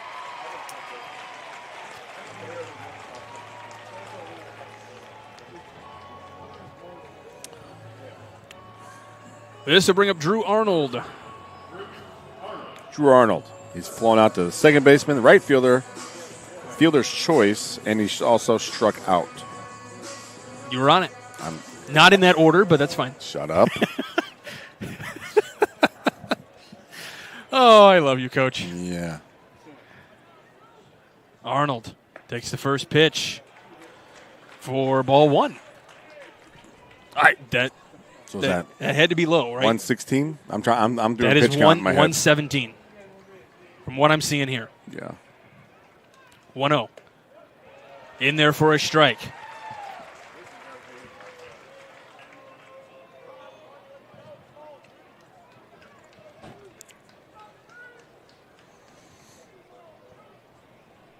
The 1-1. Outside. 2-1. So this will be pitch 140. Pitch 120. He can finish the batter, and then we believe he's going to have to come out of the game. Correct. That's an unofficial number, though. 2-1. In there for a strike.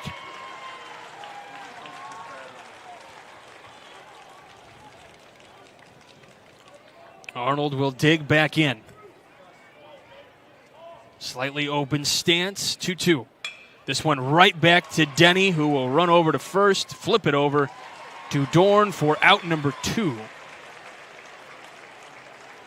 So we're about to find out if that number is correct. Is he able to stay in?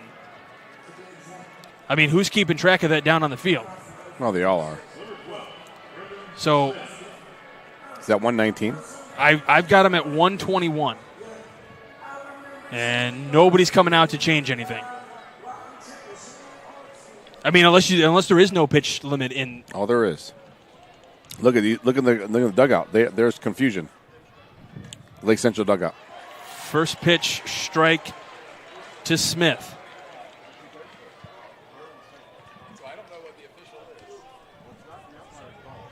The 0-1. Up and in to Smith. Is it 125, Coach? I mean, it's 120. It's on the paper. This is what I took from sectionals. So 1-1 for Smith. Breaking ball for strike 2. No pitcher may throw more than 120 pitches in a game or day. Pitcher will be allowed to finish a batter if they reach the maximum limit during an at-bat. So our numbers are unofficial. We've talked about that. Right, our numbers are unofficial. 1-2. Just outside 2-2. Woo! That was close.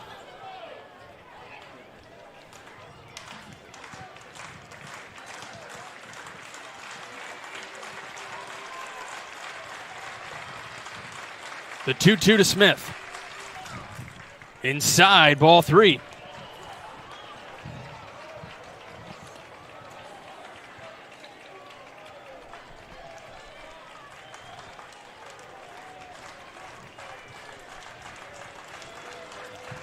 Smith digs back in. Denny on the bump. Comes set. Here's the payoff pitch. Inside, ball 4. And Denny wanted the call. This is the first time on the bump that he has shown any kind of... Well, he knew where he was at. I think he knew how many pitches he had left, and he wanted that one. And this is where the coaching staff from Mooresville will come out. Because unofficially I see 127.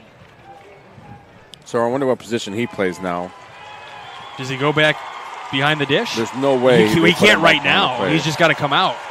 And I'm not going to lie, this young man deserves a hand. I mean, I know he's your opponent, but there's a reason he's going to get a standing ovation, and he rightfully deserves it. There's a reason he's Gatorade Player of the Year. 100%. And I wasn't watching which number came in to pitch. I'm 13. guessing it's 13. 13. Which is Devon. So what I was told, kind of just trying to get a little feel for the team, is that velocity high, command can be a little dicey at times.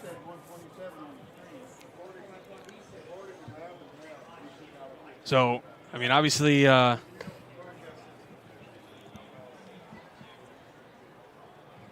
know there's some people around us that are questioning that pitch count as well. From the IHSAA, yeah, there's the big dogs are rubbing elbows with not only the pork tenderloin king of Indianapolis, but Oy. Yeah, the talk is the pitch count right now. And, I mean, we're not trying to sway people one way or another, but just going with what we believe. Well, you have the paper that I read. And I took that from sectionals. Yeah. But it also talks about days of rest. Obviously, that is not a problem in this game. I was reading the bottom paragraph. Right. So, it'll be... now he's catching. And Hogan Denny is coming in to catch. You can't keep the kid off the field. I mean, that's incredible. That is something. He's going to need a bucket of ice tomorrow. One arm's going to be about 5 inches longer than the other one. And now Devon gets to throw to Hogan Denny to warm up. So far, command looks pretty good. Everything's. I mean, obviously that changes once a batter gets in there, but and you're trying to work around guys. Yeah. Okay. Dorn goes up there and gives his boy a hand, and now this will bring up Mike Zatkowski. I thought it was Braden Smith. Brendan Smith just walked. Brendan Smith just walked. Oh, boy.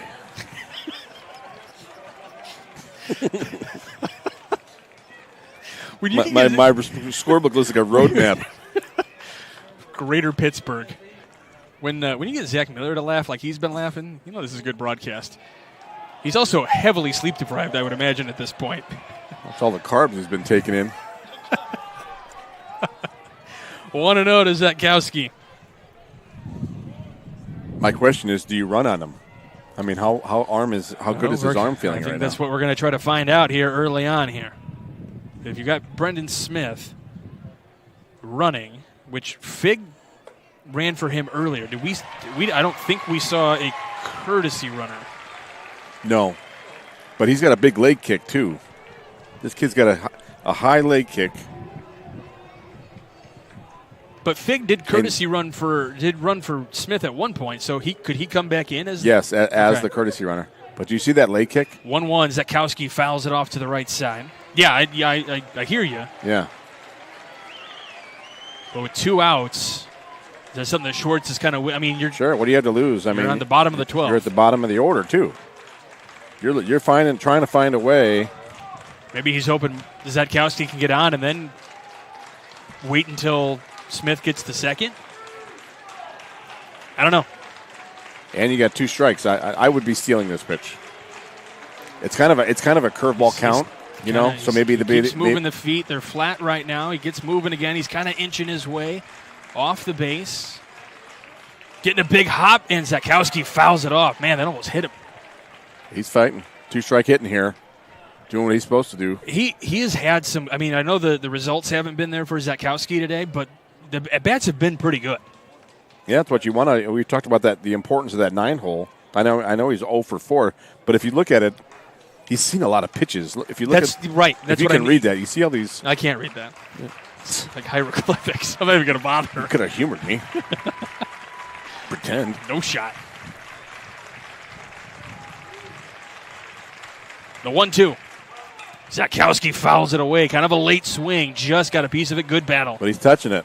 That would give me even more reason to start the runner at first.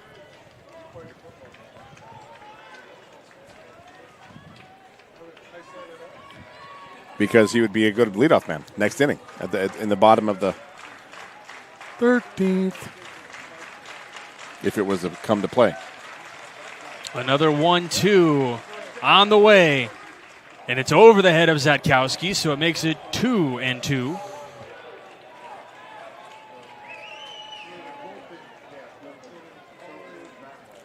Oh, that was off speed, yes? It was off speed. Little curveball that slipped.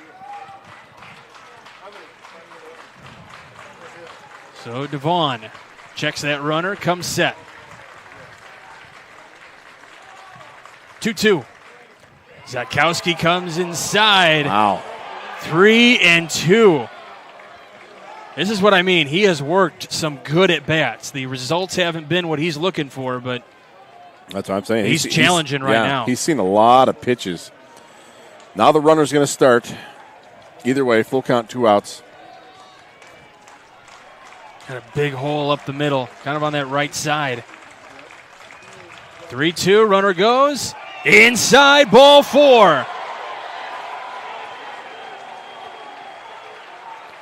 And now Lake Central turns the lineup over.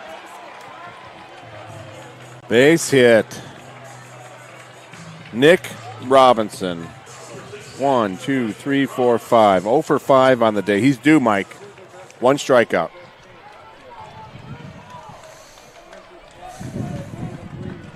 You're looking for a ball in the outfield.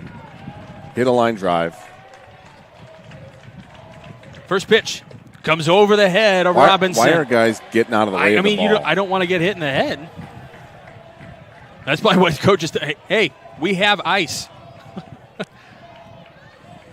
I don't know. 1-0. 1-0. This is kind of what you're talking about. Is kind of a little bit wild. 2 walks this inning, right? 2 walks. 1-0. That's up. It's 2-0. This is what I was told. Yeah. I've obviously never watched this young man pitch. But that was up. 2-0. I'm taking again. Yeah, I'm going to make him throw me a strike. He hasn't thrown one in a little while. Yeah.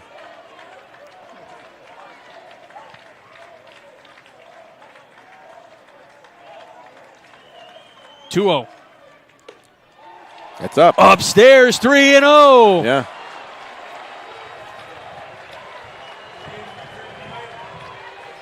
I'm going to add green light, coach. He hasn't thrown a strike. No. You're taking one of your his. You're maybe taking 2 here. I'm getting on the plate. I'm challenging him to throw a strike.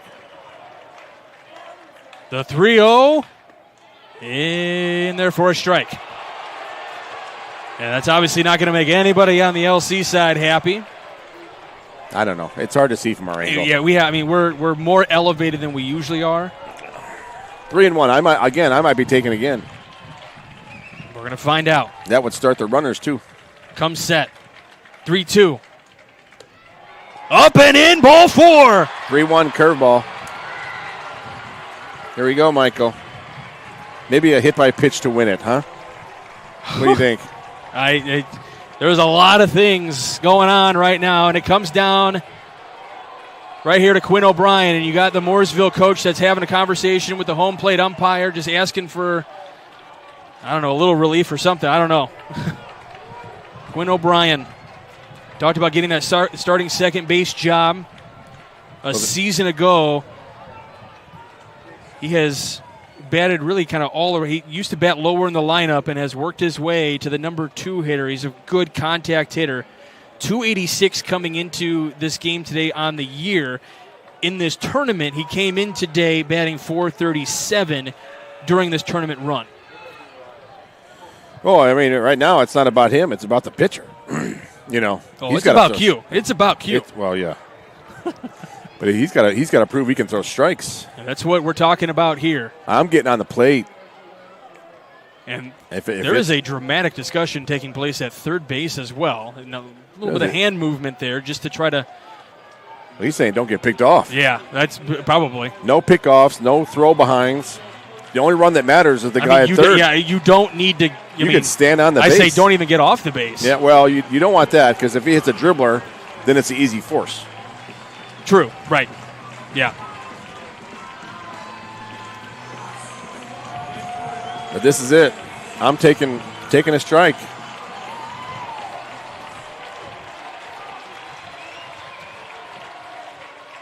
First pitch. Wow, man. Comes in way inside. Did he call a strike? Why did he back out of the way? Did you see the batter back up? I didn't really see him move. He ducked. Yeah, he did. Oh, he did? He did.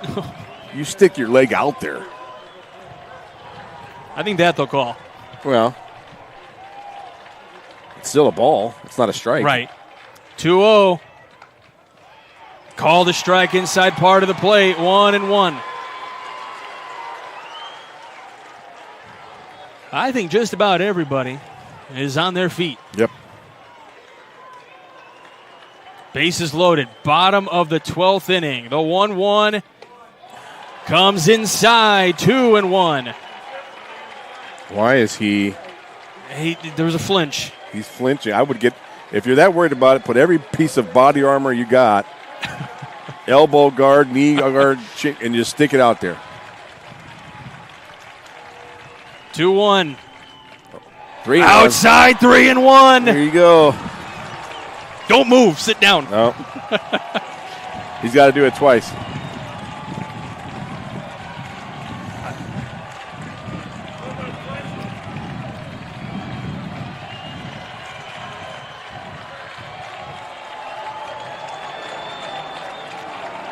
The 3-1 pitch on the way. Called strike inside part of the plate. Oh, my. That was there. It was there. It was. But you know what? If you're Q, you got to take it, right? Well, right now, you got it. That's full count right now. You got to protect now. And you got to sit fastball. You're sitting fastball. Anything close. 3-2. Inside! It's a walk! Lake Central waited 12 years and 12 innings, but they're state champions.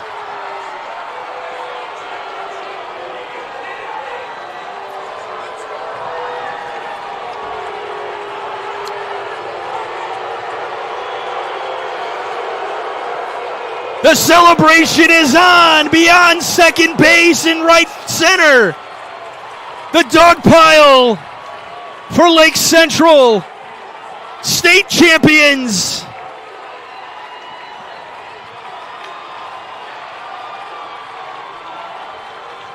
Coaches going bananas. Players going bananas.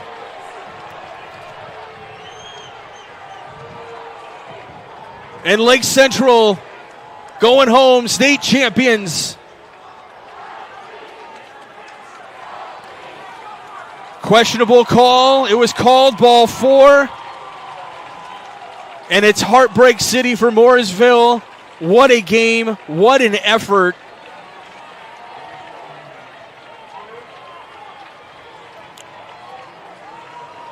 Four walks in a row.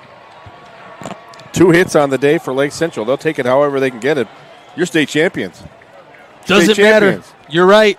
State champions indeed.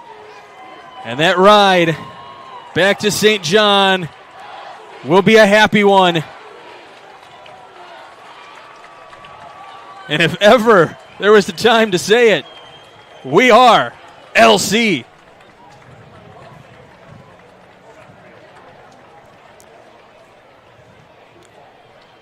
We will wait to find out who wins the Mental Attitude Award.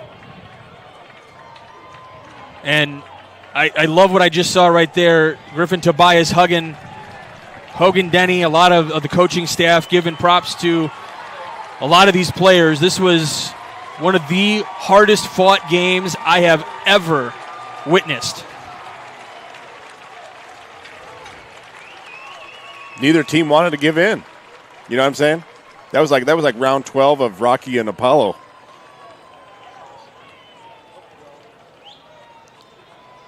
Well, and you said, Coach, there's going to be on something that maybe we haven't. I mean, whew.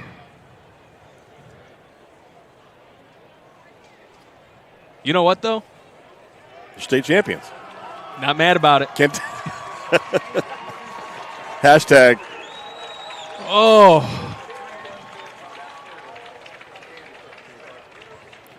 Coach, you know how we talked about this in the open. How much goes into this? The coaching staff, the players, the hours of practices, the parents that have to get kids, the underclassmen to these practices and home, and, the players helping each other out with rides and this, that, and the other. And to see it all come to fruition. And you know what? This was a team that was told they couldn't do it. They were told all offseason that they couldn't do it. And yet, they stand along that third base line right now, knowing that they are going to receive a state championship. What a great run. Stay in the course. You know what I mean? Like you're saying, a lot of doubters. A lot of people saying you can't do that. Got to be able to score. You're pitcher heavy, but you don't have enough offense.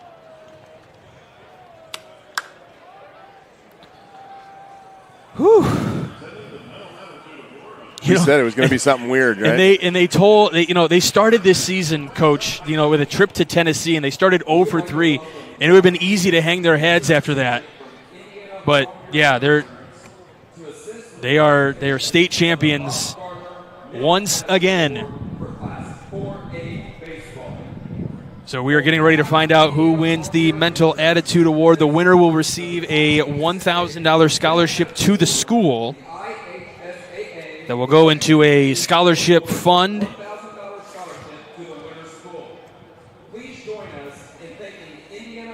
So we are waiting for the winner of that award, and it goes to a senior, it can go to the winning team, it can go to the losing team. It's voted on by the IHSAA and State Farm. So we will find out real quick who the winner. By the IHSAA Executive Committee. This student was nominated by his principal and coach and excelled in mental attitude, athletic ability, scholarship, and leadership. The winner of the 2024 Bob Gardner Mental Attitude Award for Class 4A Baseball is Hogan Denny from Mooresville. So Hogan Denny of Mooresville. And I'm not going to lie, Coach. That's the right call. That's the right call. How much guts did he show today? I mean, this game today, I am so over the moon for this young man because he has got a bright future ahead of him, and that is well-deserved, and that's the right call. 100%.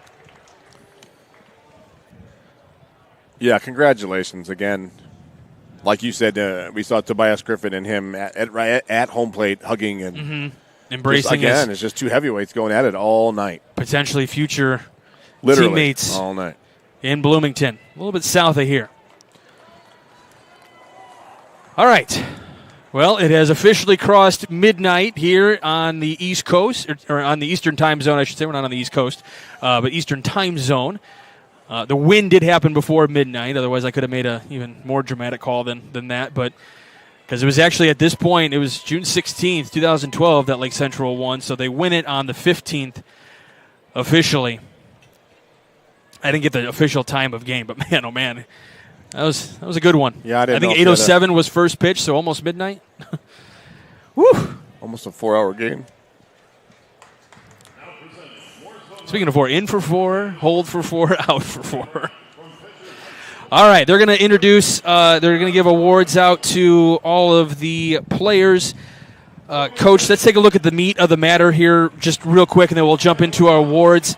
The difference maker in this game, I mean, this was such a hard-fought game, a pitcher's duel. Batters really did work good at bats and a lot of effort, but it was patience, in my opinion, that really paid off in the end. Yeah, patience there at the end. You mentioned it, that last pitcher was a little bit wild. It tended to be a little wild and, could possibly give Lake Central some free bases, and we knew that was a possibility, and you just have to expect the unexpected. 3 hours, 46 minutes, the official time of game for this one. So that has been your meat of the matter, presented by the Region Sports Network. All right, let's go ahead and jump into our award. Are you good for awards? Sure. All right, let's go ahead and go with our Crowd Company's Lantern Man Superhero of the game. They are proud to recognize superheroes on the baseball diamond. A lot of options in this one. Well, again, yeah, Lake Central only had 2 hits, so I'm going to go with Tobias Griffin.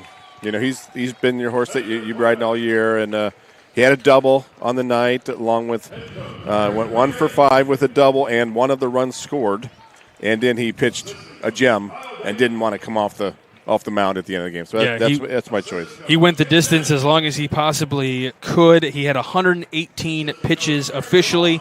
They do have Hogan Denny on the official scorecard with 127 pitches. So interesting because he was after he anyway. Doesn't matter. Yeah.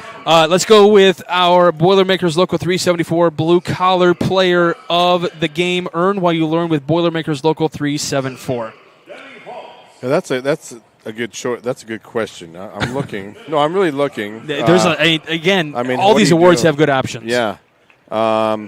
Ryder Fernandez got on base 3 times with a single. Drew Costiba had some great at bats. So I think we go with Ryder Fernandez. All right, Ryder Fernandez. Blue collar. He's kind of a under the radar kind of guy. He got, like I said, got on base 3 times. In a game like this, when you're facing high level pitching, and getting on base is the end goal.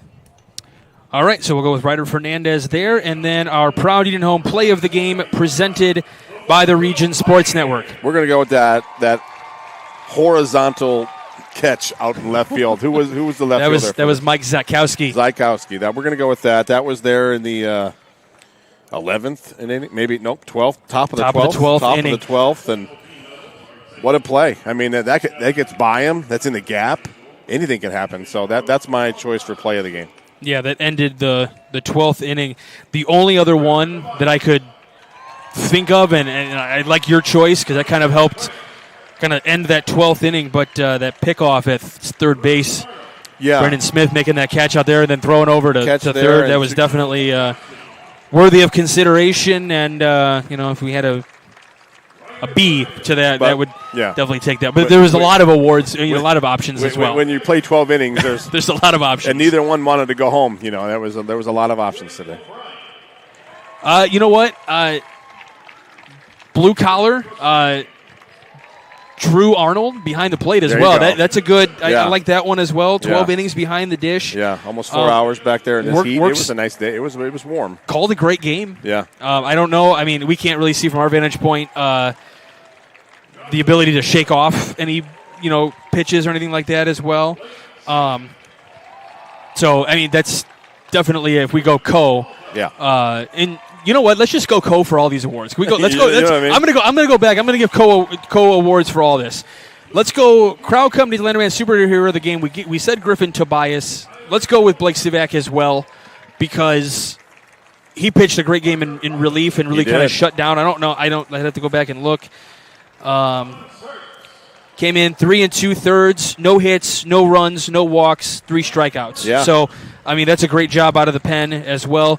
We'll say for Boilermakers Local 374, blue collar player of the game, we said it was Ryder Fernandez, and we'll go with Drew Arnold as well. And let's go Proud Home play of the game, we said it was the line drive catch by Mike Zatkowski in left, and then the double play by Brendan Smith to Ryder Fernandez to get Hogan Denny out at third base. Let's just go awards on all 3 of these. I like it. There you go. You went 12 innings, you can have multiple award winners. Let's go with it.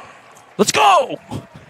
Not mad about it. All right. Our executive producer is Chris Ramirez. Our operations manager is Rich Castillo. Our coordinating producer and our on-site producer as well today did a phenomenal job is Zach Miller, and Mike Dewan is our sports director. Coach, it was a great doubleheader with you. I can't think of I can't think of anybody else I'd rather be standing next to right now to call this game. Happy Father's Day, by the way, here on the East Coast.